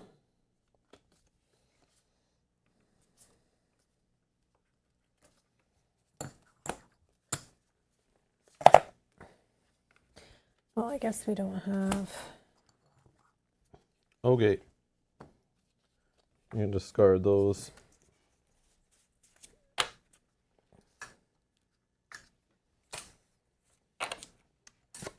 All right. So now we have to remember we tampered with the serum. During day 3, when you are engaged by quest unit Vampiric Deslandra, all damage she deals to you is dealt to the enemy closest to her. Okay. Also dealt to the enemy closest to her. I will remember that. And then we did the penalty. Go to day 3. So I think we can like clear these enemies, right? Oh, is that helpful? rest step and stuff too. Oh yeah. Yeah. So I'm full. I think we're good. Here, we'll just move these. Okay, so I'm full heal. Oh, we can move 3 more into our... 4. Yeah, so I won't be stealth anyway. 1, 2, 3. Maybe I do like that.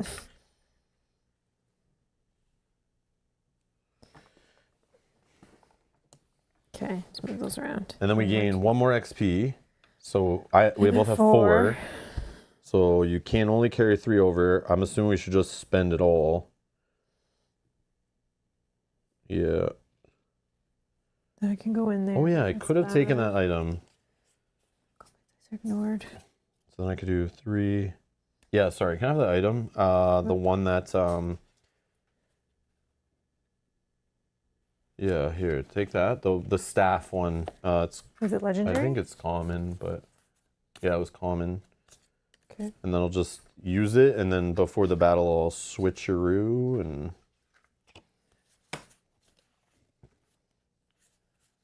That one? Yeah. Yeah.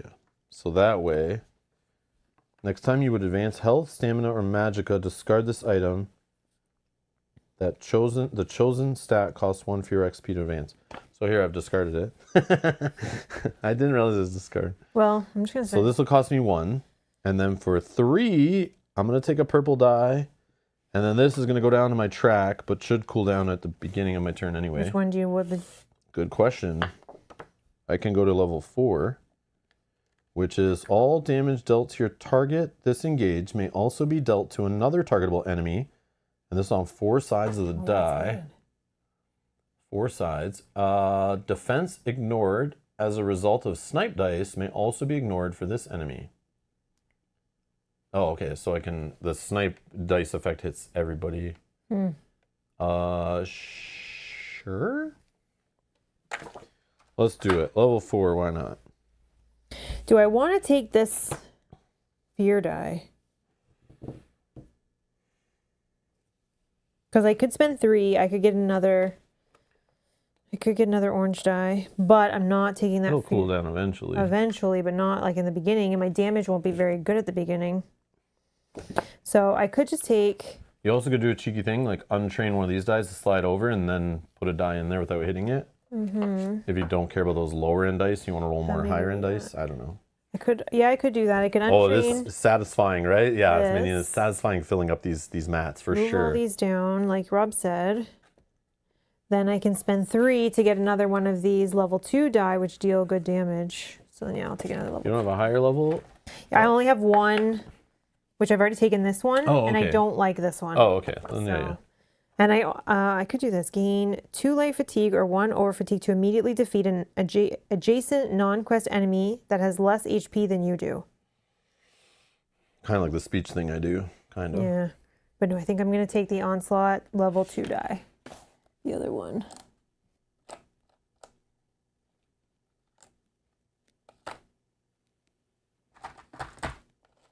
Or did I already take both? No? What's right here? Right here. Got it. Yeah, just look at the number first. So then I still have 1, but I can't do anything with 1, so it's fine.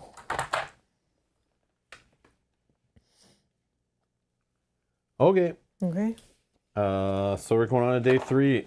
I switched the dial to day 3. Endgame Blood Magic day 3. You dart out into a dark passageway as the door creaks and cracks behind you. You smell the stench of acid in the air. No doubt this passage is booby-trapped to fend off unwanted intruders. Though you can't see her yet, you can hear Deslandra's voice in fractured echoes through these pitch-black halls, intermingled with the skitters and cries of who knows what. Incubated by the bloodthorn, the solution, vampirism is a natural phenomenon. Remove the side effects, allowing us to shepherd Tamriel. After Aetheris and Oblivion are sundered. You can only catch snatches, but you get the idea. Deslandra is about to conduct a high-stakes science experiment on herself, and if her hunch is correct, she could be virtually unstoppable if her plans aren't thwarted right now. Encounter setup. Set up the Greymore Keep dungeon without placing any chips. Okay, Yeah, I gotta just clean this up. Sorry. Okay. Okay. Without placing any chips. That means no vampire being put down, right? And no that's what's caches. stopping us from doing all that stuff. Yeah. Then remove all tiles. So this wouldn't be here, right? Mm-hmm. All tiles except the 19 hex tile and the entrance tile.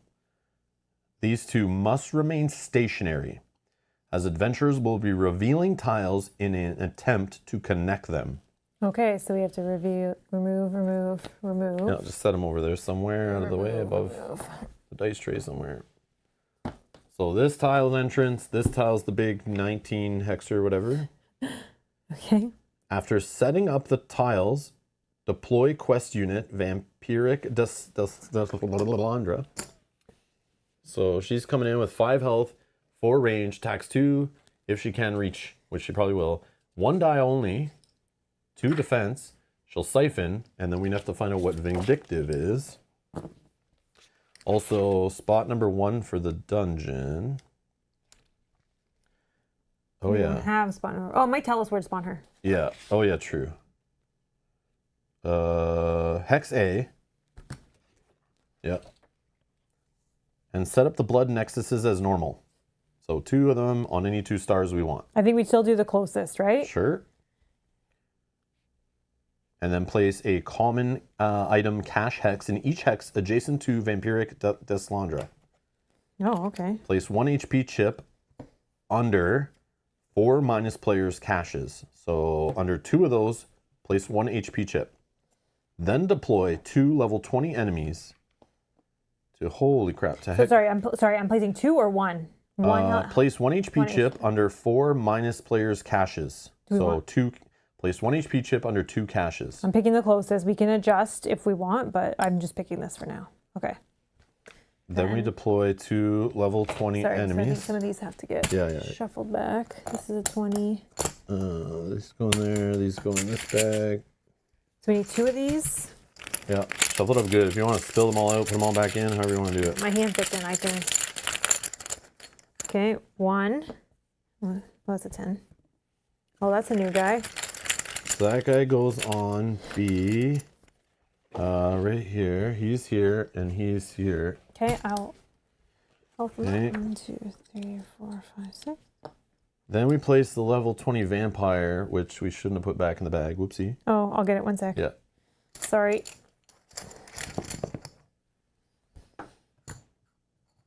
Level 20 vampire? Yeah. Right there, you just touched it. Right here. Oh, I was looking at the Ooh. keywords, not.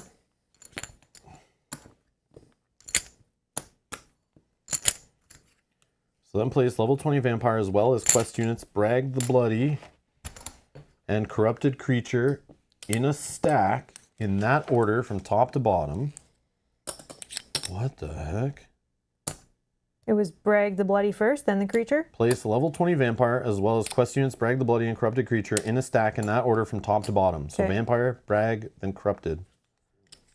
Lastly, calculate an EP using the end of session difficulty EP.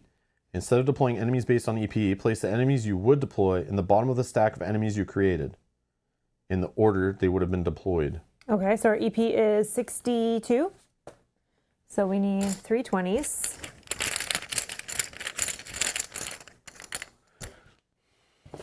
One, I bet it's tied to her vindictive keyword. 2, This unit increases its combat stat by the number of opposing adventurers. Oh, okay. 3. Okay, So she actually rolls 3 dice, FYI. Oh, okay. And then if you'll pass or take out 2 of these.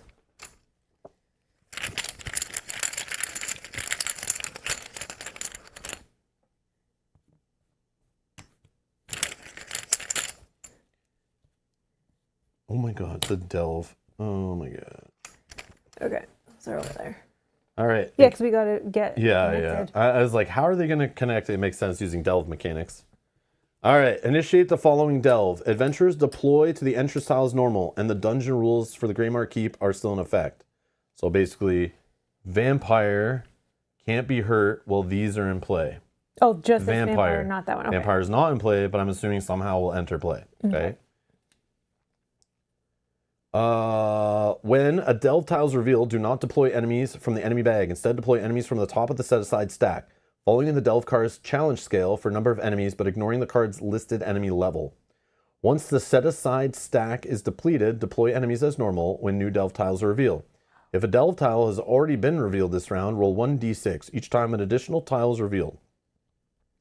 If the rolled result is 2 or lower, add 1 frostbite chip to icy buildup. After each time Sky Shard is gained, you may choose to either remove 1 chip from icy buildup. So I just threw away that enemy, that pet, thinking we're not going to see delve. That's my bad. Well, I mean, Nope, I didn't know. we didn't know. I would assume there wouldn't be a delve, but I guessed wrong. Whoopsie. Okay, that bugs me, but it's okay. Each time a Sky Shard is gained, you may choose to either remove 1 chip from icy buildup, defeat 1 blood nexus, or reduce the round counter by 1. Oh, interesting. Okay. Okay. And then deploy the top enemy from the set-aside stack to an unoccupied hex on the entrance tile if possible. So that's each time a Sky Shard's gained, you may choose to remove a chip from icy buildup, defeat a blood nexus, or reduce the round counter by 1. Then deploy the top enemy from the stack to an unoccupied hex on the entrance tile if possible. The caches adjacent to Vampiric Deslandra are blood thorns and cannot be lockpicked. Okay. Oh, I know what it's going to do. Without even reading, I bet this is related to a D6 roll, and we're trying to hit where these ones are or something based on the compass on the map or something. That's like, why else would you surround her? But we'll see. I might be wrong. I'm probably completely wrong. While Vampiric Delslandra is undefeated, hexes with blood thorns are impassable and are not considered caches for any game effects. They cannot be targeted and cannot lose HP except through Vampiric Delslandra's enemy skill Siphon as described below. Vampiric Delslandra does not move if she is adjacent to any blood thorns. When she triggers Siphon, she also takes 1 HP chip from a single bloodthorn. If possible, if no bloodthorns have HP chips under them, she instead places the bloodthorn chip itself under her chip above her HP. When Vampiric Delslandra would take any amount of damage, including true damage, if she has a bloodthorn chip in her stack, she instead removes it and discards one bloodthorn from her stack to prevent all of that damage. After she is defeated, each adventurer may heal to full HP and all enemies are dealt true damage. And we got to beat every enemy on the map to win. And when completed, go to the epilogue. You know what's crazy? This vampire is going to come out on the first delve tile that we explore, but we can't even hit it or deal damage to it till we connect and get rid of these bloods. Which is insane. Which is so annoying. Insane. So we need to get something big that connects, like something like this, you know, that can connect. Yeah, so here's the problem. So we need to get all the other rubber. Yeah, all the other rubber here has to be like used, right? Yeah. Oh, the keywords, thank you. I was about to play without even, this is what happened, exact same thing, where I'm like, okay, we're good, let's play. Because it says when completed, do the next thing, right? Yeah. So then I would flip to the next thing and go, oh crap, we forgot all the keywords. Yeah, this layout, I don't know. I don't know how you do this better, but this whole idea of like, just read this and play is like basically what it says, right? It doesn't say double check your keywords and then play. You know what I mean? So it's like, you have to know to check the next page. Which, I mean, I'm probably the only guy in the world who messes that one up, but anyways, just weird. This is not the first time that I've done this, and I've had it already cause me problems. I still can't remember it. All right, we got Intercept Intelligence. Yes. Do we have Destroy Equipment? I don't. Oh, I do see.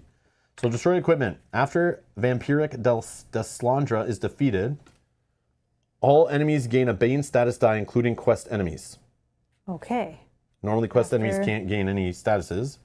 Okay. So after she's defeated. No one in the middle. That's never going to be defeated. Okay. That will help us clear the board after. Yeah. Just Intercept Intelligence. So Intercept Intelligence. Adventurers may move into hexes with bloodthorns and interact with them as if they were normal caches. Oh. If a lockpick check on a bloodthorn is unsuccessful, it is not removed. If it is successful, the bloodthorn's HP is discarded. So we can just clear out health underneath it. Okay. And then we have Speak for the Trees as a minor. Oh, okay. No, we can open these. We get items. Yeah. And if they have health, it's discarded. That's what I think it's doing. Okay, what? What's next? Speak for the Trees. Minor. No, Adornment is the only minor one. Okay. Yep. So we have the Bloodthorns, and then when she's defeated and a Bane die.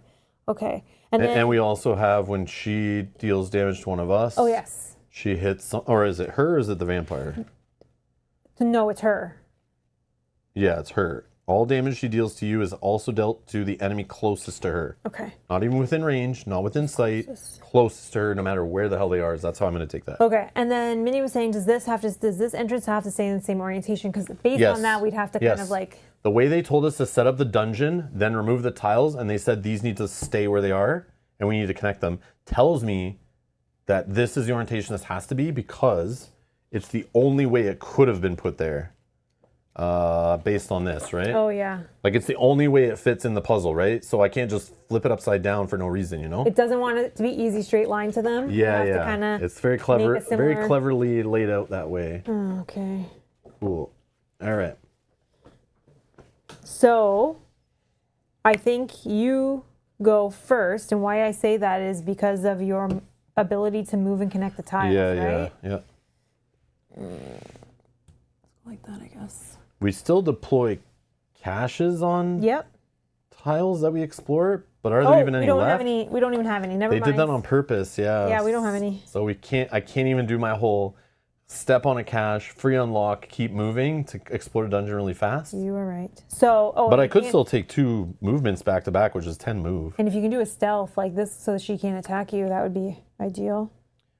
So I go first, you want, for sure? At the start? Oh, yeah. Yeah, I think so. Okay.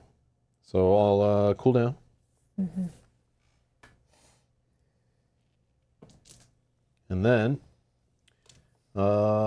we will delve, I guess. Mm-hmm. I guess I would love for the chat to put in whether they think we're going to win this or lose this. No, it's okay. We'll be fine. I mean, I don't know. Our mats are full. We got loot coming out to everywhere. We're playing on Apprentice, so I don't think there was anything in the scenario that was... Yeah, there's nothing in there. Just previously we were given bonuses based on it, but... Okay, we have some positive from the chat. Okay, Yeah. they feel like we got this. I have a dog that can help us. Oh yeah, let me start of battle. Oh yeah. We can actually jig around our items. And I can use this, right? Discard this item, gain 3 bonus HP. And then put these in there. Yeah, anytime we get a new item, so even if we now are able to actually unlock these, that could be a sneaky way to get a new item but let you pull stuff out of your pack as it disappears. Because this guy's native. Shatter. Oh no. Oh, I don't know what that is. Shatter's the one that breaks your weapons. Unless you have Oh. yeah. So unless you're using an overtax to hit him, you'll have to destroy a weapon after you engage him. I mean, we could ignore him. Maybe I just do that, just in case. We won't see him for a while. Even so. But yeah, that does suck. So now I might want to hoard weapons. He might be good to use that ability on when she does, like, but she only rolls, what, 3 dice? Because it's plus. Yeah. Yeah, she rolls 3 dice. Yeah. Okay. If Rob dies, can Mel win by herself asking for a friend? Possibly. No. No, in game terms, yeah. Oh, in like game terms, rule, yes, as the but- rules, yes. Yes, I would just go back to my mat and I'm like sitting there watching the rest of the scenario while she keeps going. Yeah, absolutely. Minion says, Mel casually stuffing a whole meatloaf down before going into a fight. Yeah, I'm full now. My 3 HP. All right, I think I shuffled this enough. Hopefully it's good. First delve card. All right, it's the small tile, which stinks, but at least it is a shard. So shards aren't needed to win the delve. We need to conquer, so clear all enemies. But the cool part is we're playing 2-player. We will not add an enemy to this tile, at least not that I see. No. Yeah, that's good, actually. Oh, it's a way to remove chips from icy buildup. Oh, okay. Icy buildup matters now because we're in a delve. I get it. Okay. So, half frozen. During delves, each party member's health stat is reduced by the number of frostbite chips on this card. So anytime your stat gets removed, if you're at that number or higher, you have to remove down to that menu maximum. Okay. So, yeah. So we don't want icy buildup. Absolutely not. Unless you've already lost health and it doesn't really matter, but that reduces your ceiling now to heal back up to. Yeah. But anyways, when this is revealed, each adventurer may drain any number of combat skill dice from their adventure mat. For each 2 number of dice drained this way, remove a frostbite chip from icy buildup. Oh, which we don't have. So when we gain this card as its thing, Sky Shard, the party must spend a collective total of tenacity equal to the number of frostbite chips on icy buildup, which in our case right now is 0. If you cannot, discard the Sky Shard instead of gaining it. But something else happens when we get a Sky Shard. We can remove a frostbite. We can. Oh. No. Sorry. Yeah. I'm trying to remember all the rules. Defeat a blood nexus. Oh, that's not bad. Yeah. Or reduce the round counter by 1, which obviously. Which I think we would defeat a blood nexus, making her easier. Yeah, of course. Okay. Absolutely. Yeah, and Minion says, small tile may be good to turn you to explore in the right direction. Yes, exactly, and that's exactly what Rob's doing. So it is the entrance tile, so I have to, oh, you can't see. Entrance tile is a special, this is all kind of one explorable tile, or explorable pair of hexes. So I have to attach this so it connects to both somehow. Obviously, I'm going to do it like this, I guess. Oh, it has to connect to both. Yeah. So this, Can or flip this, it? yeah, like this. But here's the problem.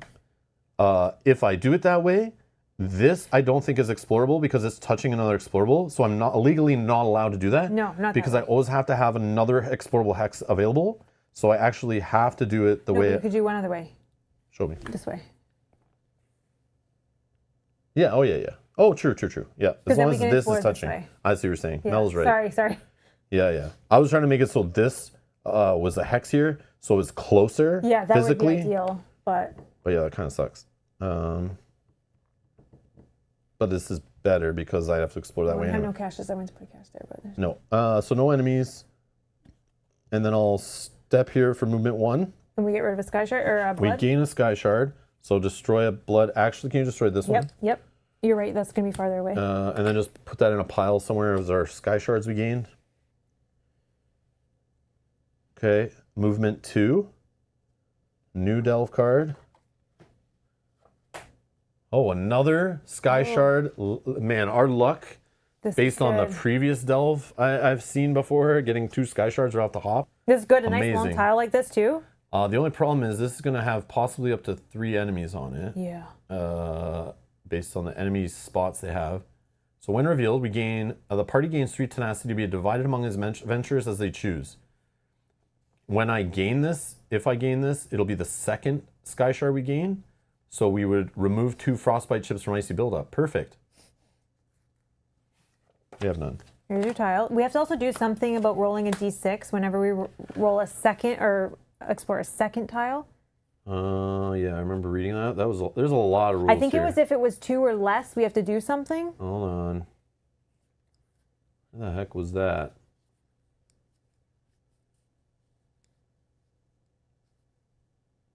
Okay. When a delve tile is revealed, do not deploy enemies from the enemy bag. Instead, deploy them from the top of the set-aside stack, following the delve card's challenge scale for number of enemies, but ignoring the card's listed enemy level. Once the set-aside stack is depleted, deploy enemies as normal when a new delve tile is revealed. If a delve tile has already been revealed this round, roll 1d6. Each time an additional tile is revealed. If the rolled result is 2 or lower in our case, add 1 frostbite chip to icy buildup. Okay, so 2 or lower. Okay, here's the thing. That is fine because I'm revealing this right now, okay? I'm putting this tile out here somehow.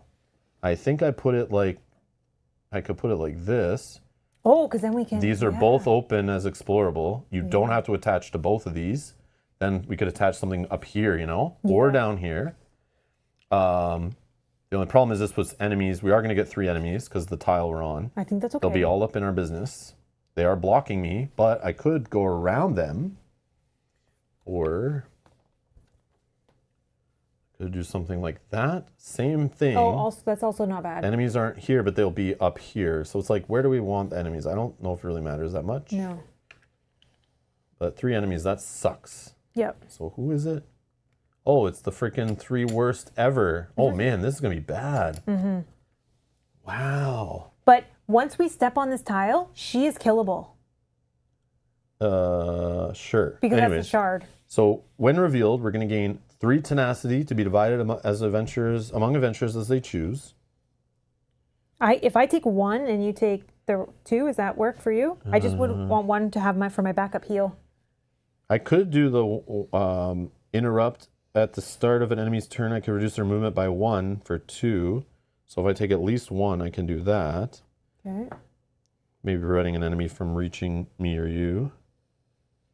And then I can also, if I take 2, I can deal... If I can ever get up to 4 and blow it. When I would take damage, deal all that damage to an adjacent unit instead. What are you at? No, it's fine. It's fine. You do you. Take them both. I'll just take 2. But I'm just saying, like, if I can line that up in this scenario, that could be the difference maker right there. With my 3, I can deal targetable damage equal to my bonus HP, which right now is 3. So I can just deal 3 damage. Or I can gain another 3 bonus HP with that. So I can be at 6. Oh, it's only dealing damage. So if they have defense that like blocks it and stuff, that sucks. Yeah. But I can...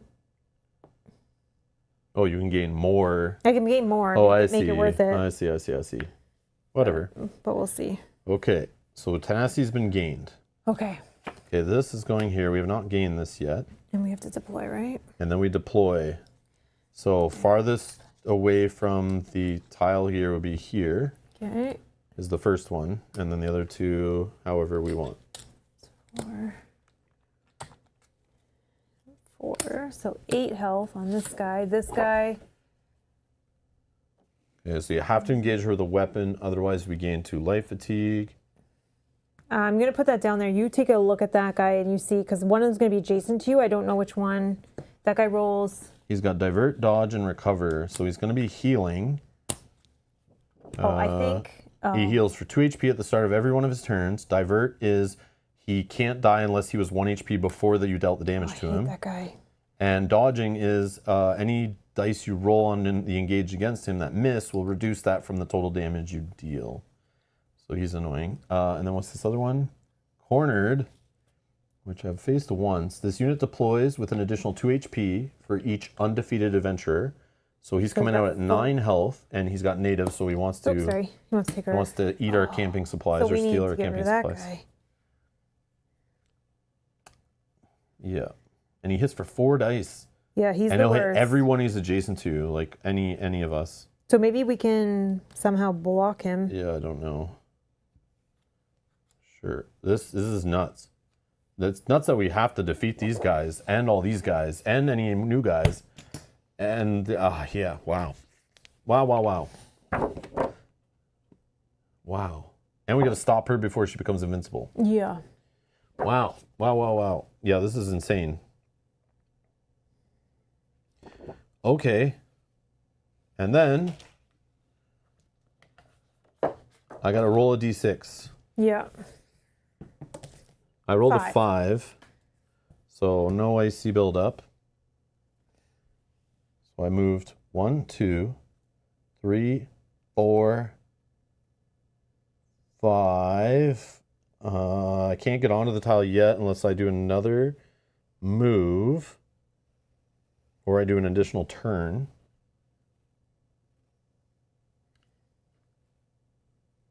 But that would be able to make her defeatable if I can go on there. But then that means I'm doing no engages on my turn. I can make her undefeatable on my turn, but I can't.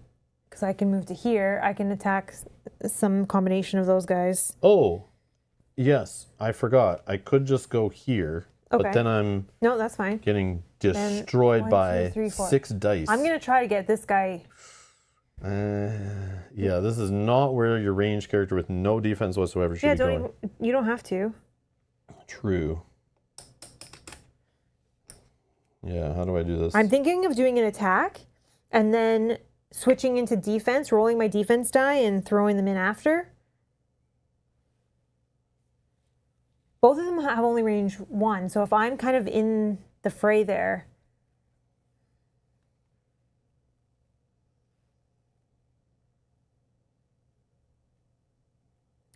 Yogi says, if you roll stealth, can they target you? Only if I hit. This die does miss a couple times. I've seen it many times. That's why usually when I play with stealth, I get 2 of these dice. So like when I roll them, I'm more like have a higher chance of actually being stealth when I really, really need it. It's like a nice to have in this case. But yes, I definitely would roll stealth. Yeah, maybe I just move up here or back here and then stealth, and then they don't even care about me. Mm-hmm. But I probably would rather do that up here so then I can maybe go by this way. Yeah. Okay. So that's all my movement points. 1, 2, 3, 4, 5. So, or hold on, hold up. No, we got to roll this die. I could set this die. So you can put this here for a minute.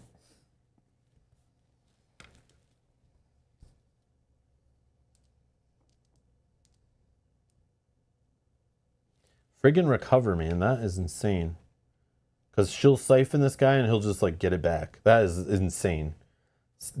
Recover with a siphon together is like, that's a combo you need to break up Well, ASAP. You need to do more damage than he's able to heal. Heal him 1 or 2? 1, 2. Okay, so Because yeah, of you need to do players, more than right? that, yeah. Recover is Oh, I guess I could look per for it. player, yeah. Yeah, we have 2 reference sheets, Mel. How dare I know, you? sorry. How dare you? Okay. I'm taking advantage of your knowledge. Yeah, but I'm just like blurting it out like I remember, but I might not remember correctly. It's all good. Who are you thinking about attacking? Then if you focus I on am this guy, because he's 3 away, but that only matters if I if you want to set it. if I put one of these dice in. But it's like I want to also get snipe dice in my row, so then all my other stuff. Oh, but this matters too. Hold on, my new die. Oh yeah, sorry, we're doing that. And then we're not doing this right now. But getting this on them early is so key. So, double checking. This is final battle. Take your time, please. Like, well, let's make sure we do well here.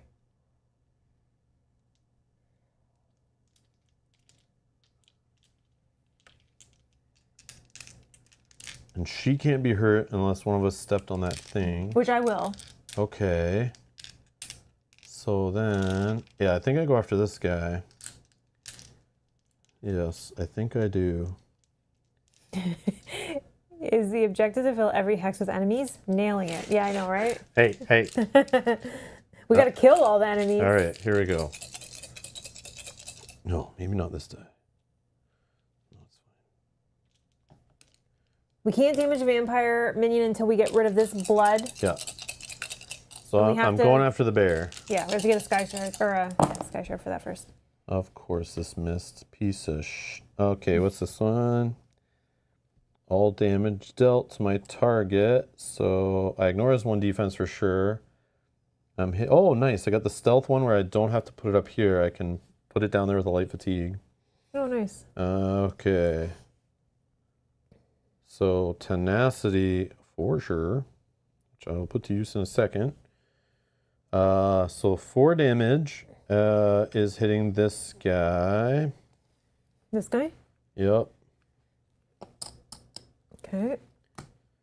Then this says all the damage I dealt right there, I can deal to another targetable enemy, which I can't do to her. So this guy, and I also can ignore defense on him too. So this will get rid of 4 on him also. Okay. And this says I get to put a light fatigue in here, then put my die in here for stealthy. Yeah, I want to do more there, but I think I still can. So let's go YOLO. They want to drop 120 point enemies on us at once. I'm going to drop all my best attacks. Okay. I'm going to roll these 3 against the bear again, who is 3 But then you're gonna away. lose your stealth if you attack again. Oh, that's right. Can you talk this guy down? I can't move anymore. Oh, right. Okay, never mind. Yeah, never mind. I should have thought of this. I should have saved the stealth for the last attack. So do that. Then just rewind that part. Okay, if I thought this more thoroughly through, I would definitely put one of these dice on the first one. Instead of this, maybe we can say. So I still rolled the same amount of dice. This one would get set, To a 2, right? which hits for 2 more. On both of these. And then it does more damage spread out, which would have been Yeah. better to not roll a stealth. I thought I was only going to maybe attack once. But I should go all out on Yeah. this, like a bunch of 20s standing right in front of us. Okay. Knowing we have to conquer all the enemies, yes. Like, So then I take light fatigue to do another engage, which then I roll this. that one. Yeah, you already did. That's fine. Sure. And then I can't move closer. It's fine. Or I could do a sneaky thing and take another turn, but the problem is I want these snipe dice in here because they work so good with this die. I think you save that till we get Yeah, up yeah. here, because here we're going to need to attack her multiple times. All right, so now I'm going to attack. This guy's not at 1 HP, conveniently, but... But if you can damage him, then I can... No, hold on. Because I'm going to use my cleave die. I could spend 3 tenacity and just deal damage to him. He's down to 1. And then... Yeah, 'cause or vice versa, where I just hit him, knock 1 off him, and then I can finish him. But I think this guy needs to be finished first. Okay. But this guy's recovering is like, oh my god, so bad. If you can finish this guy, then I'll just play around. Because he just needs to be down to 1 left, and then she'll kill him with the 1 sap or whatever, siphon. Mm-hmm. I don't want to do this. Yeah, and she'll go first. Kill this guy. Okay. I'm just going to attack. Well, I'm going to try. I might whiff. Mm-hmm. Okay, so I'm attacking here. Oh, I can set this to a 2, so at least it'll hit him for 1, but that's still not good enough.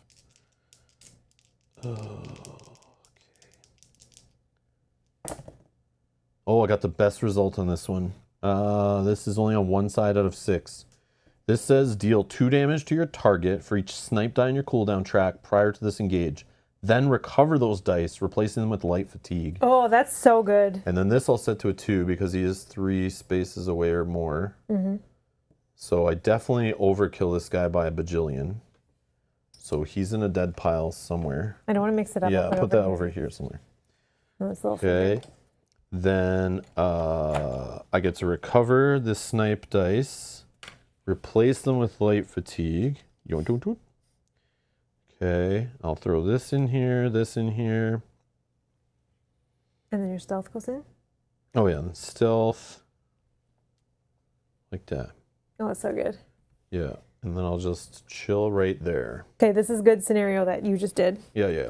Okay, so now, my turn. I'm going to recover 4. All my fatigues are there. Okay, then I'm going to move. I have 4 move. 1, 2, 3, 4. Oh, I know what you're doing. Okay, I got onto. Okay, so right when you step on this, actually, it triggers right away. You get the sky shard, which says remove 2 frostbite chips from this card. Mm-hmm. Okay, they're gone. Then we have it. Then now you choose to remove a chip, defeat one of those, or reduce the round counter, which hasn't even gone up. Okay, reducing those so then I can attack her. So she is now vulnerable. Yeah. Then my last movement is here. Okay.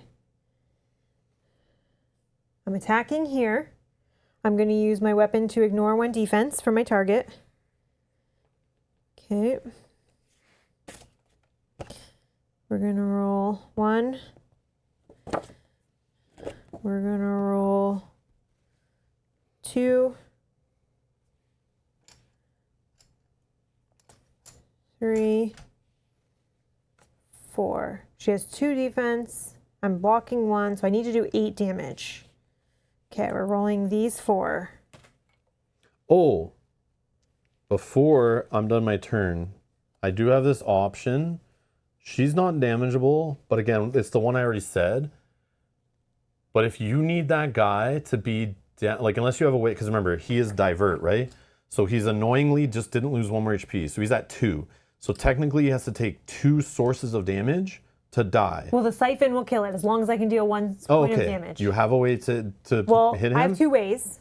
Because I could just spend 3 tenacity right now to deal true damage equal to its defense stat, and I would just like take away 1 of his health, and then he's ready to die if you don't want to waste attacking him. You save that because I'm going to use this as a bigger die anyways. I'm using this cleave die. If this misses, I can use this one, or I have 2 ways to do it. So.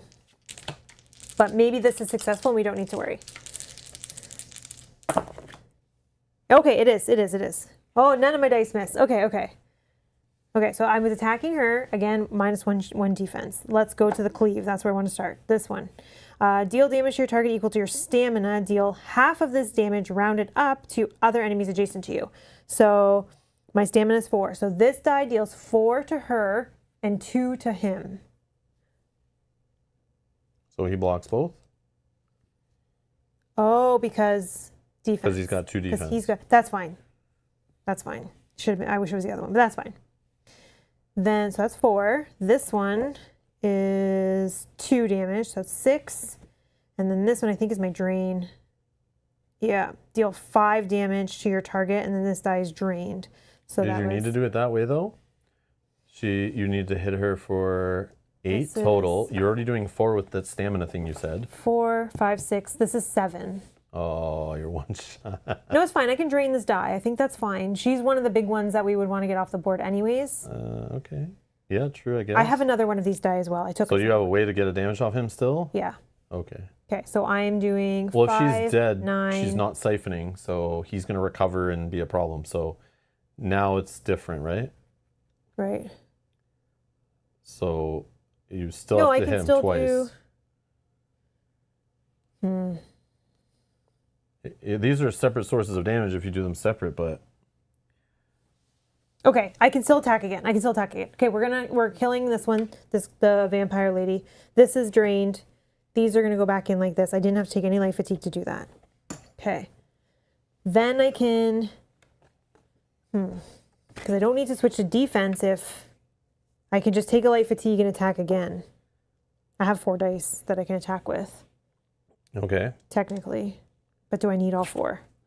This one can do that big hit again if, what does this 3 do? Oh, this one's good because I have cooldown. Yeah, these two.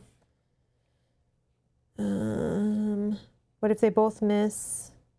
I just need them to do 1 damage, so. Okay, and I'm blocking 1 armor. Or 1 defense. Okay, that's fine. That's fine. So this one deals 4 damage to my target. After this engage, gain a Bane die. Although he is dodge, so this reduces 1 damage because this die didn't do damage. So now you're doing 3 damage to him, which is still fine. He blocks 2, loses 1. He's down. No, I block 1. He only blocks 1. Oh, okay. He only blocks 1, but he still only can take 1 because he's divert. Okay, no, that's fine. That's fine. So you still need to hit him for 2 separate sources. Gain a tenacity. So one of those abilities later on your turn could do it. But I'm going to do this first. Gaining. Oh, it's after the thing. After the engage, gain a Bane die. Okay. And then I can do this one. For 3 tenacity, I can deal targetable damage equal to my bonus HP, which is 3. 1, 2, 3, going to 1. And he's dead. So, yep. Okay. Sorry. It's all good. I was just hoping that other one was more successful. I but know, that's okay. Luckily, I didn't roll more blanks. Okay. All enemies are dead. That feels better. On our tile, we still have But they enemies can't over here. attack us at least from there. Yeah, but she still does stuff, right? Yeah, she just does some siphon and she'll just siphon from one of those right now. Yeah, like what happens if these guys have no path, right? I don't think they move, right? No. Or do they just, I think in this game though, they still try to get closer. Oh, they still probably try to get to like here. Like he'll try to get to here. She stays. Yeah, but you don't know what's closer. What if we make the delve go all the way around and back to here? That could be closer. I'm not moving them. No, you're right. I think they stay because in theory, like... You're right. They might die just from siphon. Like technically they're closer, like closer by measuring, which maybe is fine. I don't know, maybe that's fine. Maybe that's what they're intended to do. Okay. All right, let's see here.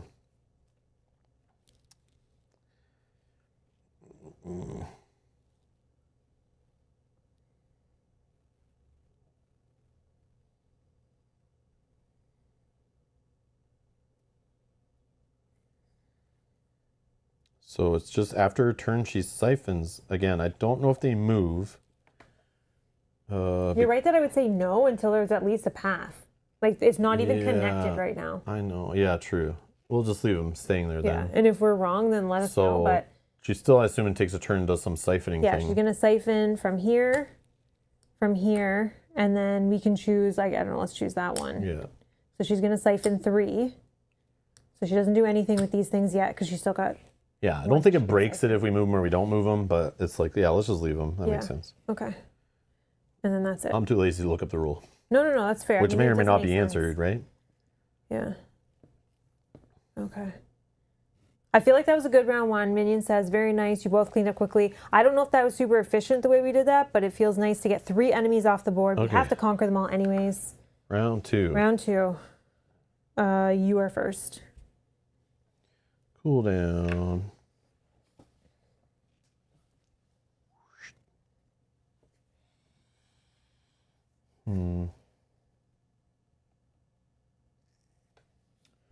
Well, I guess I move 1, 2. Of course, it's a little one. Come on, man. No shard. Oh, 1 enemy. Okay. When revealed, each adventurer immediately chooses to either gain 3 light fatigue or add 1 frostbite chip to icy buildup. 3 light fatigue for me. Same here. Luckily, I have the room for that. Again, I'm playing with fire here. Why am I so full? I know, that's not good. But we should take a couple turns to chill, which I might not explore anymore after this. Yeah, I think we kill whatever enemies on here. Oh, this is one that has 3 explorations. Oh, there's not even enemy space. It can't even come out. Yeah, they don't deploy. That's nice. We got lucky. Okay, so we do have a free. Oh, but this has a trap on it. Cutting crosswinds. 3, 2, 1, 3 attempts. If unsuccessful, add a frostbite chip to icy buildup. So that trap has to be applied when you step in During this lockpick check, adventurers adjust lockpick dice results by discarding items rather than by gaining light fatigue. Oh, but you can. I can auto clear pass a this, lockpick right? check, but I would want to do that on these if that's a thing. I But know. this sounds like a better play. But I could do this like so if we want to try to get closer. But then I think no matter what, No, I think that's fine. 'Cause even here, can I see a Yeah. 3 tile if you don't mind?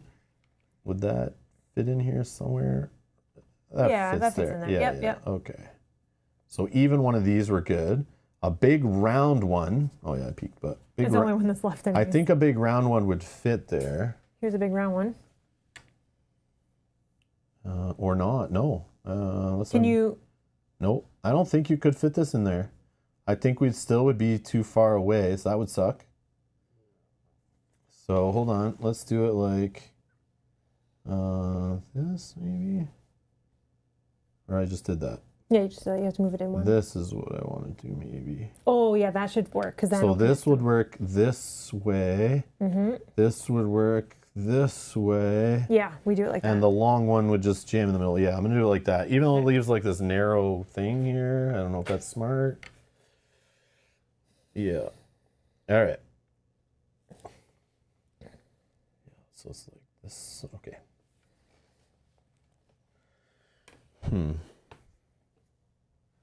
So.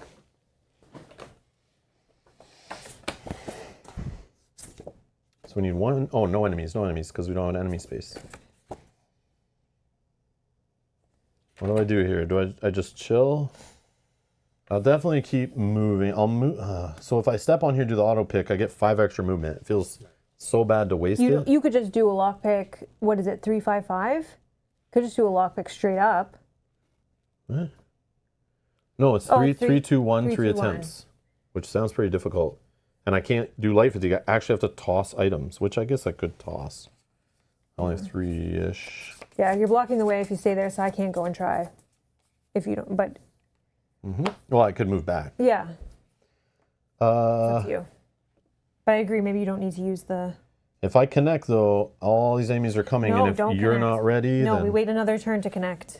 Yeah, because if we get another shard on the last one, we probably won't get that Because lucky. we have to conquer. We're gonna have to keep expanding even after we get rid of all this. No. Oh, even Conquer if is only what is on the map. oh, not This the set baddie aside stack? pile, I don't know. Oh, okay. No way.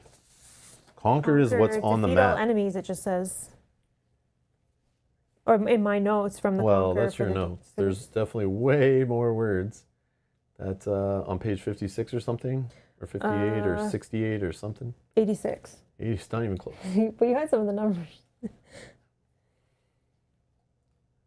Oh yeah, the page numbers are a little... Oh no, they're right.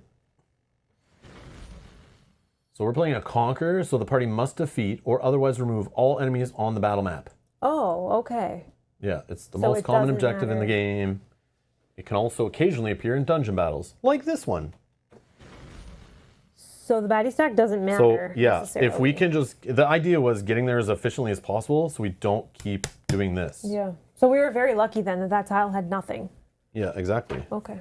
Okay, that's good. And we were unlucky this one had 3. Oh, but if we get a big round one, geez, some of those have like 5 freaking spots Well, on them. Yeah, then we might be in trouble, but Yeah. we'll see. That's where if I had that pet or some kind of filtering on the delve deck to choose and pick, this would be broken. Yeah. We would definitely be gaming it. It's okay. So far we're doing well. We're round 2. Yeah, but so I don't know if I want to waste the whole other round. If you move forward, go forward. I still clear 4. 1, 2, 3, 4. I'd be here. Yeah, no, I can still do stuff. Okay. But I shouldn't reveal? That's up to you. Because you're going to be right in the front there. Yeah, but I can get 5 free movement right now by auto-defeating this, Yeah. which I guess I'll do. Discarded. And then, yeah, I'll just pass the lockpick check automatically, earn 5 extra movement. I've only used 1, 2, 3, 4, 5. So I have 7 more move. Plus another action. Yeah. So I'll go here. So you have 6 more movement points Yeah. on this action. Damn. Oh, it's a big one. I can even... Oh, hold on. When revealed, enemies deployed to this tile deploy with 1 HP, plus 1 HP for each frostbite chip on icy buildup. So they're actually deploying with, like, nothing. HP. Yeah. They'll just get the 1 HP. Oh, with 1 HP. It doesn't say with 1 additional HP plus 1 HP for each frostbite chip. I feel like that's actually deploying with less. And the reason why I say this is because it's trying to deploy 2 enemies on like a fairly small tile. So you're telling me they want to, on this little tiny tile for us, deploy possibly playing 2 players, 2 20s, and also giving them like plus extra in a bad situation, like...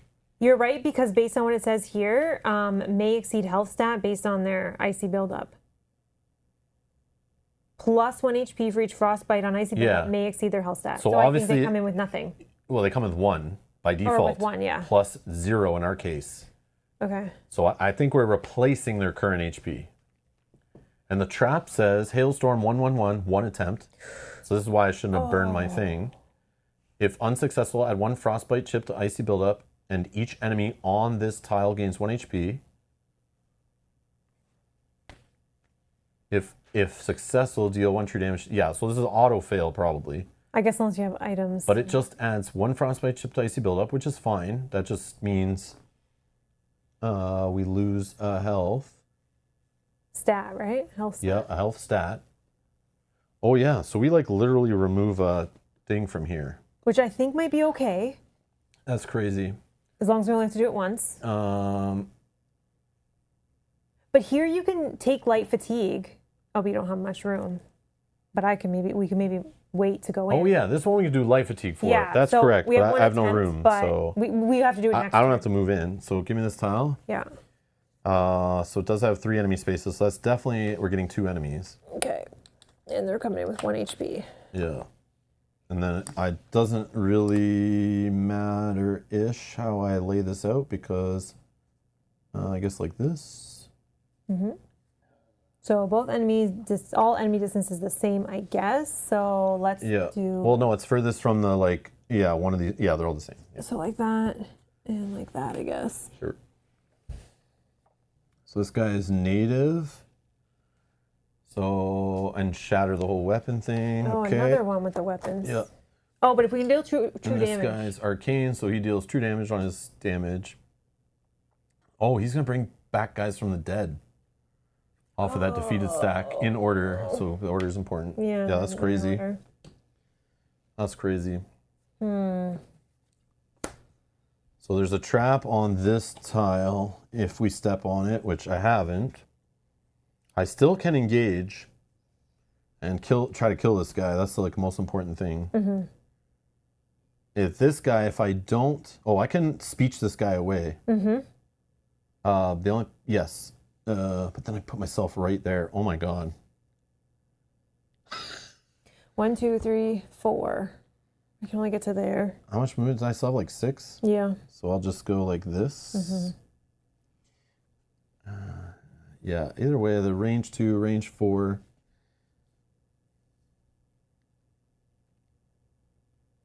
This is crazy. Oh, you know what I could do though? What's that? I can stay stealthed. I think this works. I have stealth. As long as I don't deal damage to anybody, but I think speech gets around that. Yeah, because you're just... So I could do 1 speech roll. We know it's going to be at least a 1. And then I do another engage. Oh, I can't fit them all. Oh, no. No. Yeah. Where does this guy that he brings back spawn? Like adjacent to him, doesn't take a turn. So maybe It comes back in at full health. Maybe you just speech this guy. And then that guy's engage only one die. 1 die. He only rolls 1 die. Yeah, but he brings someone back to life. Yeah, but we won't kill him this turn. I can. But I could just remove him then. But this guy you want to remove because he has a shatter. So if you're not, it'll like get rid of weapons. I can remove him next turn. Okay, okay. Unless you are going to go in there and find it. Oh, are you going to do this trap? Oh, yeah, the trap. Oh, they'll get extra HP too. Yeah, I probably should do it anyway. Yeah, so I'll need to roll more speech dice anyway. They're each getting, even if I fail, they're just going to each get 1 extra HP. And then we drop a health stat. I could pass it though, we'll see. You could. But I have no room to put anything. Yeah, maybe I just remove this guy and stay stealth so this guy can't even get me. Well, a 1-1-1, you say. I got a 3-5-2. A little off. A little off. So I fail. So 1 chip on here. That means we lose a HP stat.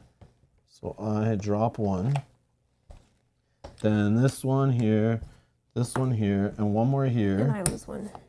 This is discarded. Why do you, oh yeah, from here, For right? this, health stat. And I lost. Okay. Wow.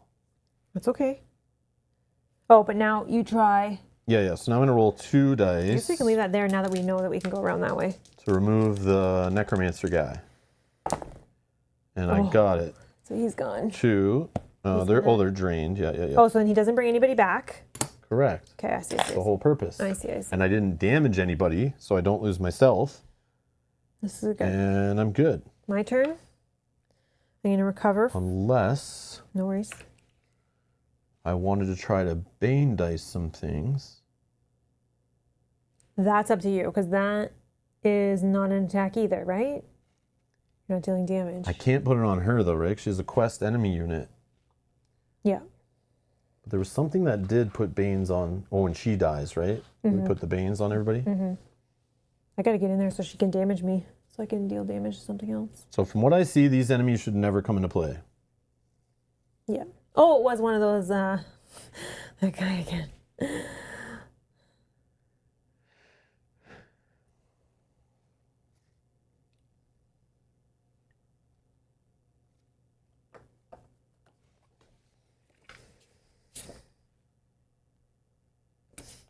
Okay. I think I just stop there then. I could roll this to put 1, 2. You could wait till this guy gets closer because he's going to start moving now. Yeah. And wait till next round. Yeah, true. Okay. Yep. Carry on. Okay, I'm going to recover 4. 1, 2, 3, 4. Oh, I have to lose the health at the start of my turn because I'm Bane. Then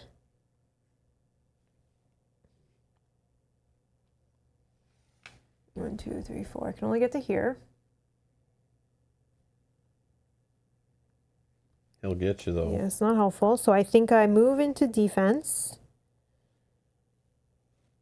I roll these 2. Plus this, because I would love a tenacity.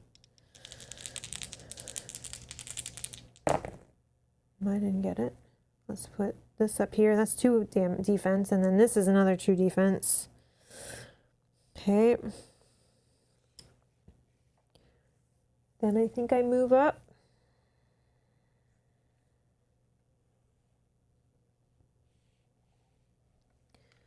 One, 2, 3, 4. 1, 2. That's fine. Oh, he's got 5 range. He's going to hit me anyways. And then this guy, 1, 2, 1, 2. Oh, no. Question. Did she do her siphon thing on these chips that she's supposed to, like, pull under her? On this one. She only siphons 1. And we choose which one? Is that what's happening? I assumed. But maybe she siphons. I thought it said she siphoned 1 until there was no more. Or else next round, she would take all of the... I think of the way that was worded. The caches adjacent to her are blood thorns and cannot be lockpicked. But they can be lockpicked because we had a keyword, right? Yeah. While she is undefeated, hexes with blood thorns are impassable and are not considered caches for any game effects, but they are for us. They cannot be targeted and cannot lose HP except through her siphon. She doesn't move if she's adjacent to a bloodthorn. When she triggers siphon, she also takes 1 HP chip from a single bloodthorn if possible. Oh, if no bloodthorns have HP chips under them, she instead places the bloodthorn chip itself under her. That's how she gets them. Okay. Yeah. I knew she pulled them under. I just didn't know why she didn't do it already. And then each one of those blocks, we just remove one at a time. Oh my god. So we have to kill her before she sucks this 1 HP away. And then one more siphon after that, because then, yeah, so I'm going to try to smoke her. I'll do this 2-turn thing if I have to, and like try to go bananas. And we'll just kill her as fast as possible, and then she'll hurt all the other enemies. You're going to block me in, but that's fine, maybe. It's 4 dice, though. So annoying, that 4 dice. Even with the defense, I think I'm just going to go here. Well, go, yeah, let him come close, but not against you. And then, does he have range? Yeah, he's got range 5. 5 range? Yeah, he's going to attack me no matter what. It's this guy. So you might as well get up there. But then if I get up there, if I go here, this guy comes here and blocks me. I can't get in. If I stay here, this guy comes down to here, and then I can go around. Oh, okay. That's my only thought, and I only Sure. take 1 attack versus 2. Then I can get around next time. Okay, done. Their turn. Yeah. So I know Bane on her would be amazing, but I'm not allowed to put, you're not allowed to put status dice on top of quest enemies unless the rules override it. Like, unless the scenario tells you can. So, because she'd be super cheesable if I just put Bane on her, because then every turn she would just knock out one of these chips under her, yeah. and then we just like go crazy. It's too easy if that's the case. I guess we have her go first. She siphons that one, and then she siphons from this guy and from this guy. I guess she's making those guys easy. And the other guy. Oh, because it's 4. 4 range, and he's in sight. Oh yeah, he wasn't there last time. Sorry. Okay. Then the 20 pointers. This guy, he can't see me because I'm too far, so he's got to move 1, 2 to get on that tile. Then he's going to attack me with 4 dice. I have 4 defense, so. Could you not have just moved here and then he can't even reach you? Like one different away? Oh, yeah. And you're not having 4 dice attack you? Sorry, you're right. Didn't see that. Yeah, since we learned from last I just needed him to move. Yeah, now I look at things totally different with this whole like a bunch of little tiles. I thought that was all 1. Yeah, No. no. So no, he doesn't attack me. Then this guy, because he's coming, he's a 20 pointer. Yeah, 1, 2, because you're on they're not there. And then 1, 2. I assume these are. They're impassable, Okay. it says. So then he goes around. Yeah. Okay. But we're allowed to go on them to lockpick them. 1, 2, because of 3, our 4. keyword or something. Okay. Awesome. Done. 1, 2, 3, 4. Dang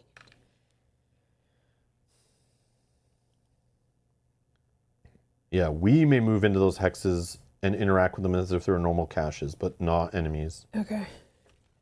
So we're going to round 3, and then it's your turn.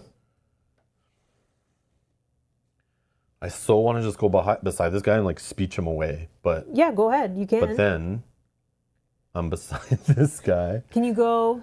If you go here. I gotta be able to reach this one, so I can't leave this tile. Mm. So I go here. If you can. Oh, I can't get 1, through. 2, 3, 4. I could get here and I'll try to kill him because I can't get through anyways. Yeah, the problem is she needs to die is more important.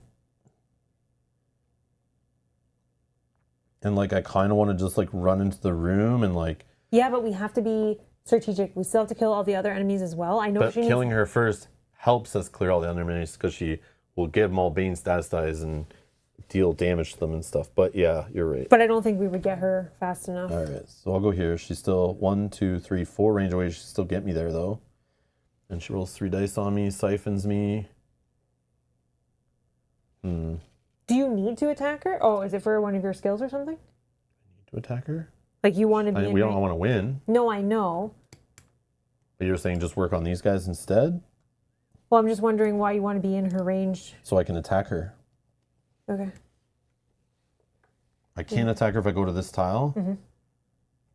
So I have to be on this tile. You can attack her first move, and then you can. Oh, I guess you recover first and see where you're sitting. Yeah, but still, I want to take 2 turns right now, just all on her. Okay, yeah, go ahead, do that. 2. Thanks for your permission. Sorry. 4. You can do it, but I'm not allowed. Damn it! All right. Okay. Let's see here. Yeah, like getting this guy off the board, that's so, like, this is a great use of this die. He's at 1 health, doesn't know what's happened. It's guaranteed. He's a shatter, so I don't have to ever worry about breaking a weapon on him. Can she siphon him? No, because he's too far away. Mm-hmm. Yeah, so I have to do that. But I could attack this guy also. Oh no, I can't. He's elusive, so I'm not starting adjacent to him, so I can't attack him. Oh, I can't attack that guy then either. So that's pointless. Okay. So then, but if I start here, then I can. So I'm going here no matter what, I think. So I start beside him, even if he's still alive. Oh, he has freaking 3 shield, eh? Wish I had that item. Okay, I could also deal targetable enemy damage equal to defense stat. Elusive. Elusive just can't be engaged, I think. Elusive prevents damage, including true damage dealt by units that were not... Oh, damage dealt by units. Wow, not even engaging. Crazy. So you have to be Jason at the start of your turn, even to use trickery. He's not a creature. That guy's a creature. That guy's a creature. 1, 2, 3, 4, 5. So I could hit him for 3 and deal a true. He also has 3 defense, and then... Yeah, but none of this cares about that. That's what I'm saying. And then none of it cares about shatter. But he's going to come and drop a Bane die on somebody eventually. So that's not good. I need to hit her because if she starts becoming invincible, then we're in trouble, you see? Mm-hmm. So she needs to die. All right. So the best plan of action. I guess I'm rolling this. How does this speech die work? Can I roll it just like... Speech dice have numbers which indicate the numbers of effects. So multiple dice of the same skill are rolled together. Their numbers are combined. Okay. I feel like I can just roll this with my stamina because it's not an engage. Yeah, you don't have to be in a specific... No, it is. Combine the values of all intimidating presence, roll this engage. So it is an engage, but it doesn't have to be my target. That's the key. Oh, okay. So I can roll it on this first engage. And then I can roll these to get them in my cooldown track. And then I can set this to a 2.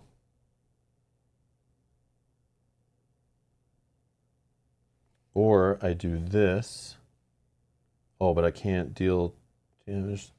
1, 2, 3, 4, 5. Oh, yeah, I can. Oh, yeah, I can. Or maybe I just do this as a separate engage. Yes. Can you fit all that with a separate engage in your cooldown? 1, 2, 3, 4, 5, 6, 7 plus 5. That's 1 under. So then this would be a separate engage. I remember I can take another turn clear. Oh, yeah. As an option. Yep. Here we go. It's all in. Yeah, I think I do minion if I use this. This is what I'm thinking in my head is like, even if I get close to filling it up, I can turn this right side up to take a whole other turn, which means I get to start my turn with a cooldown, clear it out, and then you do what I can with whatever dice I have, you know? I'll adjust based on what actually happens here, because I have tenacity too, and I can add that in to do damage. And the stealth is going to come out because he's going to attack. Yeah. Oh yeah, that'll make room too. Yeah, absolutely. All right, let's just see what happens with these dice. So if I get to hit on, I should not. Yeah, let's just see. Yeah, if this works out, I could be smashing like 2 enemies really hard right here. So my target is here. The Boss Beach. Uh-oh. That's not great. Ish. Okay, tenacity is amazing though, but not really. And then this already set itself, so thanks. Okay, so technically I'm just doing 3 damage. Hold on. 3 damage. Yeah, this kind of stinks. I need these to roll a couple ones. 3 damage and I ignore a defense. So 2 will get through? Sure, yeah, that's weak. Weak. Okay. These two, like, come on, why did these miss? That's bad. All right, then I can also do the same thing. So this, I'm not in targeting him. What is shatter? How is that worded? Shatter is worded, each turn, the first time this unit is engaged, I'm not engaging him. Oh, then that's good. I am, all damage dealt to your target this engage, it may also be dealt to another targetable enemy. Yeah, I'm only engaged, you can only engage one enemy on your turn, so. So you do 3 damage to him, but you block? I ignore one defense. I'll do 1. Yeah, so it's not the greatest. I was hoping to like roll these as hits, so then I would have ignored all her defense, all his defense, and done it. and hit a whole bunch of damage to both. But these failed me. That's huge. But I do get up to 5. I wish I was beside her now, so when she hit me, I could do all the damage back to her with Nimble Protector. But I still can do more. So let's so put these in the cooldown. I think like this. And then take your stealth out. And stealth, I did damage. So that comes out. Slide down.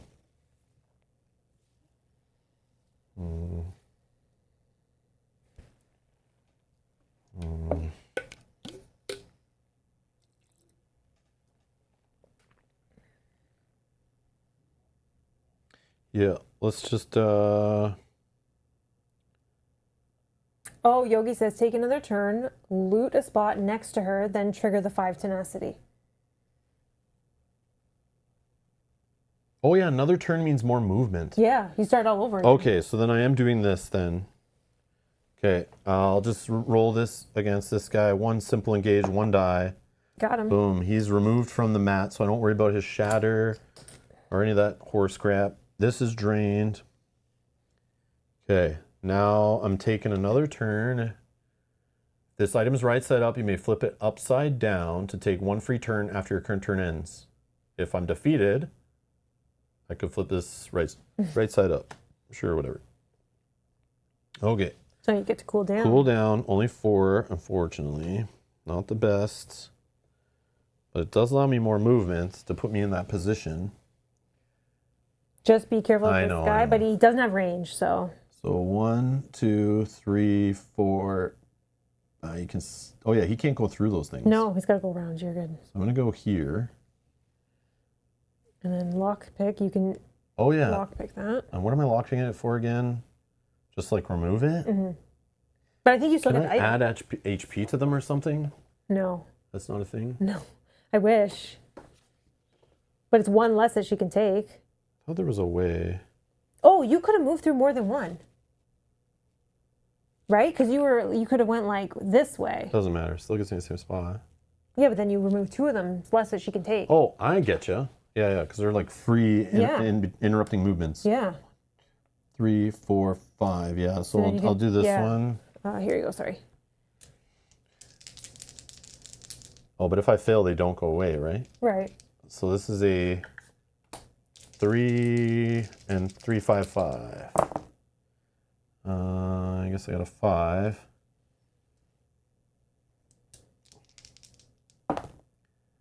A 5. And I'll take a light fatigue. And It's gone. it's gone. Oh man, yummy chicken. Discard this item, then lose 1 HP, roll 1d6, then remove light fatigue from your cooldown track up to the rolled result. Well, hello. That'd be nice. I'm gonna do that. 4. 1, 2, 3, 4. Yum, yum, yum, yum, yum, yum, yum, yum. Nice. Now Okay, now this one. This one's 6, 5, 4. Oh, okay. Oh, I also just made this open so he can maybe get through there. Anyways. 1, 2. No, he's okay. Oh, what am I doing? 6, 5, 4? Oh, 2 late fatigue, and you got that one. 6. Sure, I just got rid of light fatigue. Why not? I should have saved the chicken for after, but hey, whatever. It's still got all maxed out. There you go. Maybe there's more chicken. Nope, it's a weapon Mel could use. Tenacity on combat skill dice. Grant 3 tenacity and add 1 light fatigue to your cooldown track. Oh, interesting. Sure, I'll just put that in my backpack. Actually, no. I'll do some switching right now. Oh, yeah, because... And put that there in case I need to burn an item from Shatter Dude over there. Or...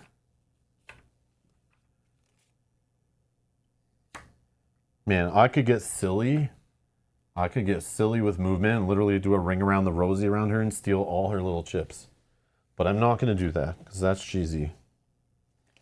Minion says, wait, you get the item from lockpicking. That doesn't make sense thematically to me. But we got the keyword that let us... Oh, maybe I don't. You're right. No, but we had the keyword. Read the keyword that said we can still leave them as normal. It was the... either intercept intelligence or destroy equipment. Let's check. You're right. You might be right. Adventurers may move into hexes with blood thorns and interact with them as if they were normal caches. Yeah. If a lockpick check on a bloodthorn is unsuccessful, it's not removed. If it is successful, the bloodthorn's HP is discarded. Yeah, so we can, because we have the keyword only, normally you wouldn't be able to do that. Yeah, so we treat them like they're normal. So we get to steal them, discard them if we unlock them. But if we failed, though, they're not normal. They stay where they are. And if we did discard one and it had HP under it, the HP also goes away. Yeah. It's weird. Like, we broke the rule with our keyword, but normally, we wouldn't be able to.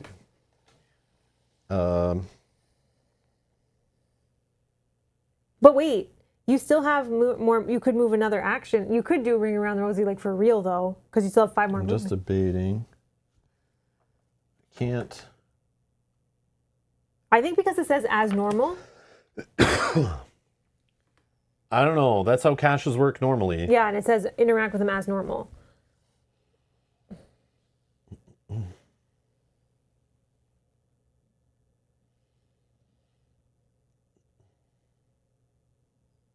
I wouldn't necessarily recommend you be right beside this other guy, though, but... You might be right, Minion. I'm not sure. I don't know.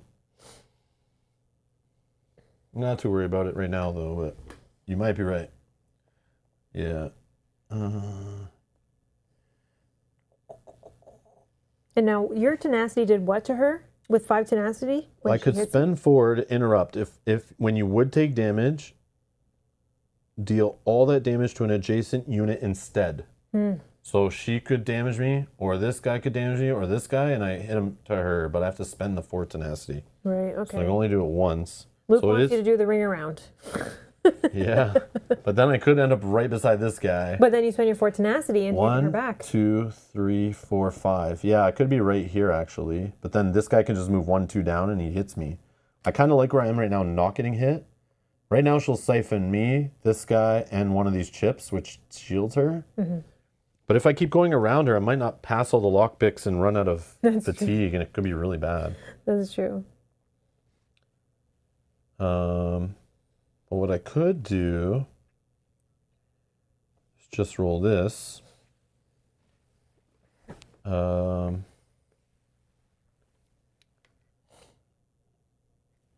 so then only she would even be able to attack you anyways? Yeah, I can move again. You know what? Maybe I move like this. Still, just 1 point of movement. I stay adjacent to her. Yeah, sure. I could still lockpick. And that prevents him from reaching me because he can't go through them. So he'll have to like go here and stop. And he only has range 1. That puts me further from this guy who... Oh, he has 2 range. 1, 2, and then he's 1. I'm going to probably be like right here. Oh, okay, okay. I need to get hit by her to use my ability that I took. Which will deal damage to like this guy. Okay, okay. Or maybe that guy, whoever. Sure. So I'll do a little lockpickaroo. Right? Or did I already use all my movement? I think I used all my movement. I'm not taking another turn. But no, on your second turn, you only moved once. No. Oh. Like this is your second round, I see, so you can move again. And I haven't engaged. Yeah. I get it. I'm forgetting which stage of which turn I'm on. I don't even know what's going on. I guess it's weird to get 2 turns. All right, we got a 1, a 2, and a 5, and we're trying to get a 6, 3, 4. I'll take 1 light fatigue, and we'll tick this up to a 6 and lock her in. And we'll put a 3 there. And we'll take 1 light fatigue to turn that 5 to a 4. During your adventure's rest step, you may forgo healing and recover dice to instead gain a Bane status die and refresh an expendable potion inventory. Whatever. I think it doesn't matter. Yeah, you can just discard that. Doesn't matter. Okay, so she's got 3 ways of siphoning chips for the rest of the game. And I'll just chill. All right. I think. Yeah, I wish I was... Problem is, like, I want to stay beside her so I can do damage to her with that tenacity. Mm-hmm. But really, I should just step back and roll this to try to do damage based on all my snipe dice. And I also could... Yeah, I can do way more damage to her possibly by rolling this. So you want to put that cash back? No, I'd still step through it. Okay. Oh, no, I can't. Yeah. I see what you're saying. Never mind. I can't do what I want to do anyway. Or you could. You No, just have to it's take a light okay. fatigue. You just have to take a light fatigue to engage. No, but I'm adjacent and being an archer, I can't attack beside her. Yeah. That's the problem. Yeah, sorry. Wow, this is very confusing to me, taking multiple turns and like trying to do it all efficient. It's crazy, but super fun. Okay, I'm done. Just stop. Let me stop. And this is where... This is like Yeah, here. you were going to roll a bite in. Yeah. Okay, so I have to take a bleed, but I'm in defense where I'll heal 1. So I'll bleed 1, heal 1, so I'm even. Okay, then I recover. 1, 2, 3, 4. Okay. Then I'm going to move 1, 2, 3, 4. Before I stepped on the caches, I could have range attack her. But then the problem is, once I engage, I can't continue my movement. Because once you engage, you can't do another movement. Yeah. Yeah, that's where I'm getting confused. It's like, I did engages, but they were on a separate turn, and my movements are on a separate turn, and were they on this turn? And yeah. All right, then I'm going to move again. 1, 2, 3, 4. We're going to try a lockpick here of 1, 1, 6. So that's probably like the hardest one. Wow. Oh, we got a 1 and a 6. All right. You take 4 light fatigue and lock it in. No, keep going. No. You have 2 more attempts. Oh! Boom! Yes, Done. okay. Easy peasy. Oh. Pale Frost Elk. When you would gain any amount of fatigue, you may instead place 1 HP chip on this pet. Once there's 4 or more, discard it. Yes, please. So switch it with something you don't care about. Need that one. I can go in my... No, this one. What am I talking about? The only thing is the shattered problem with the other guys. So just, yeah. That's fine. I don't think I necessarily need that too much anymore, but okay. Then this is gone, and then I can take an over fatigue and do some attacking. Yep. Okay. A light fatigue. A light fatigue. Sorry, that's what I meant. Then I can 1, 2,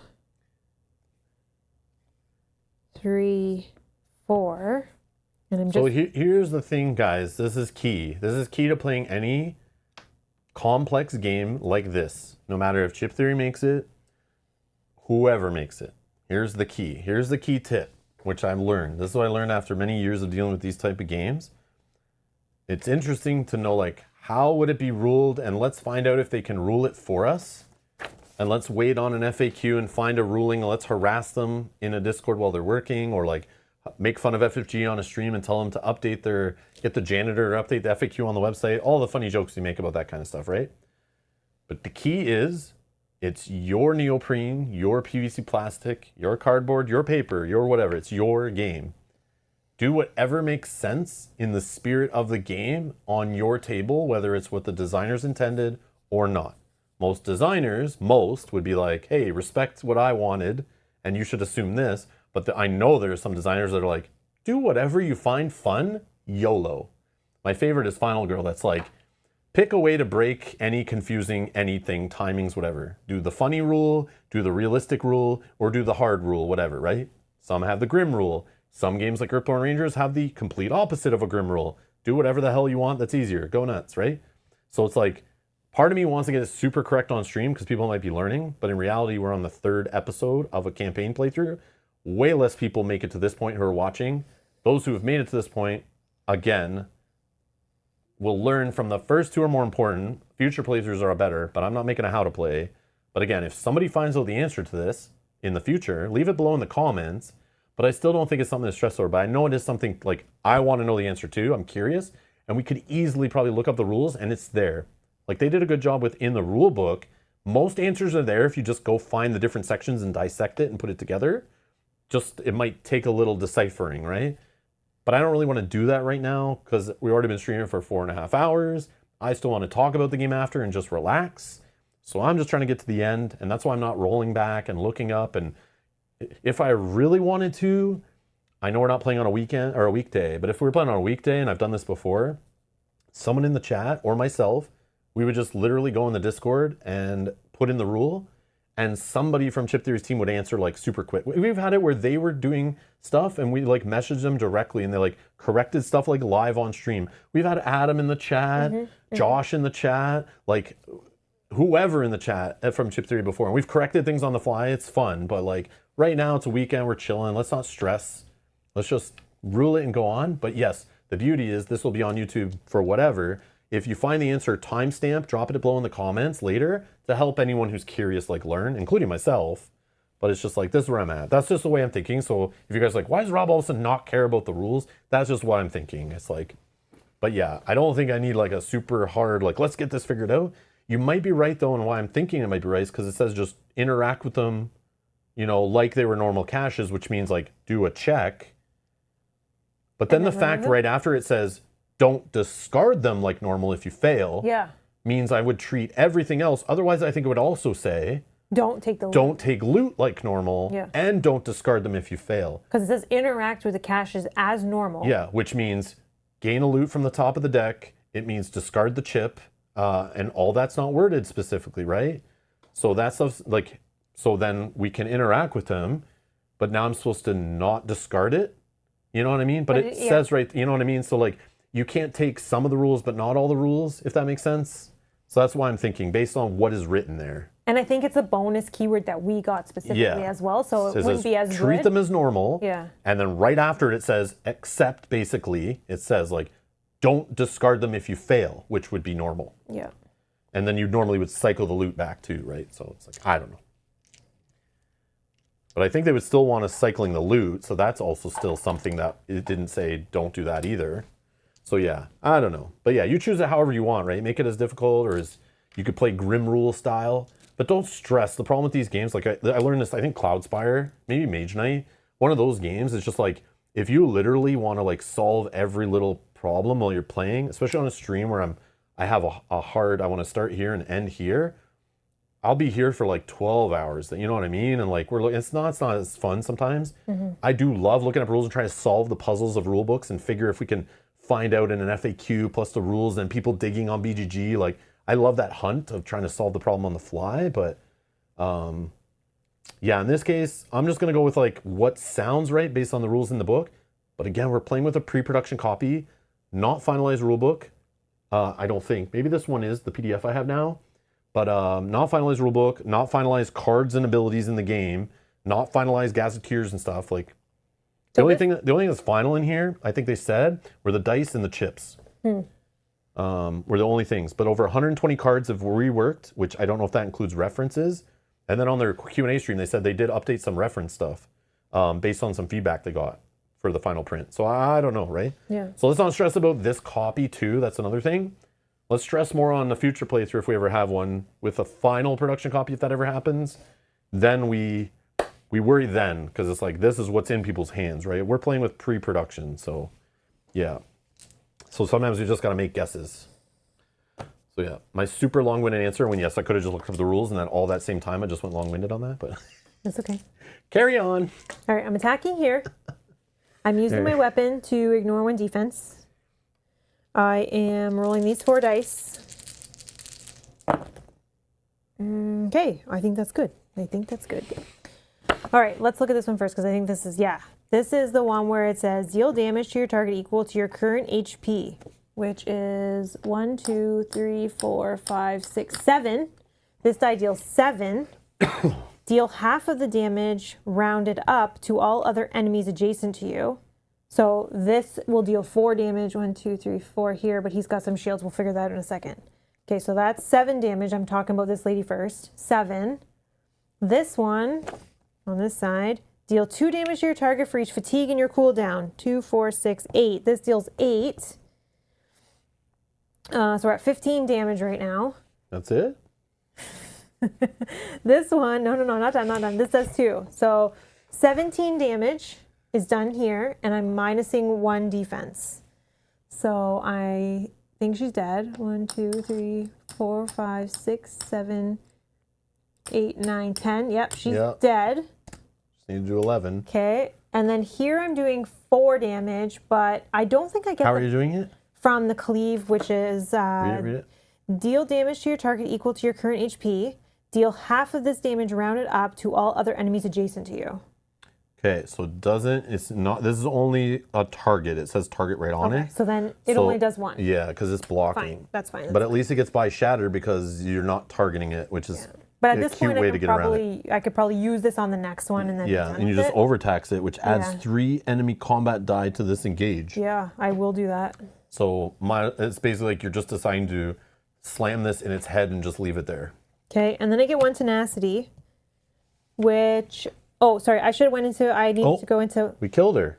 Right away, we need to do something, don't we? Oh, yeah, Bane die. Yeah, there's a few things. So remember on back on day 2, so long ago, it says during day 3 when you're engaged by Jerkface. Oh yeah, we didn't do that. She didn't damage me, but She never engaged any of us. I was going to crush her. Oh yeah, we didn't even get to the point where she engages me, I hit her back, and then she hits this guy and all that. We were lining that up to be all cute and funny. I'm sorry, but I didn't think they were all going to be successful. But you did do destroy equipment. After Vampiric Delisandra is defeated, all enemies gain a Bane status die, including quest enemies. Okay, so they both have Bane status dies. These are here. I got this.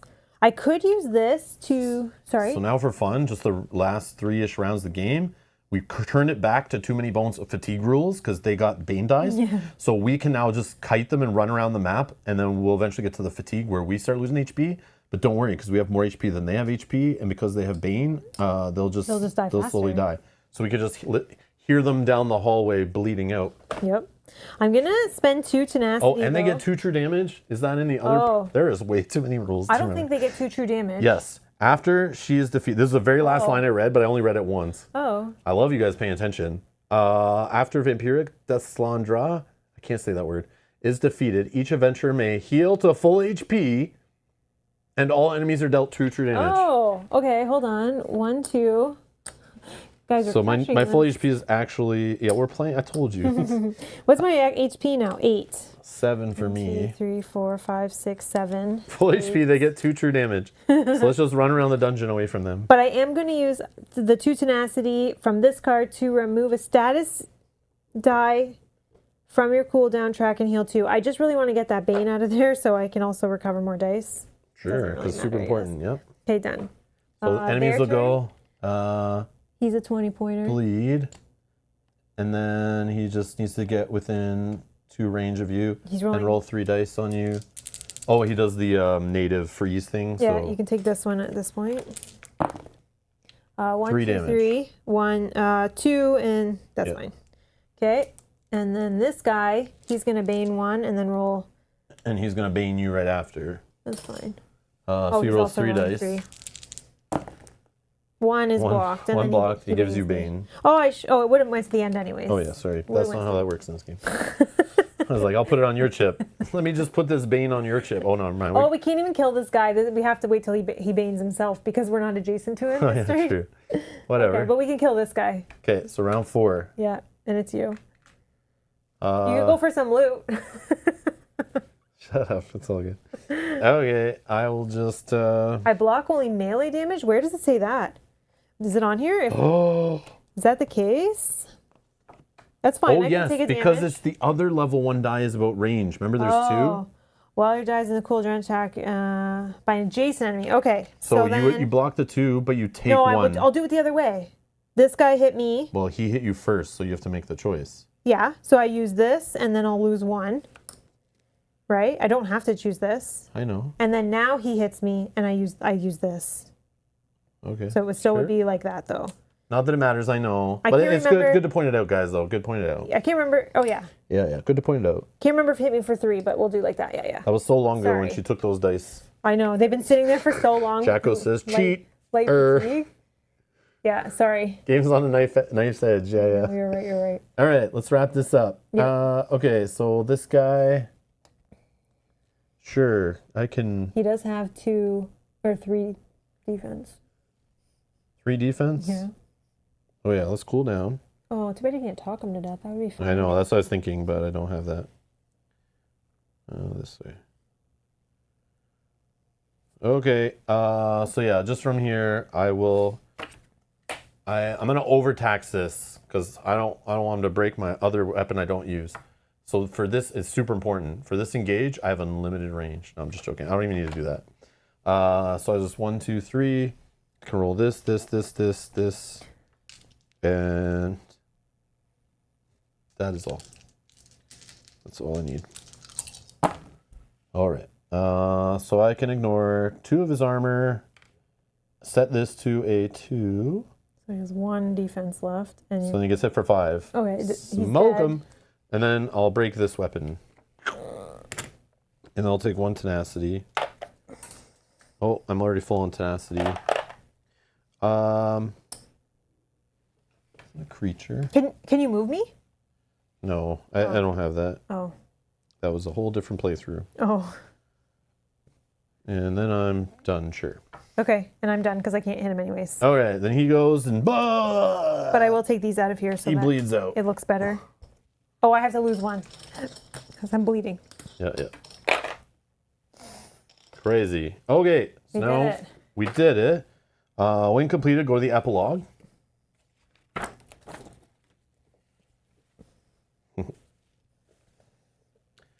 All right. You beat a hasty retreat from Greymoor Keep. When your grim work is done, you pause only to light a few fires to burn up the remaining bloodthorns, blood vials, and vampiric corpses you see on the way out. Whatever bloodsucker moves into this accursed place next can sort out the mess you've left behind. Safely back on the surface, you mull the rationale of Delsandra's plan. True to her stated hatred of magic, she attempted to use science to grant her supernatural abilities. The affliction of vampirism really the best understood as medical? Would vampires still remain in a world separated from magic? You can't help but be curious, but ultimately you're glad you'll never have to find out. That art is cool. Mm-hmm. Is that what the art is on that chip? Yeah. That's what I was calling her a lady. Well, I know it keeps talking about her, but yeah. But oh she yeah, it looks is. like a lady. So that's the thing I will say about the chip theory games. It's like they always have these like you can tell it's like the art took work. It's cool and it's like shrunk down, and then like even worse than like in the card games is like way smaller template, and then like all the graphic design around is cutting off so much.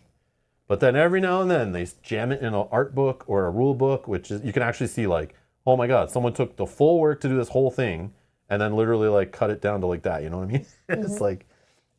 I really like when they do that. They put it in the book or in the on the box or wherever, so you can see the full art, which is neat. We did it. I was a little bit skeptical on that one. So we win. We win. Now we're playing on easy mode. We're like, Yeah. we shouldn't have probably played on easy mode, but we're learning, and I want to make sure we got to the 3rd session at least. So once we did, I was like, I don't care what happens now. But then once I see the scenario, how epic and the effort put into it, I'm like, we need to win it. We need to solve it. And that's my addiction to these damn chip theory games, like Cloud Spire and Burn Cycle and that. I love sitting there, and I don't care how long it takes. They took the time to put together this puzzle on the map, even though the puzzle is mainly random too from all the different enemies that get put out. But the puzzle of positioning and skills and rules added to the scenarios, like they obviously figured this out to be like, kind of like there's a way to solve it, and like yeah, there's some luck involved in dice rolling, but like if you like hedge your bets on some of those rolls and positioning and like do it right, all within the time crunch of the round counter. And this game is even worse. I'll talk about that, but Yeah, we didn't even get to that. yeah, we didn't hit it, but over fatigue rounds in this game hurt only the players now, not also the enemies, which but it's okay, I think. So yeah. Anyways. So yeah, that was cool. But I love taking my sweet time to try to solve it and enjoy it. And you can see that come through in the streams. That's why we take so long. We have so fun. We're discussing it all through. It's so great. I love it. Go ahead. No, I was going to say, I think that's also part of this game, like you were saying, with the skills and all of that, where enemies pop up make a huge difference. And like you said, there was one turn that was like a pivotal turn. And also in this game, what keywords you have going in that change the rules, what skills you took, the party makeup you have, abilities, classes, when you gain tenacity, when you spend that tenacity is all a mini game within the game. Yeah, it's a little nutty. A little nutty. Because I think in Bones, it was like once per turn you could use your backup plan, right? I think you're only allowed to do once per turn, I feel like one backup plan ability. Yeah. I think. I can't remember exactly.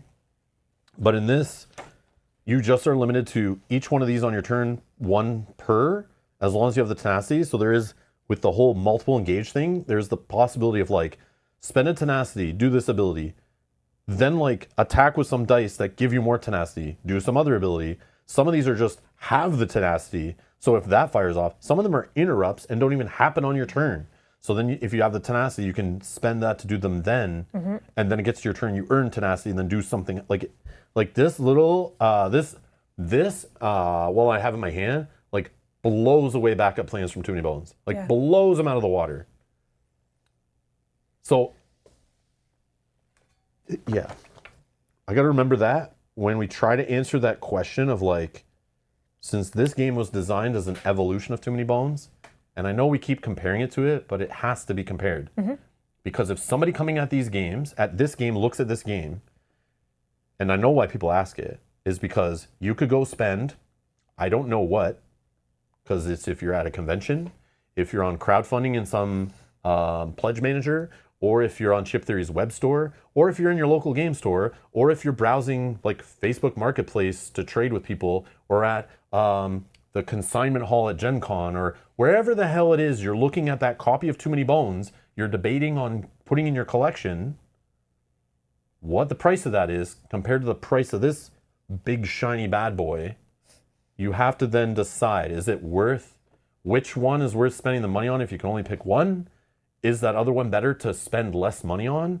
And technically, even though I recommend starting with the Too Many Bones core box, I think you can spend even less to buy Undertow, which is a standalone set, or Unbreakable, and even cheaper possibly with less content. You could try Too Many Bones to see if you even like this type of game, which is why I think it needs to be compared to Too Many Bones all the time.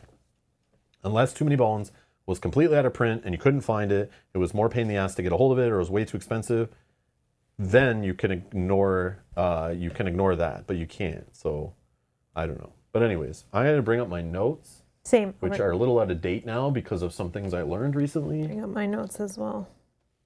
So I'll open them up. Oh no, I know where it is. So yeah, we're going to give our thoughts now if that wasn't obvious. And yeah, well, for those who stuck around, for those looking later, hopefully I'll put a little chapter thing in the video so people can skip all this for spoilers purposes and jump right to the thoughts if they care. This won't be super organized. I just made notes because like things were happening when I was learning it that I knew I wouldn't be talking about my thoughts for like a week or two after I was thinking those things. So where the hell is it?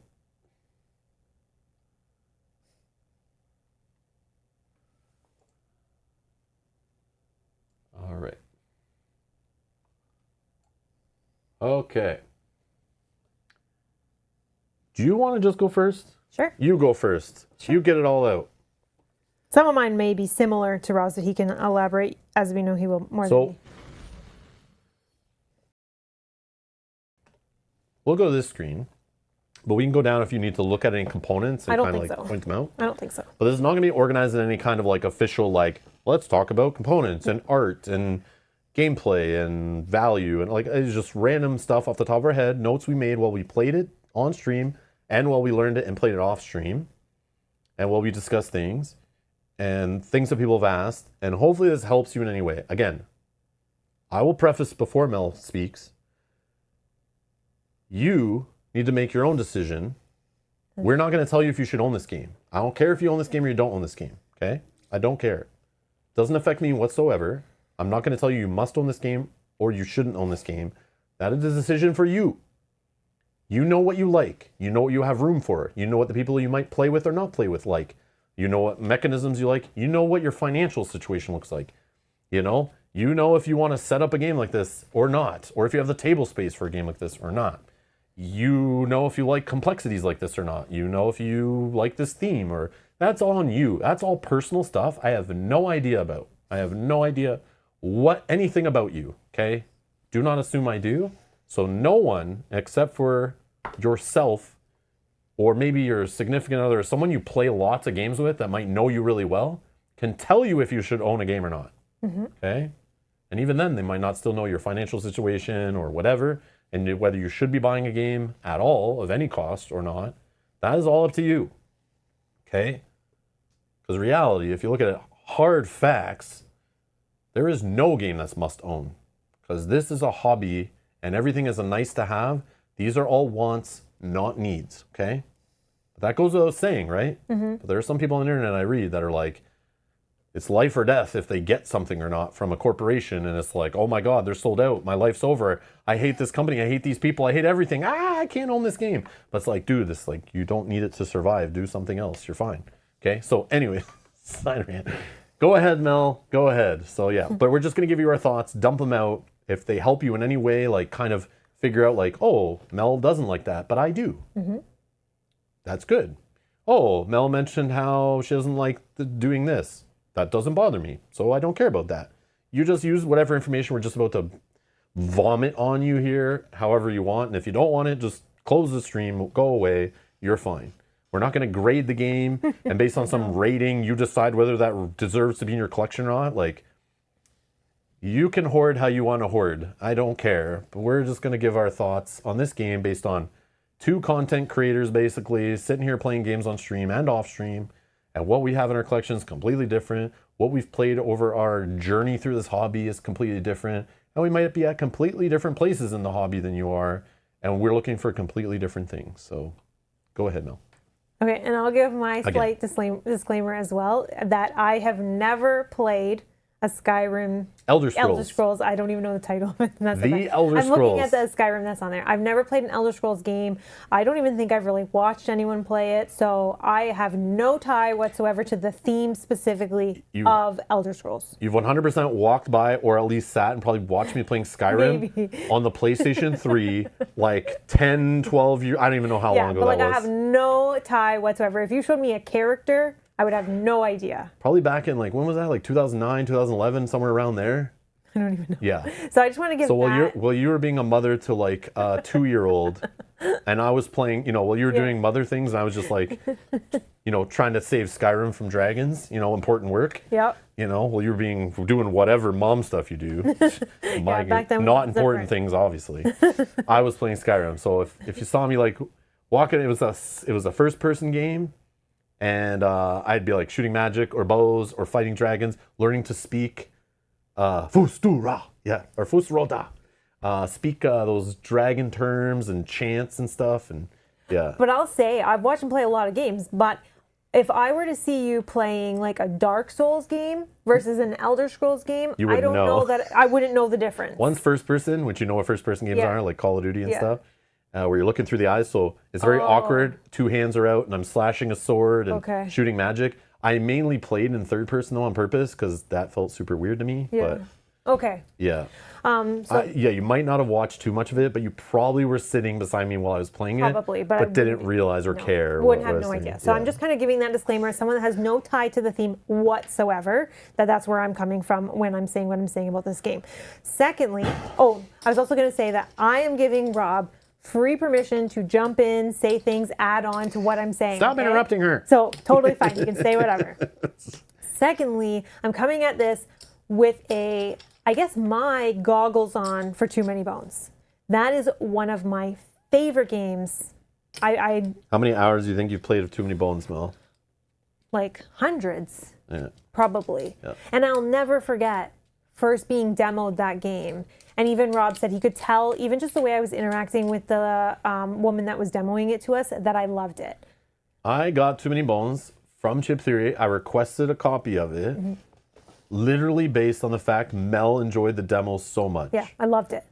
I remember thinking this is like weird, but cool, and now I see why people like it. But if Mel was like, ugh, I don't like that. Like, we stepped away from the booth, and I looked at her, I'm like, what do you think?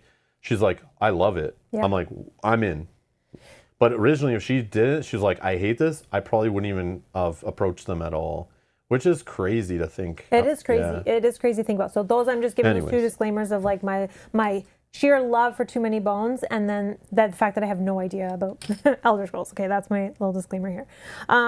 For this game, my first point I would probably say is I've played through now one full, what do you call like a whole campaign? A whole campaign. 3 sessions is a full campaign. Okay.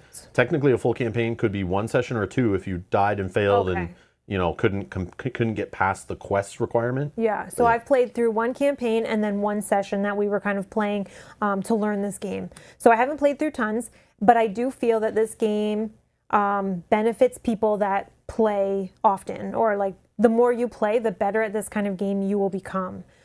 It's hard to master all of the skills and the skill lines and all the enemies and even remembering like all of the keywords. But the more you play, I think the better and the quicker that you would become at playing this game. So that is one of my points. My phone turned off here. Hold on. I personally like the length of this game. And I'll tell you why. The rule book is almost 100 pages. And for me to read a 100-page rule book, I don't want the game to only take 10 minutes, right? I want the game to be rich, like depth, like thinky. I want to, like if I'm going to put all that time into learning a game, I want to spend time playing the game. And I think that, I guess a con that I'll talk about later is the rule book, but the game itself, there's so much here. Like even just your character mat, where do you place your skill lines and like what am I going to level up and when? All right, who interrupted Mel? No, that's fine. Who did it? I want names. That's fine, that's fine. The chat, everyone get Jackpot Man. He just interrupted Mel. Get him. Thank you. I'm just joking. Jackpot Man, thank you so much for the super chat. Thank you so much. A penny for your thoughts with a heart. Thank you. Thank you.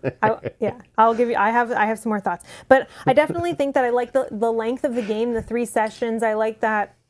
For us, it's easy. We can leave it on the table. I know that's not going to be good for everybody, but Chip Theory Games did a very good job, I think, of creating the plastic save containers, so you can pack it up and put it away. But I definitely like the length of the game. 3 sessions is good for what you get here. I think I liked it. I also, speaking of that, I like the complexity of this game. Like I said, it is a thinky game. It's not a game that you're going to just sit down, roll some dice. Like I know we joked about that, like during, I just want to roll some dice. And that's part of it. But you really have to think of like who's going first at the start of the battle, because that makes a difference, because like that's the cycle of your battles. And what enemy do I maybe attack first, so that if I'm going first, then Rob can finish, because this is the worst enemy of all the enemies on the board. So there's a puzzle within the game. I guess it's like puzzle or thinky or whatever you want to call it. But I like that complexity. I like that crunchy, rich, deep, thematic, like deep mechanisms of the game. I really enjoy that. Tactics, tactics. crunchy tactics. I like all that. Especially if in a game, like I said, if I'm going to read 100 pages of rules, I want it to give me those things. So that's that one. One of my favorite parts of the game, to be honest, is the leveling up and the building of your character. It's one thing, and Rob kind of talked about it in another episode of a game, or another episode of this, where he was talking about like the Too Many Bones. The structure is just, here's your option for dice, which order do you want to take them? And sometimes you have to follow the little trees. Okay, great. But this, being able to take like magic and armor and fight or combat, like to being able to take all those things, and then when do you want to jump from one stance to the other? That was one of my favorite parts, I think, of this game, is just kind of developing my character and being able to do that over the course of the whole campaign. It was really fun. For me, I also thought that this game was the right amount of story. Like the story wasn't like pages and pages like to get you into a battle. I felt like it was the perfect amount, gave you a little bit about, who you were fighting or where you were, and that was enough, because after a little bit I'll start to tune out anyways. And I think, I just want to interrupt there. Yeah. I think, because I'll forget about this point, but I think they do less story because they know how much gameplay and how many scenarios and playing through scenarios it would turn into like such a long playthrough if you have to read, and they throw so much rules text at you on like the end games and the setups and all that stuff, that if they had so much story, you'd be here forever and ever and ever. Right. So I like the way they thinned it down to barely any. It was perfect. Just sets the stage. You know what's up. Yeah.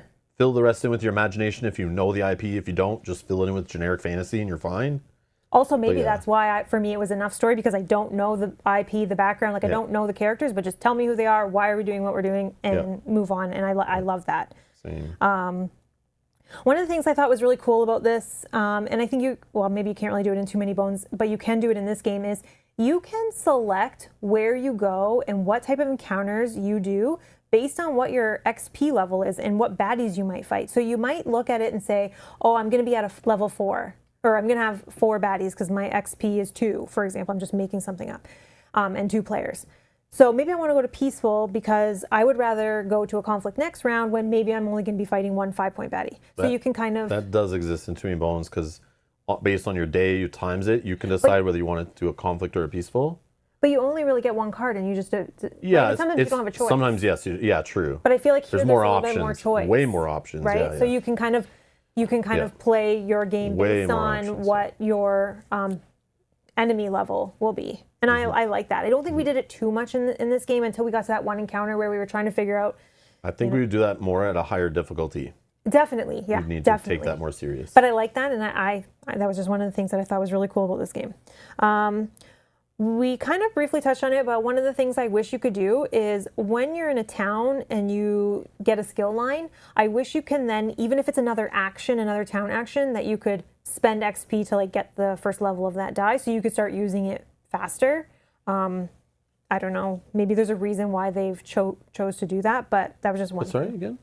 That if you're in a town and you train skill, I wish even if it was another action, another town action, that you could then spend an XP and get a die right away. Get a die right away. Yeah, that bothered me too. Yeah, that was just one thing that was kind of like, you know, small, but yeah, that's just something I wish that we could do, but it's not huge. Again, I talked about it earlier. The rule book is very, very long. It took me multiple days to read the rule book. So if that's something like you don't want to read 100 pages before you can dive into a game like this game might not be for you. The other thing is you may even have to read the rule book multiple times. Again, I read over multiple days. 2 days I read it over, and by the second day, like I'm forgetting some of the rules that I read in the first day. Like they're not all going to stick on the first pass. You may have to take some notes or jot down things that are like weird to you, and that's what I do when I read rule books. Like, oh, this one little thing I can only do if this, then that. I kind of just jot that down. And to note for those like who I had people in past streams, like I'd be playing a chip theory game, and there's people out there who literally spent hundreds of hours playing like a Hoplomachus or hundreds of hours playing Cloudspire, and I would like do something on stream and they would go, that's not how that works, and we would look it up and we'd find out I was right. Not always, but when we found out I was right, multiple times during various chip theory streams, playing with people who are way more experts than I am at this, who literally only play those chip theory games or that certain chip theory game for months and months and months, who would then go, oh crap, I've been doing that wrong for literally 20 playthroughs, and I thought I knew the rules really well. So don't beat yourself up. These games are chock full of rules. They're not organized the best. Again, I've said this before, chip theory is not the best at making tutorials, rule books, FAQs, all that stuff. They're getting better. They have some good stuff, some crap stuff, and in between, that is where they're the weakest. But they make like sick games, but it's like those games are so complex and so rich and they get so bloated. And then they kind of put the rule book and everything together at the end of the project. And sometimes things get slipped through. And then they sometimes make adjustments late in the process of manufacturing and not respect how that will mess up the rules along the way too, I've seen before. Mm-hmm. So it's like that can lead to like, I don't know, they don't prioritize the entry into their game as much in the past. But there are some things I learned recently that I'll explain that maybe it's going to be better this time than we've experienced. But yeah, I'm almost done, I promise. Yeah. One of the things, other thing in this game that can come up, and I mean it comes up in other games, but it can definitely come up in this game, and we both did it to each other, is you can definitely alpha game each other. You can alpha game in co-ops. This game. You can't. Yeah, so you can't. It's not a bad thing at all, but it's just something that definitely can happen, and we definitely did it in this playthrough. I think because you're trying to figure out a puzzle and everybody thinks that their way is correct. And again, like you said, it happens in all co-op games, but I think it's definitely it can happen in this game. So if that's something that you're averse of, then maybe. But then last point is based on your question of like comparing this to Too Many Bones. And for me, I think my first question in comparison would be, who am I playing the game with? If it's a comparison of like me and Rob are going to sit down and play a game, I'd probably pick this game because there's more here. Oh, between this and Too Many Bones? Yeah. Right? There's more here for, I guess I didn't mention it before, but I really like the battle map versus like the Sorry, you prefer clashes, delves, and dungeons over just the static single battle map. Yes, I like that better. Even if it has raft water chips on the side? I did like that. But yes, I like the or variety lava all over the board. Yeah, the variety of the maps in this game I really liked. Again, as I said, the character evolution as well I liked better in this game. So if I'm playing this game with Rob, then I'm picking this game. Also, too, I know that he and I are both going to read the 100-page rule book whenever we pull this out, and we're going to, I wouldn't expect just one of our friends or like my brother who I play games with, he's not going to read a 100-page rule book. He's going to fall asleep after 20 minutes of Rob trying to explain this game to him, and it's going to not be fun.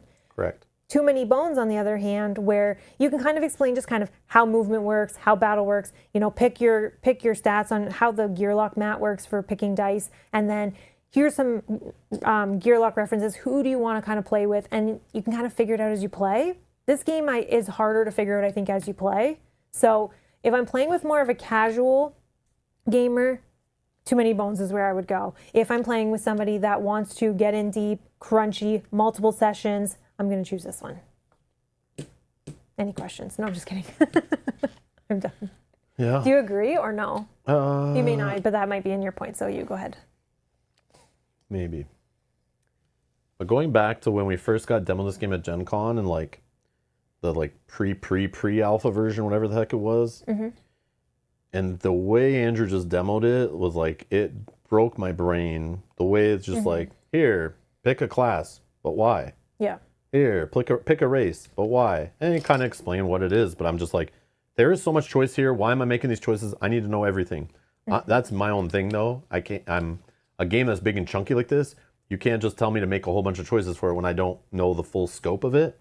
But it was a lot. I left it like super drained and going like, I know I love the game, but it gave me a bad feeling of like the way the demo went was like, I didn't enjoy it, but I didn't enjoy the game. And Rob doesn't have much, I don't. I get overwhelmed. Like I need to like be quiet environment and learn my game. But there it was noisy. We were tired and like you only have a certain amount of time. And Andrew's trying to like quickly get through a session. But I was like, okay, I think I'll like this later. We'll see. But yeah, now having it ourselves and I can learn it at my own pace was sweet. The only problem is, so let me tell you, the most serious problem, let's just get the negative-ish out of the way. My issue learning this game, and I've dropped the hints throughout the whole playthrough, and this bothers me always about chip theory games, is the learning experience. And yes, you can assume you only have to go through it once. It's not a bad thing. But after recently playing The Mandalorian Adventures and seeing how some like geniuses can put together a system to literally get your grandma to learn the game. And I know that game is not as complex as this, but we saw like with Jaws the Lion was another awesome one. And Gloomhaven is definitely complex like this. But you could play Jaws the Lion and slowly through a few scenarios, slowly get someone into that game. And it takes the burden off the teaching player so everyone can learn together even. So you don't have to have one super expert at the table who's played 1,000 hours to like play with a bunch of noobs. Seeing how some different companies have like brought players into medium to heavyweight like gamer games, seeing that and then coming to this right after, it is painful. And that's why I wanted to leave weeks open where I could off stream learn. And Andrew from Chip Theory said, Rob, take your time. He sent out emails, said, guys, we're giving you to this game early to all these different people. Said, take your sweet time, get really good with the game, familiar, take as much time as you need, play it whenever you want. The game doesn't even come out till like October or November for people. Do whatever you got to do. I even saw him at Gen Con, and I said, Andrew, your game arrived right before I left. It stressed me out. He's like, relax. Play it whenever you want. I'm like, we'll get to it. You know, I just have other games I got to play and like that. No, he says, no rush. Don't worry. Don't let it stress you out. And I was like, okay, cool. But then I get back, and fans of our channel, members that I take super serious, members who support the channel, the reason why I'm doing this, the reason why we're here, keep me afloat, let me play these games and enjoy them or not enjoy them, both ways, allow me to do this. So I have to take it serious when they're like, Rob, please can you at least play like it a little bit so we can make decisions, help us make decisions before September 6th, 2024, when the pledge manager closes, so we can try to get free shipping or not, or get the cheaper price, decide what we want to get so we can get the game faster than any other way. And yes, there's FOMO there, but there's like, that is true. So as a gamer to gamer, if this game's interesting to you, side note, go back it. The link is down below. Go research it and back it if it fits your criteria, if you want it. Take a couple days, but think about it, because it is cheaper, free shipping, and you'll get it before it hits retail or through their web store. And you'll get it probably this holidays, maybe early next year, depends on delays and stuff. But that's the fastest way to get it at the cheapest price. Other than if you can get it through a local game store, they might get it around that time and then maybe have it under MSRP, and you might not have to pay shipping. But that's why people wanted us to play this now. So that's another thing I was complaining about before. I feel not as comfortable with the game yet because I would love to have played through 2, 3, 4 playthroughs before bringing it to stream. But I was like, no, it's fine. I'll learn it as best I can. We'll play it for fun on stream like we would some other games where we play them blind. Mm-hmm. But except for we have some experience. That way other people can help them make an educated decision. Now, my argument was like, there's other playthroughs online, I'm sure. I know there are from Chip Theory. And then it's like, you could see the game played. You don't need to see us play it. So it's like, no, they want to hear our thoughts too. So here's our thoughts. That's why we're doing this. But the learning process was kind of torture. So like Mel said, the rule book, 97 pages, really with some of the art and the blank pages, it's really like a 90-page rule book. Either way, 90 or 97, it is well above the length of a rule book that I look forward to opening in the morning, okay? Mm-hmm. When it gets past like 40-something now, I'm like, oh God, I don't want to do this. Yeah. Why am I doing this? This game better be good. Mm-hmm. But again, I've been through this before. I've been through this with Too Many Bones. I've been through this with Cloudspire. I've been through this with Burn Cycle. I've been through this with Hoplomachus Victorum. I've been through this with Hoplomachus Remastered. I've now been through it with Elder Scrolls. 20 Strong I wouldn't compare because it's not as big of a scope of a game. But all these games are big, plus Gloomhaven, plus Frosthaven, plus Jaws Lion, plus whatever other games I play that are like meaty boys. Like Mage Knight, Mage Knight, some of those. War of the Ring, Star Wars Rebellion. Yeah, like we play a ton of games that are all giant games. Rule books, lots of complexity, lots of things going on. They take, you got to take a few night courses to understand the game before you should put it on your table. So I've been through that, but there are some experiences, and I'll keep beating a dead horse, I know, but I want Chip Theory to be better at the onboarding to their games and easing players in, whether they're light gamers, medium gamers, heavy gamers, whatever. Because you can argue, even though you may have to learn the rules once, and who cares, get through it, learn it. That's not the issue I have.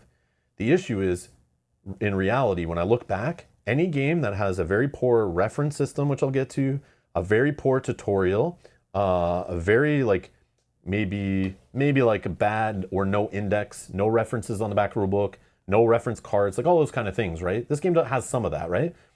But those games, I will be less likely to take them off my shelf and put them on the table in the future because... Like as a second play? Yeah, because I don't want to start from scratch with a long-winded rule book, right? Yeah.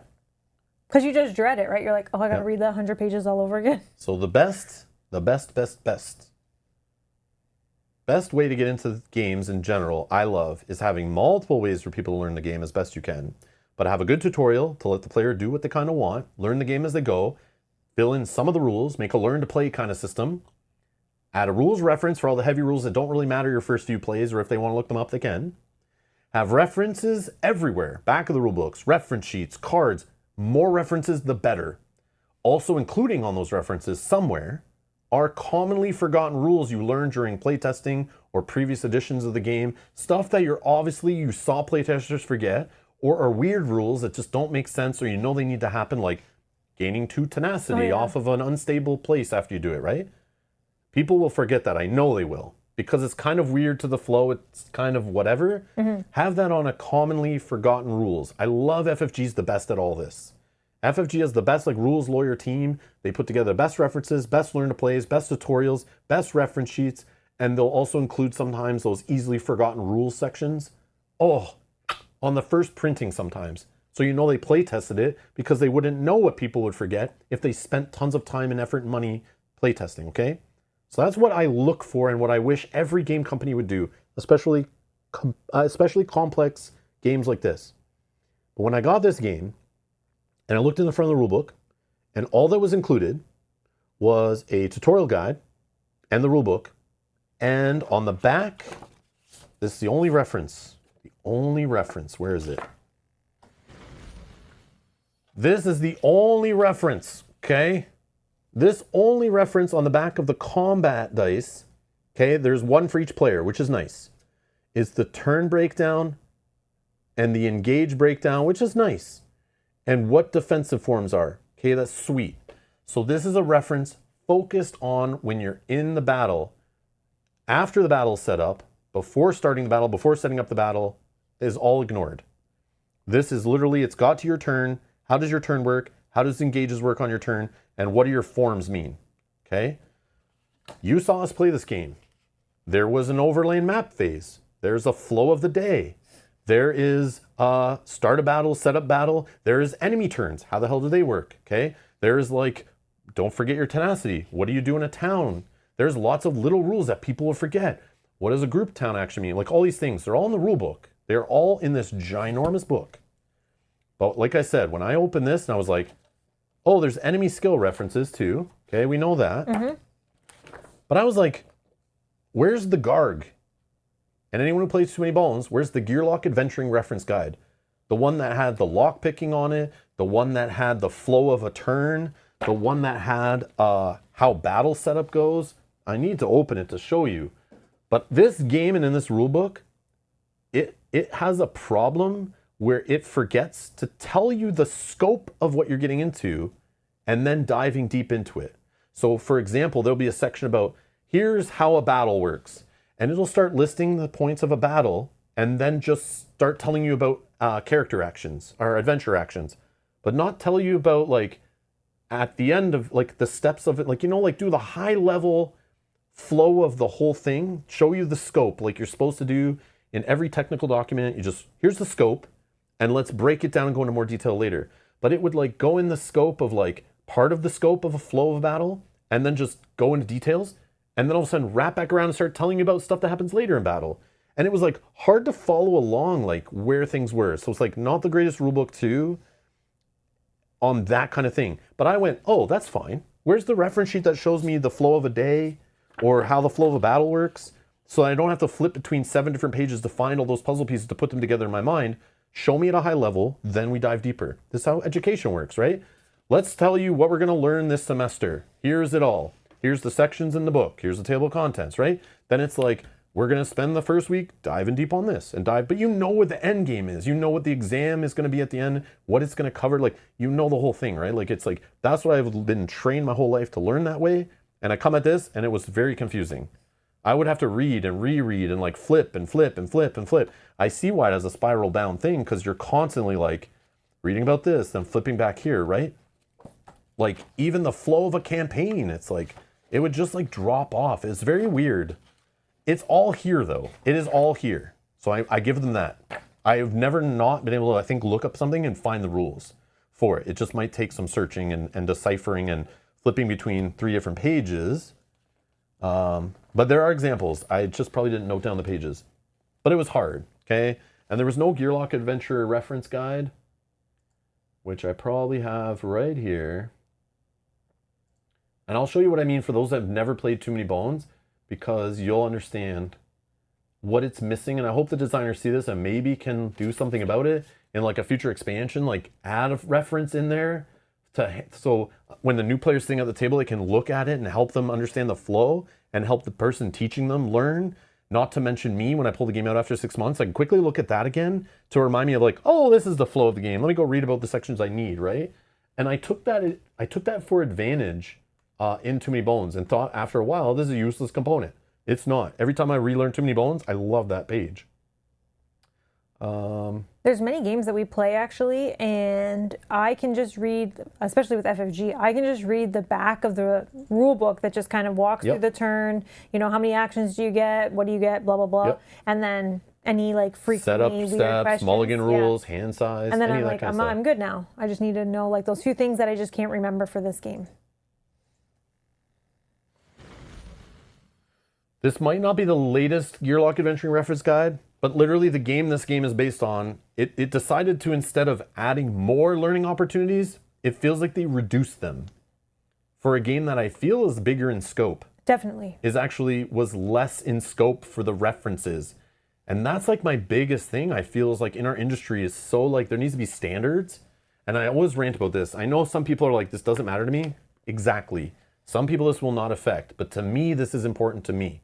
And I know it's important to people learning games in this hobby, and I know it's important to having games hit the table, and it's important for me if I ever want to play this game with someone else.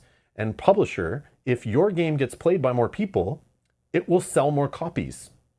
If your game is harder to get to the table and learn and understand and frustrates people in that process, like I will not bring certain games in front of people if I don't have reference sheets to hand those players and they're too complex to learn and I can't play an intro scenario. In this game, I feel like they scaled back. Just by missing stuff like this. The tutorial, it's a bigger book, but it's still the same as that tutorial in the back of the Too Many Bones book. It just walks you through someone else's turns. And yeah, you can set up the stuff on the table. It's not great. Not great at all. It is one way some people learn, but I feel like they need an additional one, but I think they do have it. But if you see here, adventurer routine, okay? This is how a day freaking flows. So you can hand this to a new player. You can look at this yourself and you're relearning it when you're first learning the game. I can look and go, okay, on a new day, I turn this, I do a new encounter. Do I resolve it? Did I fail it? Do I go here? Do I do this? Okay. This does not exist in the rules anywhere. There is no little charts in this 97-page rule book. There is no table. There is no points. There is no diagram. There's no nothing to help you wrap your head around the crazy epicness of a flow of a dang nabbit round of the game. What happens in a day of this game?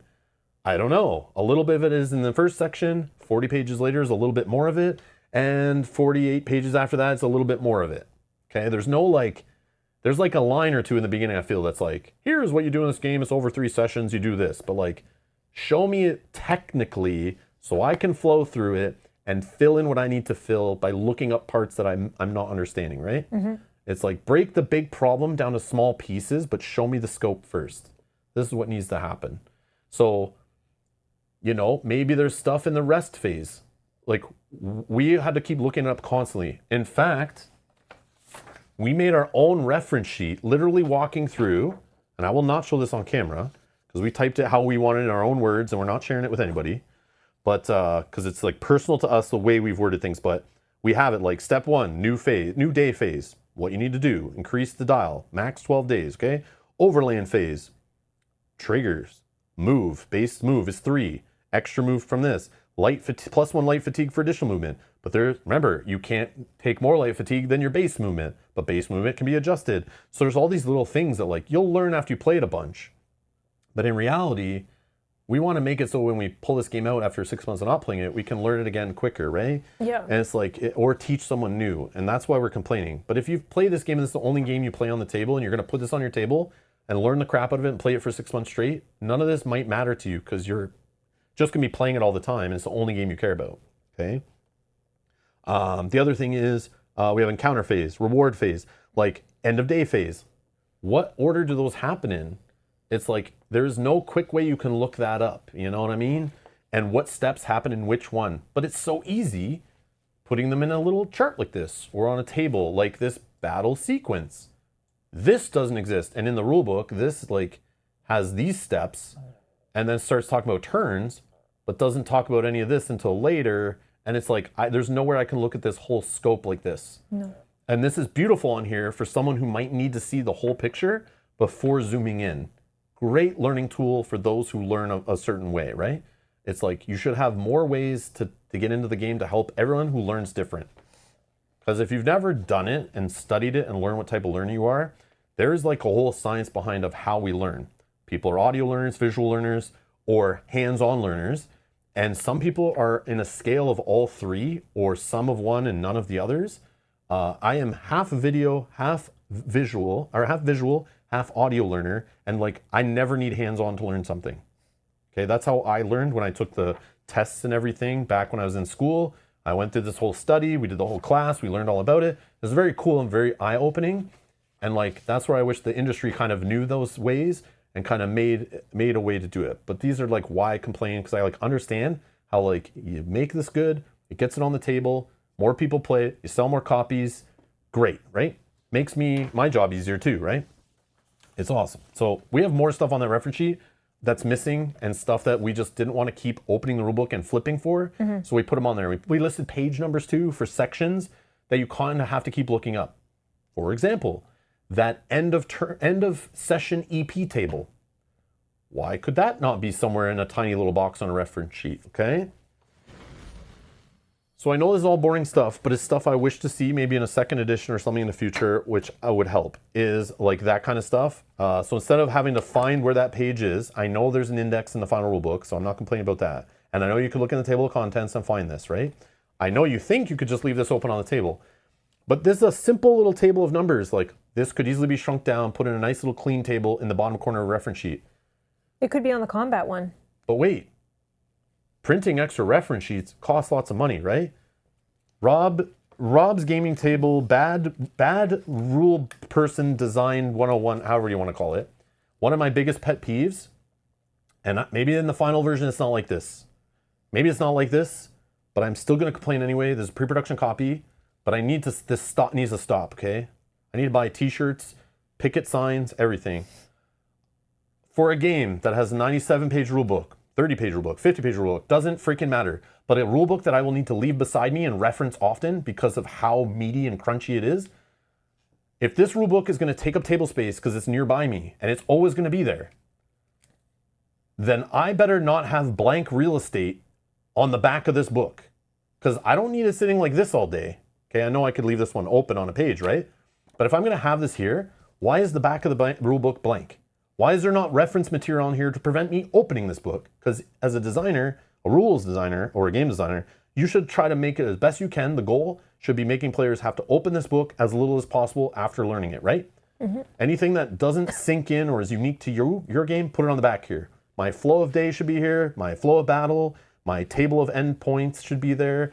Maybe some common pages of things to look up. Commonly forgotten rules. Don't forget your 2 tenacity. Don't forget, you have to take a light fatigue every time you want to take another engage. Don't forget, once you move, you can explore, and you can explore once you move for those actions in a delve only. All that stuff should be on here. Or here. Or here. Sorry. Pass them all. I wasn't ready. Or here. Or here, or here, or here, whatever books you own, right? Why are these all blank? I have these books that you do not even take out of the box unless you're using them. Perfect spot to put more reference to have just near another player. You don't even have to spend any extra money. It's all here. The space is there. No extra components, no extra box weight, no, nothing. It's just, why are these all blank? This is so bad, so crappy. I don't care what you say. People always comment and get mad at me when I say stuff like that and try to defend the designers, but like, for real, 97-page rulebook and there's no reference material like that. This is the only reference material I get in the game. And this, technically, I wouldn't even call this reference because this stuff isn't even in the rulebook. No, that's separate. So you always have to have this, right? There is no way to look this up in the rulebook. This stuff is in the rulebook. They had a nice start with it. Now, the only thing I like is that in their last Q&A stream, they did hint that based on some feedback from some other content creators, I think, that they've made some adjustments for the final printing to reference sheets. So this all might not matter, but maybe all they did was add in a couple extra lines here. Like, I don't know. I don't know if they added new sheets in. I'm not sure. They also should have used this space. Maybe they did. I didn't know that there was But a on this- reference on the back. Yeah, yeah. Nobody told me. I know, but it's like useless. Like this is okay, right? But Yeah. it's like, I don't know. But I remember how many times I was learning this game and I was like, okay, new day, turn the dial, move. And there'd be times where like, we would take XP and I would forget to add it to the dial because that's a little weird because you also have to add XP to yourself. Most games when you get XP, they go one place, Yeah. not two places at the same time to be recorded for two different reasons, right?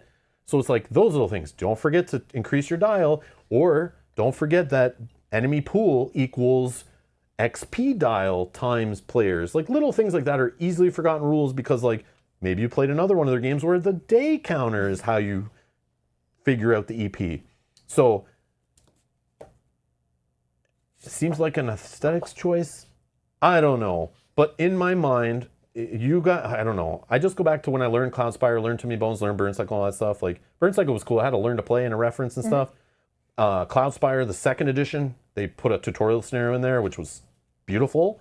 So they learn and they know they need work there. But yeah, just extra reference. Even if you only use them once or you're a player who never use them. Think about the players who will. And it doesn't hurt to add it, right? Is all I'm saying. Doesn't not fit on your shelf anymore, right? The other thing is this. So Mel was saying 97-page rulebook. And Mel read 97 pages, blah, blah. Mel didn't actually. Mel read 97 plus 39. Oh, yeah. Because in here, there are some examples, but they recommend in here a lot to go through the tutorial. Okay, this tutorial though, which they are revising, because there's mistakes in here and stuff, they are revising the new tutorial. I do not have the latest one. But from the one they sent us, it's exactly like in the back of Too Many Bones, where it just goes through some turns, and if you want to see more, go check a PDF online that isn't there yet. I didn't find it. But it literally just goes through turns, like Ryan and Shannon do this, and their die result was this, and they choose to do this. And you can set up components on the table, and you can play along, quote unquote, but you literally don't roll dice. You literally make like 0 decisions. And it literally is, it's cool though. I like it that it exists because for people who just need to read through and read someone else what they would do, I learned from this. I read through this too. Mel read through this too. It helps. So I would never like say, get rid of this. I just love tutorials where it says, like a Learn to Play from Fantasy Flight Games, where it just gives me the needed rules, gives me a scenario that hides some stuff behind the curtain so I can start digesting a few things to understand the fundamentals of the game and then look things up as needed, right? Or play through that first scenario with a pre-built character. Yep. Pre-build me a character, play me through a basic scenario, and then after go, here's some other rules you might come into, and then read this later when you're done the first couple playthroughs, like Gloomhaven, or even crazier like Aeon's End Legacy and stuff, where it slowly like adds rules to it, or like Pandemic Legacy, here you're playing the most basic game ever, slowly will reveal stuff to you and ease you into the game. Or like the Mandalorian Adventures did, right? Those are like exceptional examples.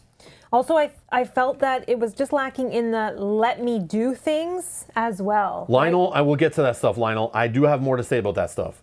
Like, I feel like in this, it should have been like you said, pre-built characters, so it knew which dice you had, and then told you, okay, character 1, maybe go and try to attack the guy. You roll your own dice. You're kind of like going through the motions instead of like reading it.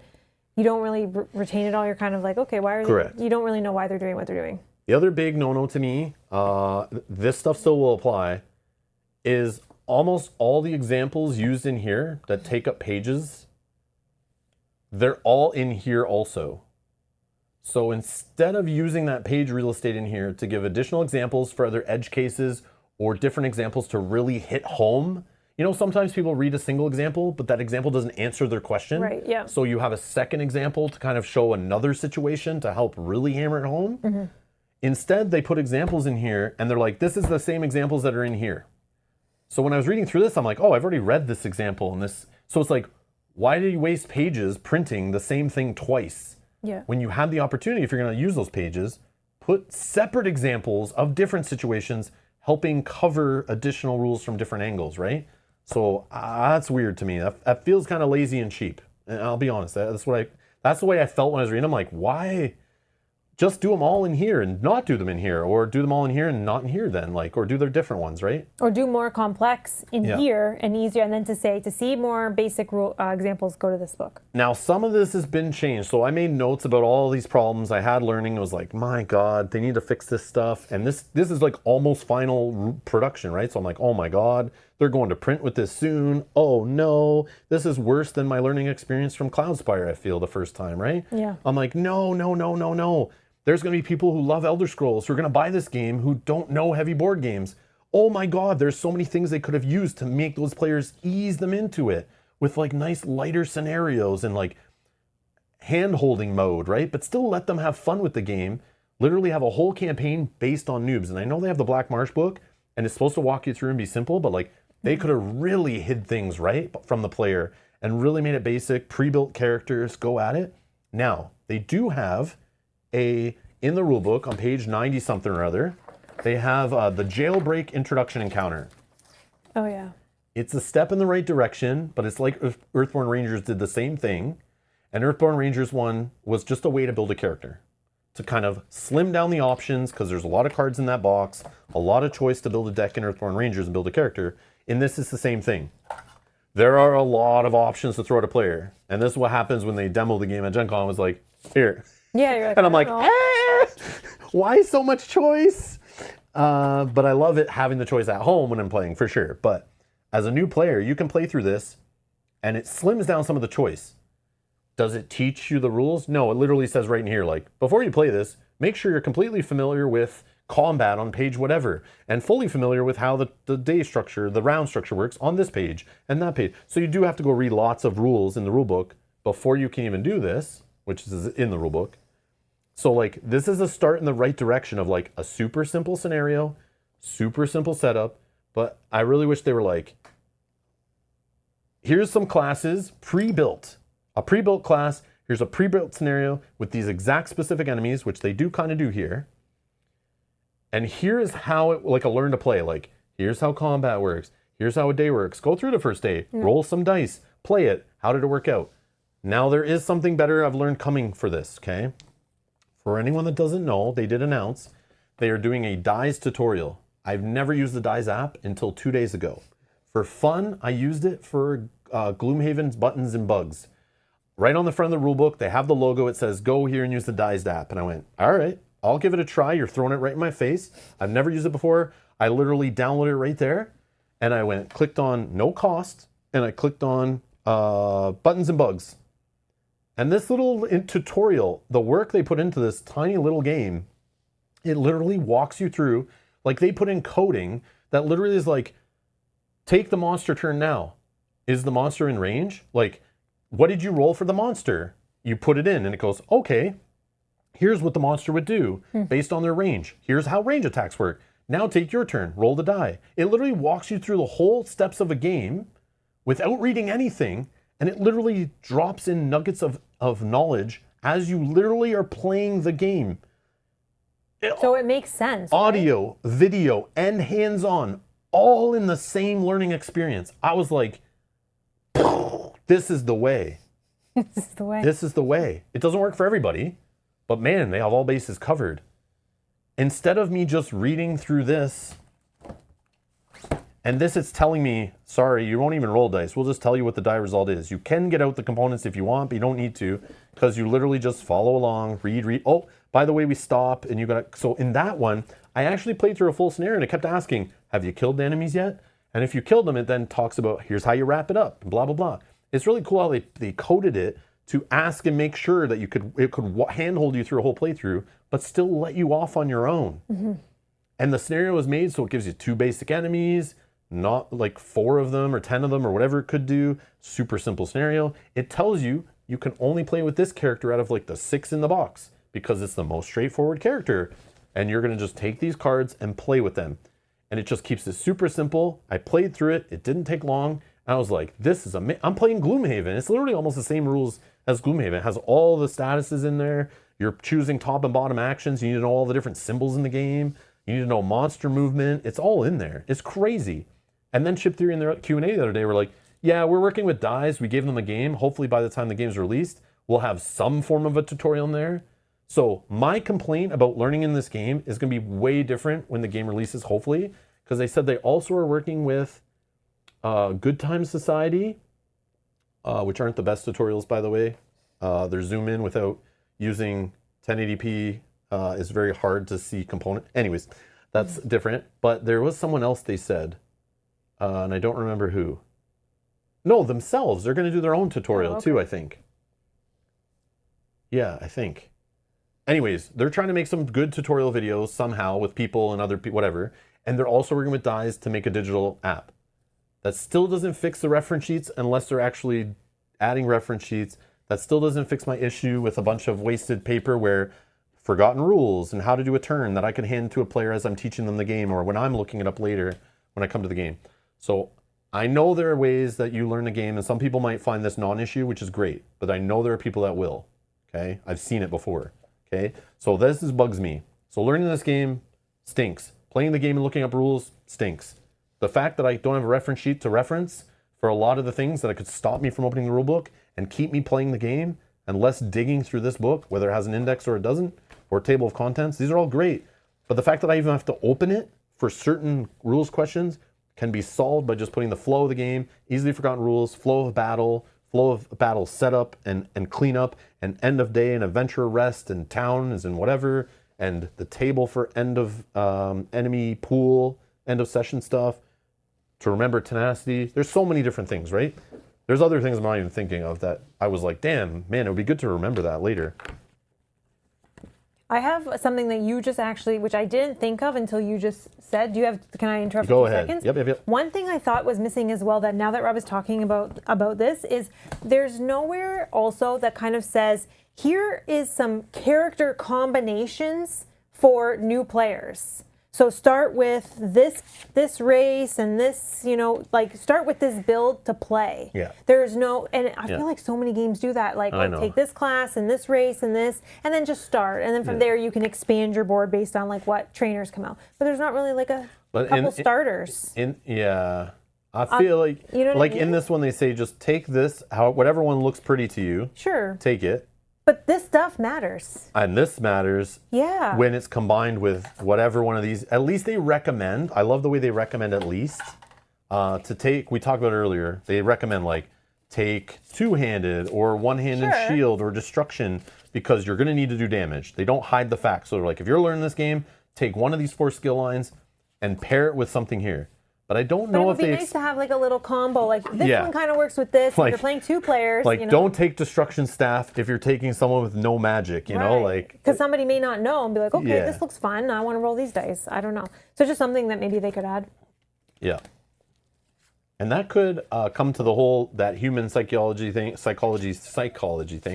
where it's like we learn and we talk about this in the hobby. It's a funny saying of like, when you're first teaching someone like a game, let them win. Yeah. Because they're more likely to show up and play again. Yeah. So the idea of giving me in Marvel Champions a pre-built deck to try with and a difficulty level to set, so I'm guaranteed to probably win, will keep me engaged in your game and buying more packs and playing the game and building decks and mixing up modular encounters and playing against different villains and buying campaign boxes and yada, yada, yada. Yeah. Okay? The same could happen in this. Give me a little character, give me some starting loot, throw me in a little tiny 3-session learning campaign. That will take long, but don't make me play through a whole thing. But I think it needs to go further than what their little jailbreak scenario is. Yeah. That's not enough to learn. That was just like here's how to create a character. But they need to literally here's what you need to know. You're on the board. Here's your pre-built character. Let's start by doing movement. Here's movement. Now make your move, okay? Now the next thing you can do is attack or do this. But let's just forget about exploration. Let's not even put that in front of you right now. Let's just work about moving and engaging and how that works, and then just have a scenario where it's all they have to do. No exploring, no worrying about other fluff, and then walk them through clean up a battle and all those kind of things, right? Mm-hmm. But hide all the other stuff till later, and then they read through that when they're done. But they could replay that beginning thing over and over till they feel locked in. But you have to let the player play the game, right? Yeah. And this tutorial doesn't really let the player play the game. It's just more rules. It's just like you're just reading how somebody played the game. Yeah. But I always skip those. In Too Many Bones, I read them once and I'm like, oh, it doesn't really help me. I need more. But anyways, so that's it. Does not take, this is all my long-winded thing because I want this to change the industry. I want it to happen. Doesn't make it a bad game though, of course. But in general, the game. Elder Scrolls, the Betrayal of the Second Era, as a game, this is a game, just like all of other Chip Theory's games, it is a big, meaty game for players that love lots of tactical combat, puzzles, a little bit of adventure, a little bit of story, but love long gaming sessions, love solving tactical puzzles, and rolling tons of dice, maybe in this one not all at the same time, which is maybe a good or not a good thing. It's up to you. Well, it's how you build your character, right?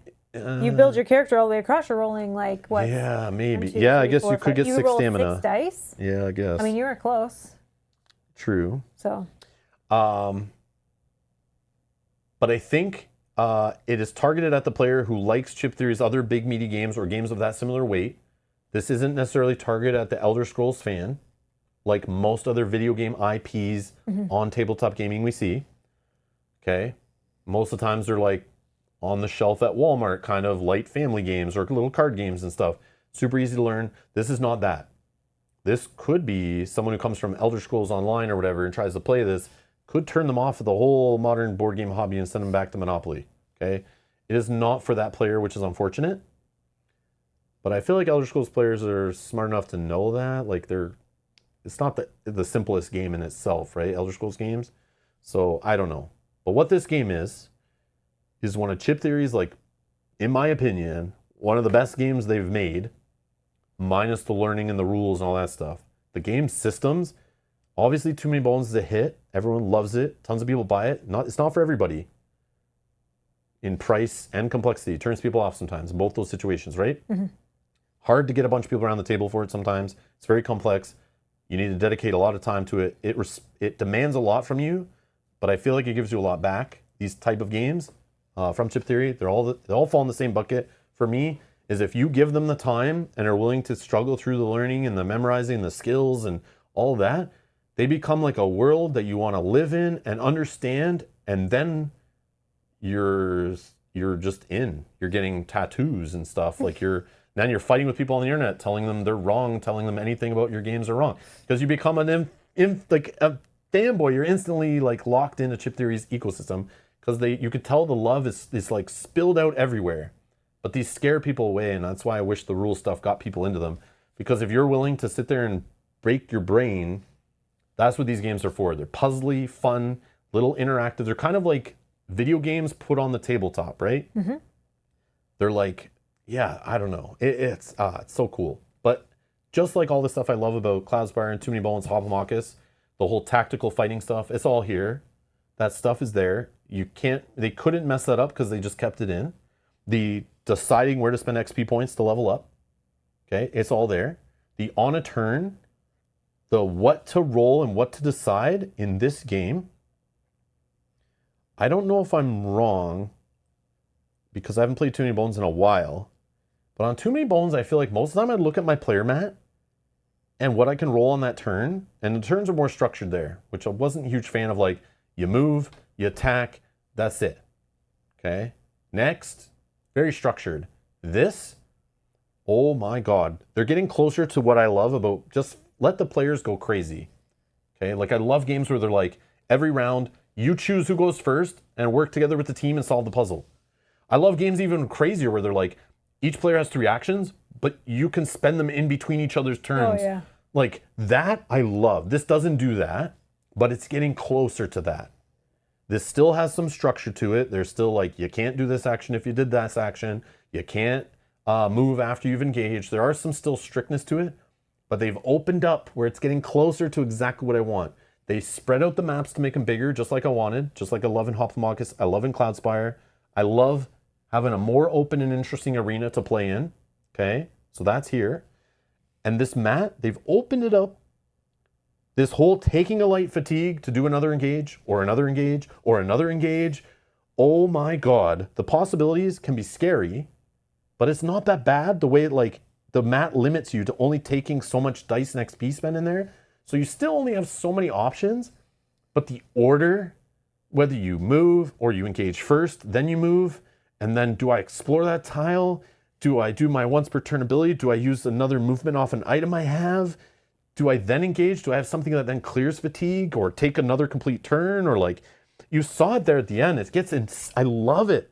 I love it going like, I'm going to attack this guy, then I'm going to engage this guy, I'm going to remove that guy, then I'm going to do this, then I'm going to switch battle stance into this stance, and then so that I can defend myself. And like the whole idea of like, I could shoot some magic and then shield up, and then, or I could shoot some magic and then change battle form, take a light fatigue, slash a guy beside me, like have these big explosive turns, but at a cost is like balanced because you're filling up this cooldown meter, which this cooldown meter instantly makes this game, in my opinion, a complete replacement for Too Many Bones for me, okay? This whole idea I can build a gear lock, because I love gear locks. They're cute. I love that beautiful little world they built. I love the charm around the Too Many Bones world, but I could take it or leave it. I just need like some fantasy theme. I'm easy to please. I'm good, okay? And it has that, but so does this, okay? And I don't care about Elder Scrolls in this. It's just fantasy to me, right? Mm-hmm. And so take that what you will. If you're an Elder Scrolls fan, maybe there's even more you'll love here than what I do, right? But I can now build my gear lock how I want. There are gear locks where I play them once. You guys know this. I'll play them once on stream. We learn them, we teach them. And then I'm like, I don't need to play that gear lock ever again. And I probably won't ever have any of my friends play that gear lock because this little gear lock's a little weird, right? A little confusing. It was fun to learn and play and solve, but then I don't ever play it again. I always go back to my favorites, or I always teach with the same favorites, right? In this, I'm not tied to a gear lock. I'm not putting a gear lock on my shelf and never touching it again. Because the cool part, it's a blank slate every time, and I build my character as I want. I'm not stuck with a bunch of skills on the mat I'll never play, or I don't like, or I won't use against that tyrant or that playthrough. Everything here, I can just not take that skill if I want. And I can build it as I want. This is insane. This is insane options and customizability, but still limited. Like they did a beautiful job of like limiting it to like certain stats, and it's balanced with the ability they have. And then you take this, but these are balanced, and this whole idea of like this battle plan blows the other battle plans away. Like this class sheet, like next level battle plans, which I thought were the coolest thing about Too Many Bones, missing on your dice, and it leading to you building up like basically a combo meter from like a fighting game, like a 16-bit fighting game or whatever arcade game, where you fight in those games, you get punched a lot and you're losing, but it builds up a meter, and then you can use that to like come back. And I love that balance of like failing could lead you to you still winning. That was a beautiful way they implemented that. This blows that out of the water. Tenacity, carrying it from battle to battle, and like spending it when you want on different things, and the enduring stuff where if you have so much it does things. Like I know Too Many Bones had some of that stuff in there, but like I don't know. It's just that it's modular. Like I don't have to take a gear lock and have their battle plan try to make up for some of their weaknesses. Like I pick my battle plan and put it on to whichever stats I want to start with and one-time ability I want to start with. And of course I take whatever items I want, and items in this game, oh, they're plentiful, they're flowing, they're everywhere. They're everywhere. There's tons of them, tons of loot everywhere. It's like they watch my stream and they're like, yo, how can we make a game that Rob really likes? You know what? Let's just throw so much loot at him. Like I'm picturing, if anyone knows that meme, exhibit like holding stuff and laughing, like I heard you like such and such and such. Like I wanted to make that meme and put it on the screen right here of like, I heard you like loot with your loot in your loot games, like ha ha ha, like I have so much of it. It's crazy. Jacko, thank you for the super chat. Thank you. Thank you all. Loved everything about the series of streams. You're welcome. Thank you for the super chat. Thank you. But yeah, I'm gonna just keep going on long-winded, and I don't care, but there's a lot of thoughts, but yeah. And hopefully someone finds this useful, and you can watch it at 2x speed. But. It's funny too, as you're talking about these battle plans, like sometimes there's times where we're like rolling, hoping for blanks. Isn't that funny? Well, that's why when I played Too Many Bones, I used to be like, I'm gonna call it like not enough bones hashtag. Yeah, but because like there'd be moments. I felt like because sometimes you're like, I want to do this ability over maybe an attack for whatever reason. Yeah. I don't see any dice. I'm sure they'll add a skill that's adds dice that like purposely have a lot of tenacity on them. Oh. I could see that being a thing if it's not already in the game, because I don't know all the skill lines. I'm not that versed in it yet. That'd be cool. But yeah, adding something that like just builds up tons of tenacity, I'm sure it's coming, right? Yeah. Like think of how many years they added different gear locks to Too Many Bones to add in all those kind of design, those things to fill different design space. They could definitely do that here for sure with additional expansions and skills and stuff. Mm-hmm. So you were reading, you have more notes you were saying? Yeah, so I like that it's more Too Many Bones I put here. These are notes I did like a week ago, but with create your own gear lock and Hoplo and Cloudspire battles, okay? Mm-hmm. Just like the game I envisioned when I go, imagine they made it Too Many Bones where you could like have your gear locks, but wander around like a map and go through the woods and stuff. Not be locked down to that little boring static battle map over and over again, which I felt was like dated. It felt kind of boring after a while. I love that it's got a campaign, which I love campaign games, but now I'm more loving shorter campaigns. I don't need to play a game 1,000 sessions, and I want to play other things and enjoy other things. So sometimes it's nice to get a short campaign done, which could be 1, 2, or 3 sessions, depending on how far you make it. But I love that it's short, and I think that's a good thing right now, personally. And it does fix one thing. And Too Many Bones, I always would play sessions Too Many Bones. And when I was first learning it, I remember commenting about this when I was playing that game, was I feel like in most playthroughs, even a long session against a gear lock that had a lot of days, you wouldn't level up your gear lock that much. No. And you'd have to replay again and try a different build against a different thing. I love really building up my stats and becoming this all-powerful, rolling 100 dice gear lock, right? Moving across the mat, going crazy, right? Filling out your mat. Age of Tyranny was a campaign expansion that allowed just that. And when we played that, it would go 7 days long fighting different tyrants. You'd literally get to the point where your mat is so full of scars and all your dice are there. And you'd be so powerful, you'd like basically break the game. But that was a way to experience the gear lock to its max potential. This is like a happy medium. It's 3 sessions. You still get to experience a ton, which I love. I love the session 1. You're rolling a few dice. It's okay. It's cool. It's like baby's first Too Many Bones session, right? And then it's like session 2. Okay, I'm now deciding to untrain stuff maybe. And I got an option to take this skill. I'm going to pair that together. Maybe I'll get my 3rd dice in something or my 4th dice in something. Now I'm becoming the all-powerful whatever, mage, thief, warrior, whatever it is. And you're building it all together, and then it's like, yeah, it's just getting crazy. And then in the final scenario, even you might get some more XP and still build it up even more. And it's like that fun choice and getting powerful. And like you saw us fill out our mat. We were playing on easy mode. I'm sure it's not normally like this. But you could stretch it out to 12 days of session 1 to session 2, earn as much XP as you possibly can by doing encounters and hopefully getting lucky and not just getting wrecked, and trying to go as little towns as possible and stuff. You could probably like min-max it and get crazy filled out fast. But it's going to be challenging depending on the difficulty. But I love that building up. The things that are meh. I put a meh section. Oh, okay. Things that I just thought were meh. And by meh, I mean things that don't make it or break it for me. I could care either way, but they're just noticeable. So this I noticed. This is just one example. We played Skyrim the board game, okay? We've played The Witcher board game, okay? Games that are based on video games in this IP or not in this IP, but very comparable, right? Yep. They're turned into board games. And in those board games, on both of those games, you're playing on a map on a board, right? Yeah. I've played Too Many Bones, and I got the upgraded neoprene battle maps or whatever they're called. No, neoprene overworld or adventure maps, right? And on them is beautiful art connecting these little pips, just like on the Skyrim board game. Beautiful map of Skyrim. We're going across the map, whatever, right? Yeah. Witcher, a beautiful map on the board, right? Any fantasy board game, I usually have a beautiful map on the board, right? Any game that has maps, there is art that exists that they could use to make the maps beautiful. This, my friends, feels like something a science teacher kind of put together that failed art class and couldn't like come up with some art. It's functional. This is functional. But why is it so boring? Where's my beautiful grass and pathways and on this, I guess, winter mountains or whatever, right? Where's like cool little town icon? I don't know. I know they need to be like game icons and stuff. But why couldn't this be more beautiful? And some people might like the simplicity of this, but just the ugly hexes on like a boring background feel like they didn't want to wait for the approval on some art, or the artist quit before the game got finished or something like that. That's what this feels like to me. And it works. Like, this doesn't break the game. That's why I put it's meh. Like, you just forget after a while. But when I noticed it, when I pulled it out, I was like, oh. And then I looked at my stream of us playing Skyrim the board game. I was like, yeah, that's a beautiful map. Like, that's the same IP, and it's like all colorful. And they could like use like, you know, the kind of to outline the hex. Like, it just could be way better looking. But this feels like it's like, I know they went for just like a scroll, you know, an Elder Scroll, a scrolled out map that's just kind of like somebody had on a parchment in their backpack. But I feel like from a game, the Elder Scrolls series are always very beautiful.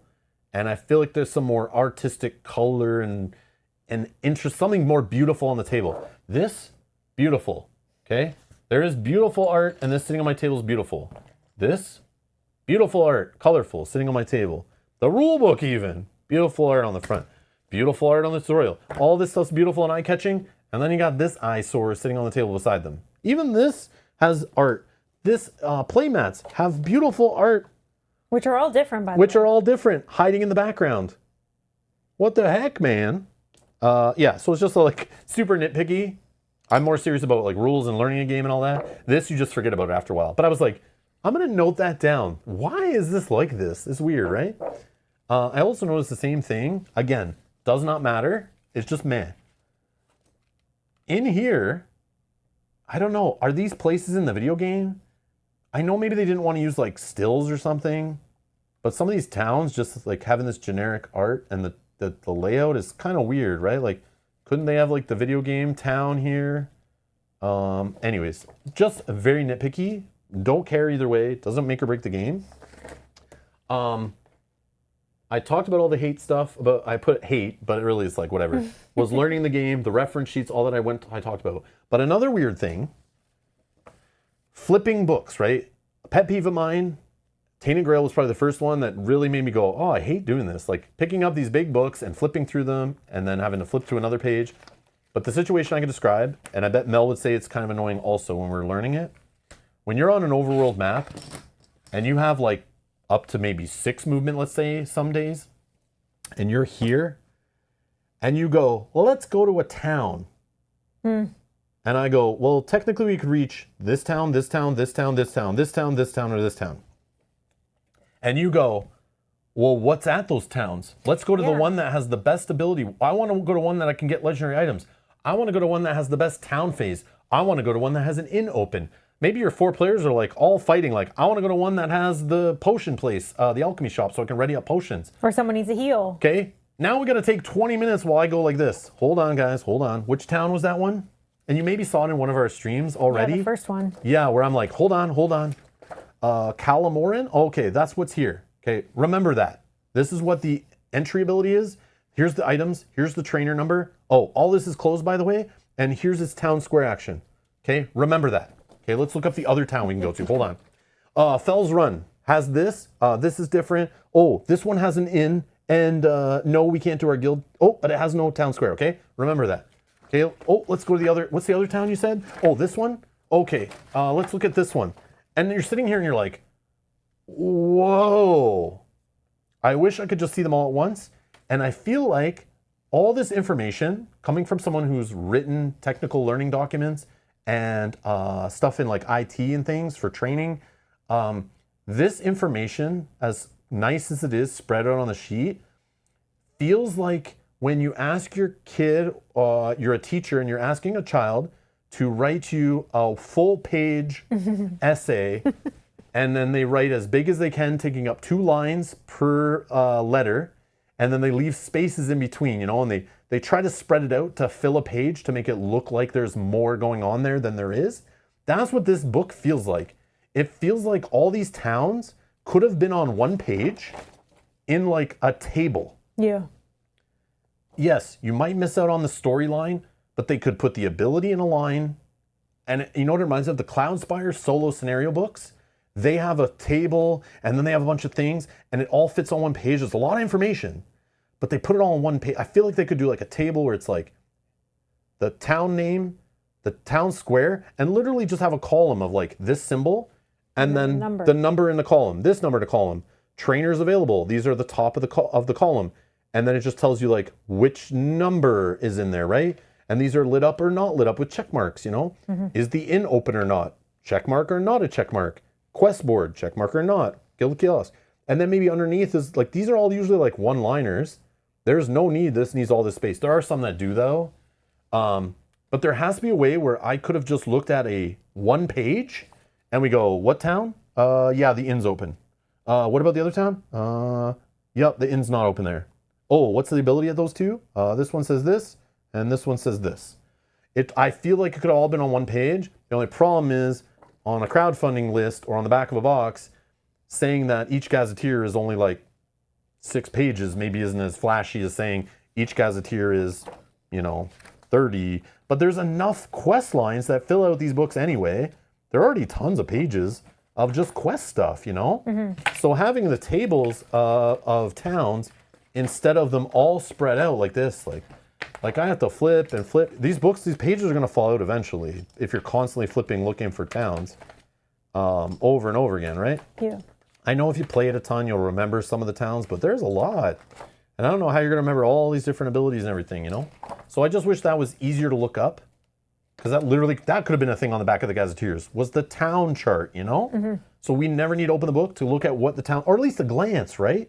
And then if you really want to dive deep in the town, you could then open to that page if it had a big town square ability. I don't know. But then even there, you could have another page that had the ability, the little text, the flavor text, But with the negative of that, the negative of this, it is not really it is a negative, because as fun as it is to look up town abilities, the first time discovering the game, to do it over and over and over, it's the same reference sheet problem where I don't want to spend my time looking up things in this book. I want to spend my time playing the game, making decisions, fighting, journeying, new experiences, doing side quests, whatever it is, right? So it takes me out of the gameplay to be looking up information, and they need less of that, because one of the problems of these type of games is some people, I see them online complain, they take too long, they're too much for them. My session of this chip theory game took 8 hours the first time, 7 hours the second time, 6 hours the third. I see them online, and those are people not streaming it, right? Mm-hmm. So it's if you can keep people out of these books and playing the game, it shortens playtime and maybe keeps them coming back and saying good things about the game, whatever. But this all doesn't take away from the gameplay that much, though. I still love the gameplay. It's still a solid game. It's another quality chip theory game. I don't know what to say. I think I've gone on enough, but anyone who knows me knows I love these type of games. So I said that I'm biased, man. You don't trust me because I don't care about rushing my games. I don't care about how thinky it is. It makes my head hurt.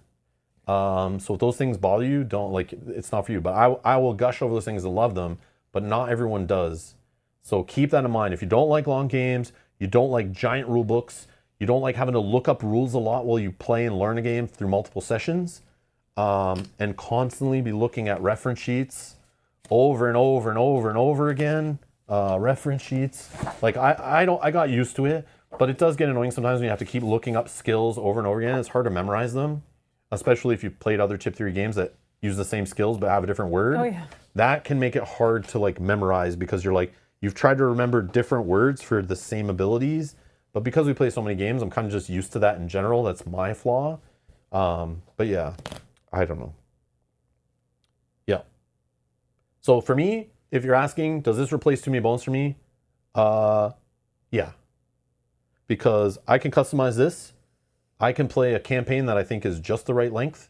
I don't need to pull Age of Tyranny and play a 7-session campaign, or I guess till you die, which could be a 3-session campaign or less. I don't need to be tied to certain gear locks that just collect dust after I play them once. I don't have to relearn a full gear lock to play this game.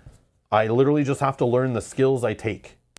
So instead of trying to read a whole gear locks reference sheet before I pick them, I literally just have to read one skill line before I take it, which is cool. And this allows me to build any gear lock I want or any character I want.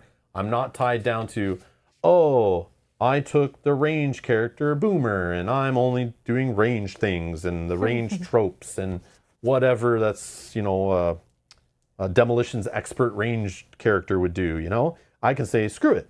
I'm going to be a range character, but I'm going to also do magic damage and physical damage and also defend and run around the board really fast with some acrobatics and heal my party members.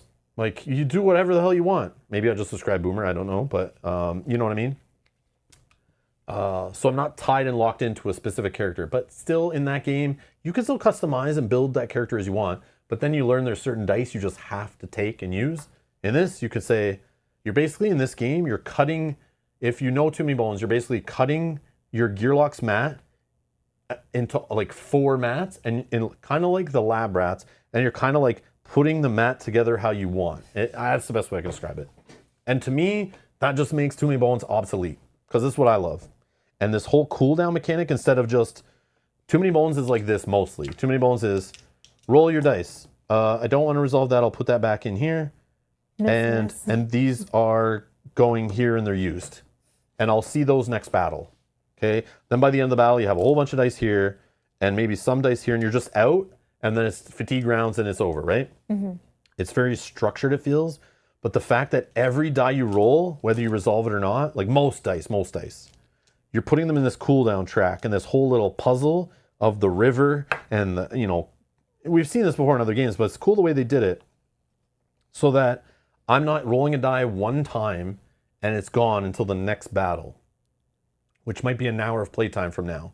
No, I'm putting a die in here and I know I'll probably get it back maybe even next round and I can use it again. And I love this choice of whether I want to fill that up or not. There are dice that drain. We've seen them. There are dice that go in the active slots. Those are usually pretty powerful, though. Yeah, and there's dice that go on baddies or enemies and stuff like that. That exists in this game. But this whole idea that I get to choose my dice and I might get to use them a lot in a single battle, so much better. And yes, the flexibility of the fatigue turns, attacking, the engaging multiple times a turn, movement, not engaging, you get to move again. Oh my God. The tools at your disposal and choices to make, decisions are there to solve the puzzle. And it's just so fun. And then the varied scenarios, even on clash mats, I would take a clash mat and an entrance tile every day over any of the Too Many Bones battle maps. Same. You just get bored of those so fast, even if they tweak them slightly every time. And they do tweak the clash mat and yeah, whatever. But just the mix of more enemies and the spacing, I don't know, just feels, it's all just improved. This is like Too Many Bones 1.5 with the Elder Scrolls IP on top. And you could take it or leave the IP. You don't need to know it. Don't let it scare you away. If you don't know Elder Scrolls, it doesn't matter. If you know fantasy and you want to build a fantasy character and play a tactical combat game, solving puzzles and get loot and do side quests and dungeon dives and choosing whether you want a nice chill encounter-ish for less XP or take on something more challenging and dangerous for the risk or reward of more XP, that's the game in a nutshell. It's still Too Many Bones at heart, but like improved in my mind to things I love. Like they like fixed all the things I can think about that I didn't like about Too Many Bones. And again, that's one of my favorite games of all time, but not perfect. This isn't perfect either. If they had a beautiful tutorial and amazing reference sheets, guys, I don't even know. It'd be hard to complain. I had to really stretch there. No, I'm just kidding. But yeah. Yeah, it's really cool. I don't know. So are we selling our Too Many Bones then? No. No. But for me, here's the thing. But you're not going to play this with everybody, right? I probably, after the playthrough, this one and the one I'm doing next week, the solo playthrough, this copy may never get played again because it's a pre-production. Oh, yeah, true. And knowing there's 100 cards that have different wording on them or fixes, and to know that my rulebook doesn't have an index, and to know I'm missing the how to pack it back in the box sheet, and to know that your Argonians are going to have more cleaned up art so that it's not so dark, like this is way too dark. Oh. Like there's so much little tweaks and fixes they're still doing to the game that I don't want to play with is it still a prototype? And when I get prototypes from publishers, I don't keep them. I got to get rid of them. I can't have them in my collection. Not my boxes in pieces. It was destroyed in shipping as expected. It was in the letter. It says your box might arrive damaged. We're trying to rush it to you. It's not packaged properly. We're making better boxes for the final print. So like, if and when I get a final good copy, a retail, there's good reason to put Too Many Bones up for sale. I don't see a need for it because here's the problem. What I've learned, I think it was Aeon's End that taught me this. There's a point where too many expansions for a game system, it just makes setup and getting the game to the table way too much work that you then just stop playing the game. And I would rather play something that's more condensed and can get to the table easier. Mm-hmm. I don't play a single game so much that I need so much packaged in. So the fact I have a trove chest, like full of all the stuff for Too Many Bones, just to go in there and pick a gear lock, holy geez, it's a lot. This, I don't have to really pick a gear lock. I just have to pick a class and a skill line to start with. I technically don't even need, or not a class, a race. I don't even technically need to play this. I could do the jailbreak thing and it even slims these down to a few choices for me if I wanted. But after a while, I'll get used to these and get to choose. Obviously, they're going to add more to this game where the choice is going to get a little crazy. Yeah. Where there's lots and lots and lots. But hopefully you've played the game enough to know what's in the main game, and the extra stuff's just a little bit added. But for me, a game that's more tight and replayable and easier to set up with less choice to make every time I pull it out, I prefer that personally. So yeah. Does it fit on a Kalak shelf? I don't know the... Yogi said yeah. Oh, it does? Okay. I don't know the final size of the final box. Again, my box is like being changed and stuff. Like we just have like a prototype box-ish. Like it might be the right dimensions. I don't know. Oh, they are making it taller. Yeah, my box isn't as tall. Oh. Okay. Yeah. Sorry, they're making the box taller to fit in those adventurer binders. Yeah, they are adding like half an inch to the size of the box, tall. So I don't know if that changes Kalak's stuff, but... Is this the size of the box right here? I think it would still fit if it's taller, yeah. Yeah. But yeah. Auction this off? No. No. Yeah, these prototypes are like... this is, if I was a publisher and a designer, this is not the way I'd want someone to be presenting my game in the future if I had a more beautiful, polished copy. So I would not want to give this to somebody and then they're like showing, like, this is in controlled hands and I like that better. So it's like, I would recycle it probably, if any of this even is recyclable, before giving it away to somebody. It is fully playable, but in my mind, it's like, yeah, I would want someone to experience the like proper full finished game, not even something with like a few mistakes in it is like how I look at it. I don't know. That's just how I look at it. I'm also trying to save 75 cents. I'm like saving components from games that either we buy through some of those away. I know. But I want to do it specifically with dice if I can and make like this cool little like vase with dice. Yeah. And this game probably could fill it like a cool like a centerpiece kind of thing, right? You know, people do that with like corks from wine bottles or different things, or not hubcaps, bottle caps. I want to do that with dice. That'd be cool. Yeah. So this game could fulfill that for me. Yeah, look what they're saying. I've never played any of the video games, and I'm really looking forward to this. Yeah, I've never played any video games either, and like Rob says, I just look at it as generic fantasy. I don't know who any of the characters are, but that doesn't matter. But again, if you're a Too Many Bones fan and you're like, I don't know, do I need this? That's up to you. Yeah. You probably can play Too Many Bones more and probably still have more to enjoy. And like the other stuff didn't come that long ago. Did you already play through all that so many times you're so bored? Did you already take all the new content and go play it with the old content and mix all that around, you know? I don't know. There's so much there.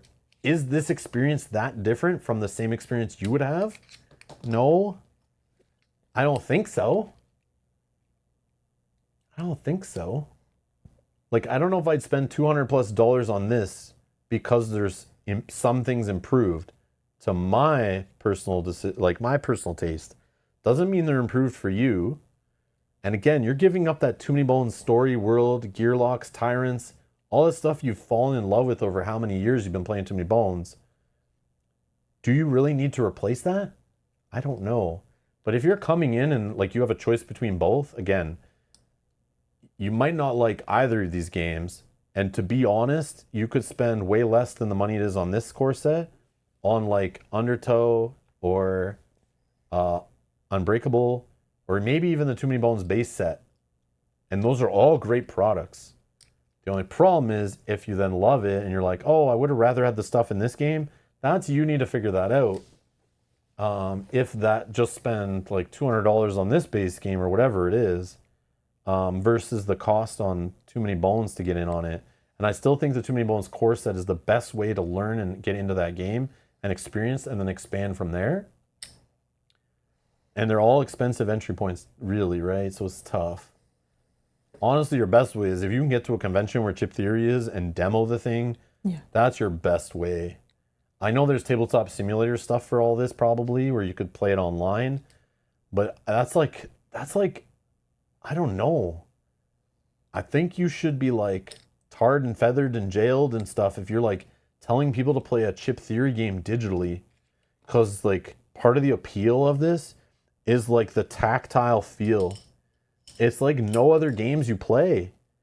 And like people always just look at the components, go like, oh, I love the neoprene and the chips, but like it's a deep, rich, heavy strategy game you can treat as a lifestyle game and play them a ton, and they won't wear down. But once you feel and shuffle PVC cards and hold a PVC reference sheet and put little things, little chips and dice in your neoprene mat, and you roll handfuls of these custom beautiful dice, oh my, yeah, like, I don't know. And you're sliding chips around on a mat instead of miniatures, and you're like clicking them like poker chips.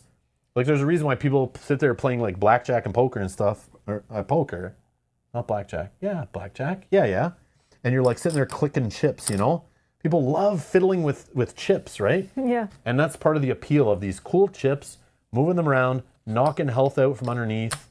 It's just like the tactile feel of it has that like toy appeal. Sliding around chips on neoprene, there's something different there. Like, and I didn't get it either when I watched videos and read about chip theory stuff, all the way back to when we first got into Too Many Bones in 2019. It wasn't until we touched it at a convention and got a demo, we were sold. Videos did not do it for me. I guarantee you playing them digitally on Tabletop Simulator would not do it for me. You just need to feel it sometimes. And that's how it works. Sometimes you just gotta grab it, you know what I mean? I'm just kidding. Don't do that. Or lick them or smell them. Yeah. So that's a whole other thing. So it's like you could try the rules out on Tabletop Simulator and see if you like the flow of the game. But yeah, it's a whole different world actually. Like, yeah, it's a whole different world. Like passing those trays, all the dice trays, like I know I'm just have a table full of junk here, but it's a whole different world. Like having these all on your table and choosing between skills and dice and like just seeing the table presence of all this stuff. You don't get that in a digital app. Like you just don't. You don't get it, man. You don't get it. Yeah. It's just a lot of stuff. All on the table just because we can't. And we just definitely scared away like a ton of people that are like, oh, I can't buy a game like that. It's way too much stuff. One more. And every one of these little dice has their own rules tied to them. Every little dice has its own ability and own timing and what it does and how it interacts with other things. Like, yeah, these are not games for the faint at heart. But if you're willing to give them the time, they could become your favorite games. That's all I can say. I almost didn't try Too Many Bones because the art of the gearlocks look weird to me. They look like Wish.com hobbits. And I was like, oh, what is this? Eventually it grew on me and I appreciated the art after it grew on me. It's very, very subjective. But yeah, ever since then, I will give these games a chance. And this game did not disappoint. Definitely didn't disappoint. They've learned from what they've done in the past. They definitely had some fresh new designers on it, and I'm gonna give them the props. I know the old heads designed the base Too Many Bones is built off of, so they had someone kind of start them off already.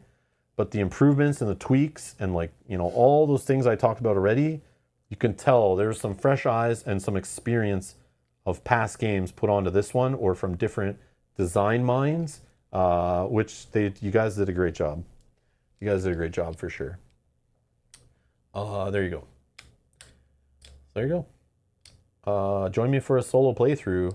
Oh yeah, this, I don't know if anyone sees this, but so I found some blue tack. Mel got some from the store. So this little thing in here is not where I put my gum. So this is not with the game, but this is what we're gonna use on the overworld map. Oh, we didn't even need it after I bought it. I know. I'll need it in the solo playthrough though. You know, where you can put this on the bottom.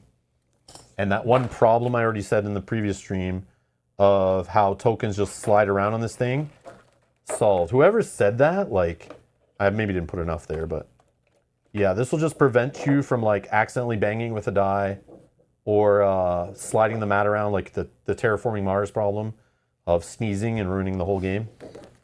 Can't happen here. So whoever came up with that blue tack, amazing. I totally took that idea and we're using it. So I just leave some blue tack in here then. But yeah, that's not gum, I swear. All right, that's it. I probably had other thoughts, but that's what I had for notes. That's how I felt after playing it. I'm glad I got 2 full playthroughs and a half in. That's how I feel after that. So keep that in mind. Don't ask me how I feel in a few months because I will play the next scenario on stream or I'm going to play the solo playthrough. Check the playlist in the video description. There's a playlist link. You can find all of our streams related to this game. We're going to do another playthrough this coming week, solo. Join me. We're going to play true solo, one character. We're going to pick a different region to play through. You guys can vote who are there live on the poll. We can try to build our character together for fun and see how far we can go, and hopefully I don't mess it up. And we'll play it. There's 3 days in a row, scheduled streams. We might not make it that far if we die. We'll see. But we're going to take some more at it. So join me for that, and we'll get some more experience with the game. And then we'll see how we are down the road. But yeah, so again, yeah, that's my experience. I don't know. So again, don't listen to me. I've only played it a couple times. Yeah, all that said, everything I said, don't listen to it. Minion, thank you for so being a much. member 18 for months. 18 months. Thanks Thank for the you. streams. No, thank you for watching. Thank you. Yeah. So there's our playthrough of Elder Scrolls Betrayal of the Second Era. Done. We won. We won. Also, for those who care, I guess I should have followed up at the beginning of the stream. My ranting on the last stream at the beginning of the episode. There were some nice people that reached out. They reached out in the comments of the last video, and I got an email. So the gentleman that talked about how, I think it was the one about the crowdfunding and how I need crowdfunding games for my job to succeed and all that stuff. They reached out and apologized, and kind of they had autism and didn't understand the way like my mannerisms and like the way they don't pick up on social cues, which I totally understand. And also I'm reading text on the internet, so I take things a certain way, right? Mm-hmm. And I read between the lines maybe sometimes where I shouldn't. So that person reached out, cleared it up. I cleared out what I meant by it, and we worked it out. It's all good. Mad love and respect. Some misunderstandings. There are still some jerk faces. The trolls. It's all good. You can feel how you feel and all that, and I don't deserve the game unless I say all positive things and whatever. But I still stand where I stand on that. Chip Theory and their playthrough stream. Andrew cleared it up with me. The reason they were doing a rush playthrough and playing really fast was not because myself and other people who take longer to play their game, because there's streams that are long out there, that there are streams that definitely, and more that will come, that cannot play through with 4 players in 3.5 hours. Okay, that's very hard to do. They were asked by their community to play the game without all the chit chat and stuff, so it wasn't a long stream. They wanted to see the designers play and the people at the company play through the game in a quick stream to see all the gameplay without all the chit chat, without all the discussion on why they're picking things, just to pick things and play the game and see how experienced players would play it. I took it as, oh my God, they saw my playthroughs and other people's playthroughs, and they were joking with me how they wanted to play it within less than I took. They wanted to be less than 8 hours, and they wanted to show how the game could be played fast. And the comments about they wanted to show how experienced players would play the game. I took offense to that. And I was like, wait, what? What are you trying to say? But really, they were just trying to please their fans and then tease me in the process, which I don't mind the teasing. Don't get me wrong. I just thought some of it was maybe more serious than it was. But the designer and Andrew reached out and cleared it up. And we're all good, I think, unless they still are mad at me. But we're all good, I think. Yeah. On our end, we're good. Yeah, they cleared it up. I was like, okay, that makes more sense. I'm sorry. But I should have reached out before I went nuts and like just rambled. I didn't know you were going to do that. I know. But there was 3 things that were bothering me. Mm-hmm. And only part of it was Chip Theory. So that wasn't that big a deal. I know. That was just a little thing. But all the frustration from all 3 things added to like shots at everyone, maybe a little harder than they should have been. Right. When it should have been like a little shot at you, a little shot at you, and a little shot at you. I just took it all built up and was like, I'm going to deal with everybody. Shot cannons instead. Boom, boom, boom. Yeah. So we're good, I think. I don't remember what the third thing was, but... So no, Jacko, there will not be a response stream, I don't think. We'll see. Maybe Chip Theory will do a response stream. No, but they were nice. They were explaining why they like the way I make long videos and don't worry about it and don't listen to the people who are telling you just get to the gameplay. And yeah, I was like, yeah, I let it all get to me. Lionel, okay, Mark first. Yes. 23 months, Mark. Thank you so much. Thank you. Says, thanks for the stream. You two are always a pleasure to watch. Oh, you're a pleasure to chat with. Yeah. I don't know about both of us. Mel is a pleasure to watch. I have my days, okay? You can be honest, all right? I'm not kicking you out, Mark. You're good. You can say whatever's on your mind. Yeah, we know what he really meant there. It's fine. Lionel says, it's been great, man. And honestly, if you can't rant/vent on your own channel, where can you? LOL. It's true. It's true. Thank you for all the content you guys do. It worked and got me way hyped for my copy to get here. Uh-oh. Oh, and someone else said something. Uh-oh. Maybe it was Dominic, if I'm remembering correctly, saying that when we're talking about like the rule book and how like long it is, they said they just watch 18 hours of the content here and then they use the rule book as a supplement. I wish I could do that too. Unfortunately, I had to make the video first. So I don't have that pleasure. But yeah. I did try to watch some of Chip Theory stuff after our first day playing it. Yeah. We watched one of their early, but again, they were playing with like a way earlier prototype. Yeah, and it looked different. And rules had changed. They were like cooling down at the end of a turn. Oh, yeah. And I was like, okay, let's not remember that because then I'll play the game wrong. So they were dropping rules that were incorrect. And I was like, oh my God, I'm already learned the game and now I'm going to unlearn it? No. So it's like, it was tough. It was tough. But you guys are going to have a way better time learning it. If they do the dice tutorial correctly, try those out. Those dice tutorials are pretty cool. They're not for everyone, I'm sure, especially if you only have a tiny little phone. If you have a tablet, amazing. Is there like an app, like on the computer? I don't think it's on Steam. I think they're only on like iOS and Android. So I think you'd like, oh, you could probably use a Chromebook that plays Android apps. There's probably other ways, but I don't want to get into that are like more technical, that maybe take a little more time to figure out. But yeah, as long as you have a decent sized phone, you'll be fine.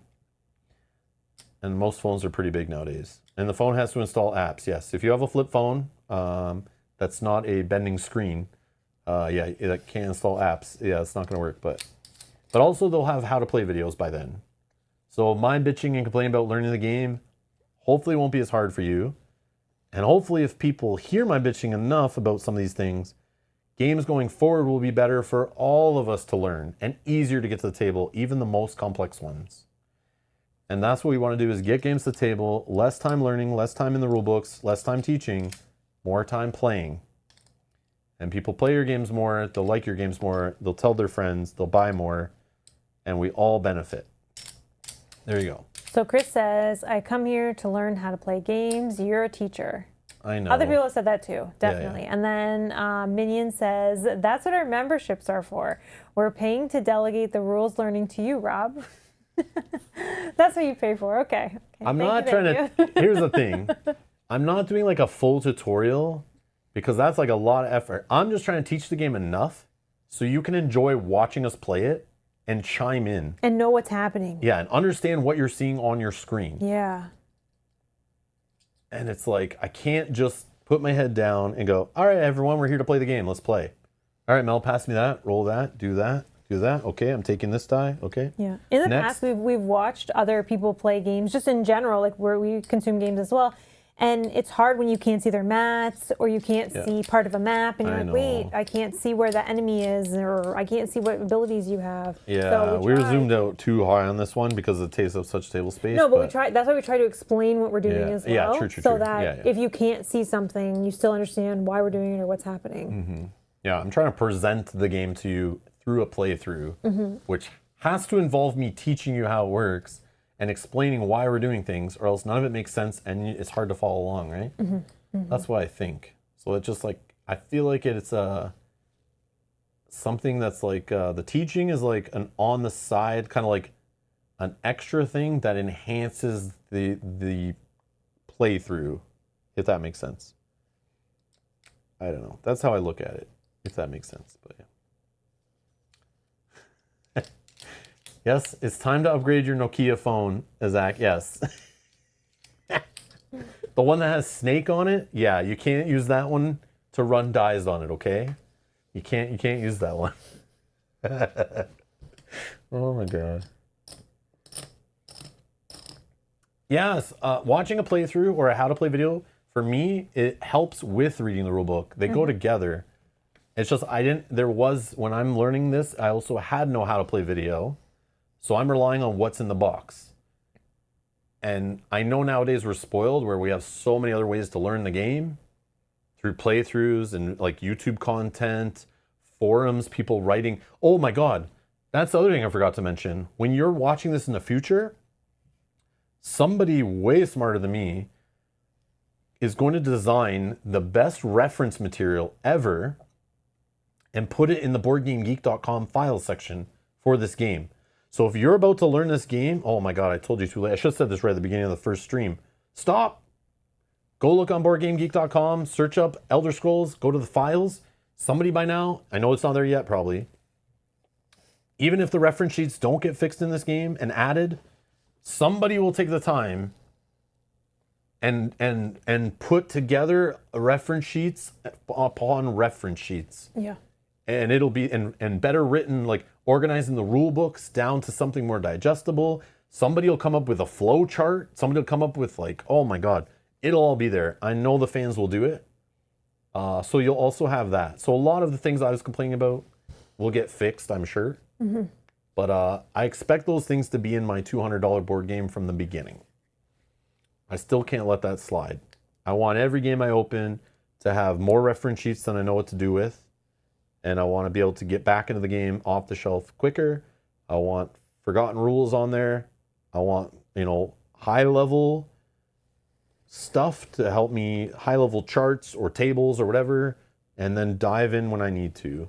And I want beautiful learn to play tutorials that I can just play a tad of the game and learn it, and then add the extra stuff in as I want as I dive in, right? I don't know. That's just me. Yogi wants to know what's coming up next, other than your Yogi's trolling you. I want to play Gloomhaven Buttons and Bugs. I learned that and played it a little bit off stream. I want to play more of it though, but I think that would be fun to play on stream. We got a couple things that we can't really say, right? Just like in the works, so that's fun. Yeah, but I don't know what's next. Yeah, so like you have to just stay tuned. That might not be next, but that's what I know I want to play. Well, there's a couple things that, Oh yeah, there's a couple things coming in the mail. As well as like... And some things we already have from Gen Con that you guys know we have to play soon. Yeah, so we just don't know the order of things. Yeah. But there's things coming. So make sure you subscribe. What about with Kyle? I'm debating playing Arcs still. We want to play Arcs with him still, but he couldn't come this week to learn it. He went away on family vacation. Oh, yeah, he was away. And then he like we were going to play last night. No, 2 nights ago, but then he couldn't play. Mm-hmm. No Outer Rim yet. And we don't have Unsettled. Sorry. Yeah, no Unsettled. No Unsettled. No, we don't. No Unsettled. I don't own it. And I don't know if I want to own it. I remember we looked at that one. If it's spacey, I don't think I was really into it. You know what? We looked at that one. I remember like the ISS Vanguard vibe didn't flow with Mel, and I wasn't really that into playing the whole thing because Mel wasn't enjoying it. Wasn't for me. And I know Unsettled is a completely different game, but it's in a very similar It's like same universe. Same universe kind of vibe to it too. Yeah, so I love it. And it does look cool. I remember it looked cool. But again, there's so many crowdfunding games. It's like, you just have to say no to some. It's crazy. Voidfall? We don't have that. No, don't have it. That's not on the list. That one, I can't remember, but I think that was space as well. No, we don't own that one. Yeah. There's a bunch of games you'd never believe. We don't own all the games that exist. It's crazy. Oh, Unsettled is much different than ISS Vanguard. But it's like... I know, Joe, but the theme of it, it's still that like sci-fi theme to it, like spacey stuff, right? Unless I'm completely wrong. I'm thinking Voidfall and Unsettled are both like space games. Yeah. Isn't Unsettled one with all the boxes? I think so. I think it was like a ton of boxes. It's a puzzle game. Oh, but yeah, and I understand that, but it's also a big, expensive Kickstarter game set in a space setting. So from a budgeting, yes, it is. Go to a planet. Okay. Yeah. Yes. And have some puzzle. Yes. Yeah, I don't know that that's for me. Yes. So what I'm saying is sometimes theme can turn people off of a game, and no matter how good the game mechanics are, sometimes you just have to decide on the 47,000 crowdfunding and retail board games that come out every year. Sometimes you just have to look at a game, and if it has a bad box art, you don't buy it. Mm-hmm. If it spells its title weird, you don't buy it. If it has a playtime on the side of the box, you don't buy it. If the back cover of the box looks weird, you don't buy it. If the publisher made a bad thing on crowdfunding, you don't buy it. If it has a theme, you don't buy it. Like, well, you have to narrow it down somehow. if it doesn't have yellow player pieces, I don't buy it. Like, I have to come up with some weird criteria. Otherwise, I go in debt thousands of dollars buying games I don't need. So, Unsettled, I don't care how great it is. It's still another big box Kickstarter game that just has things about it that to us we're not interested in. So yeah. Steam Edge, I haven't looked yet. Is Mel excited about the new Arkham Horror LCG? The Cthulhu one, yeah. Well, yeah, I I'm am. excited about it, but I haven't really like dived too deep into it. But I'll get more excited as we get closer to being able to play it. Yeah, I'm looking at like, I want to take a break from Arkham Horror LCG and I don't want to play it for a few years. I just don't care about it. I want to move on to other stuff. And then they go, hey, Rob, sitting in like the 5th row at our press conference. By the way, more Arkham Horror, and it's Cthulhu. Yeah, I did. And I was like, damn those guys. Now I got to buy that and play that. Damn but it. I try because it usually takes so long. I think we're not getting it until next year. I try to like put it out of my brain until it gets closer. Yeah, let's not worry about that. There's way too many other games to worry about in the meantime. Locator says if it doesn't add over 100 minis to the unpainted pile, don't buy it. I have them stacked up on the shelf upstairs. Some things I need to paint. Me said, what about post The Elder Scrolls Betrayal the Second Era solo play? Break out some Unbreakable. No. Nope.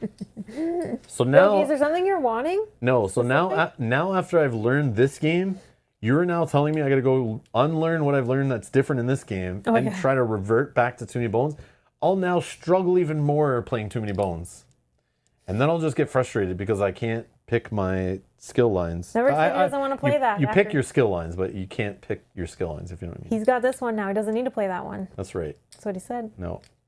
I want to play some lighter, fun stuff after this. Same. I need a rule book, maybe 30 pages or less. Yeah. I'd like that. But for now, I'm going to enjoy this game and not worry about other games as much. And we'll get to those games when we get to those games. But stick around because we do have more things coming, for sure. Definitely. You guys know. Those who watch our Gen Con coverage, we have some games like we want to get to Sorcerer, the cooperative and campaign expansion, Sorcerer Endbringer. Definitely going to play that sometime in the next month or so. We have stuff coming from, or what's the other one we got? The campaign, Fate Forge. Oh, yeah. I definitely want to get into Fate Forge and try to give that game a shake. Mm-hmm. So I definitely want to play that one. That looked interesting. And then there's an upcoming crowdfunding campaign for a game that we've played before and love, that we have an expansion for, that we should learn and play soon. So that's coming, and I don't know when. But yeah, there's so many games. And then many others that we've got and we want to play. So stay tuned. Anyways, that's going to be it for now. This was fun. Thank you. Thanks to Chip Theory for providing us with a copy that we could abuse and enjoy. It was fun.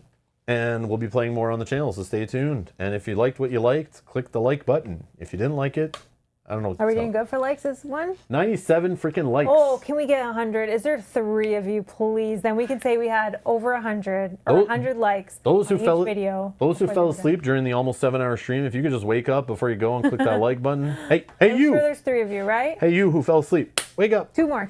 We need 2 more. But thank you That for would be clicking the like amazing. button. Thank you so much. And thanks That was again- like each video that got to 100 likes then. Thanks again for all the support, guys. Much appreciated. We'll be back in a couple days. I will be playing more of this game, so stay tuned. Too Many Bones is lighter than this game? I don't know about that. Maybe the original box. I don't know about some of the expansion content. It gets pretty crazy. But yeah, you might be right. But I don't know, man. I don't know. Definitely is a smaller rule book. Oh, Jackpot me and pressed it twice? No. Oh, we're at 104. Thank you, everyone. Thank you so much. Thank you. Thank you can so sleep well much. now. Enjoy the rest of your weekend. Those having a long weekend, enjoy it. And we're going to go get some rest and get back to it. Thanks a lot for watching. We'll see you in the next one. Bye. Bye-bye.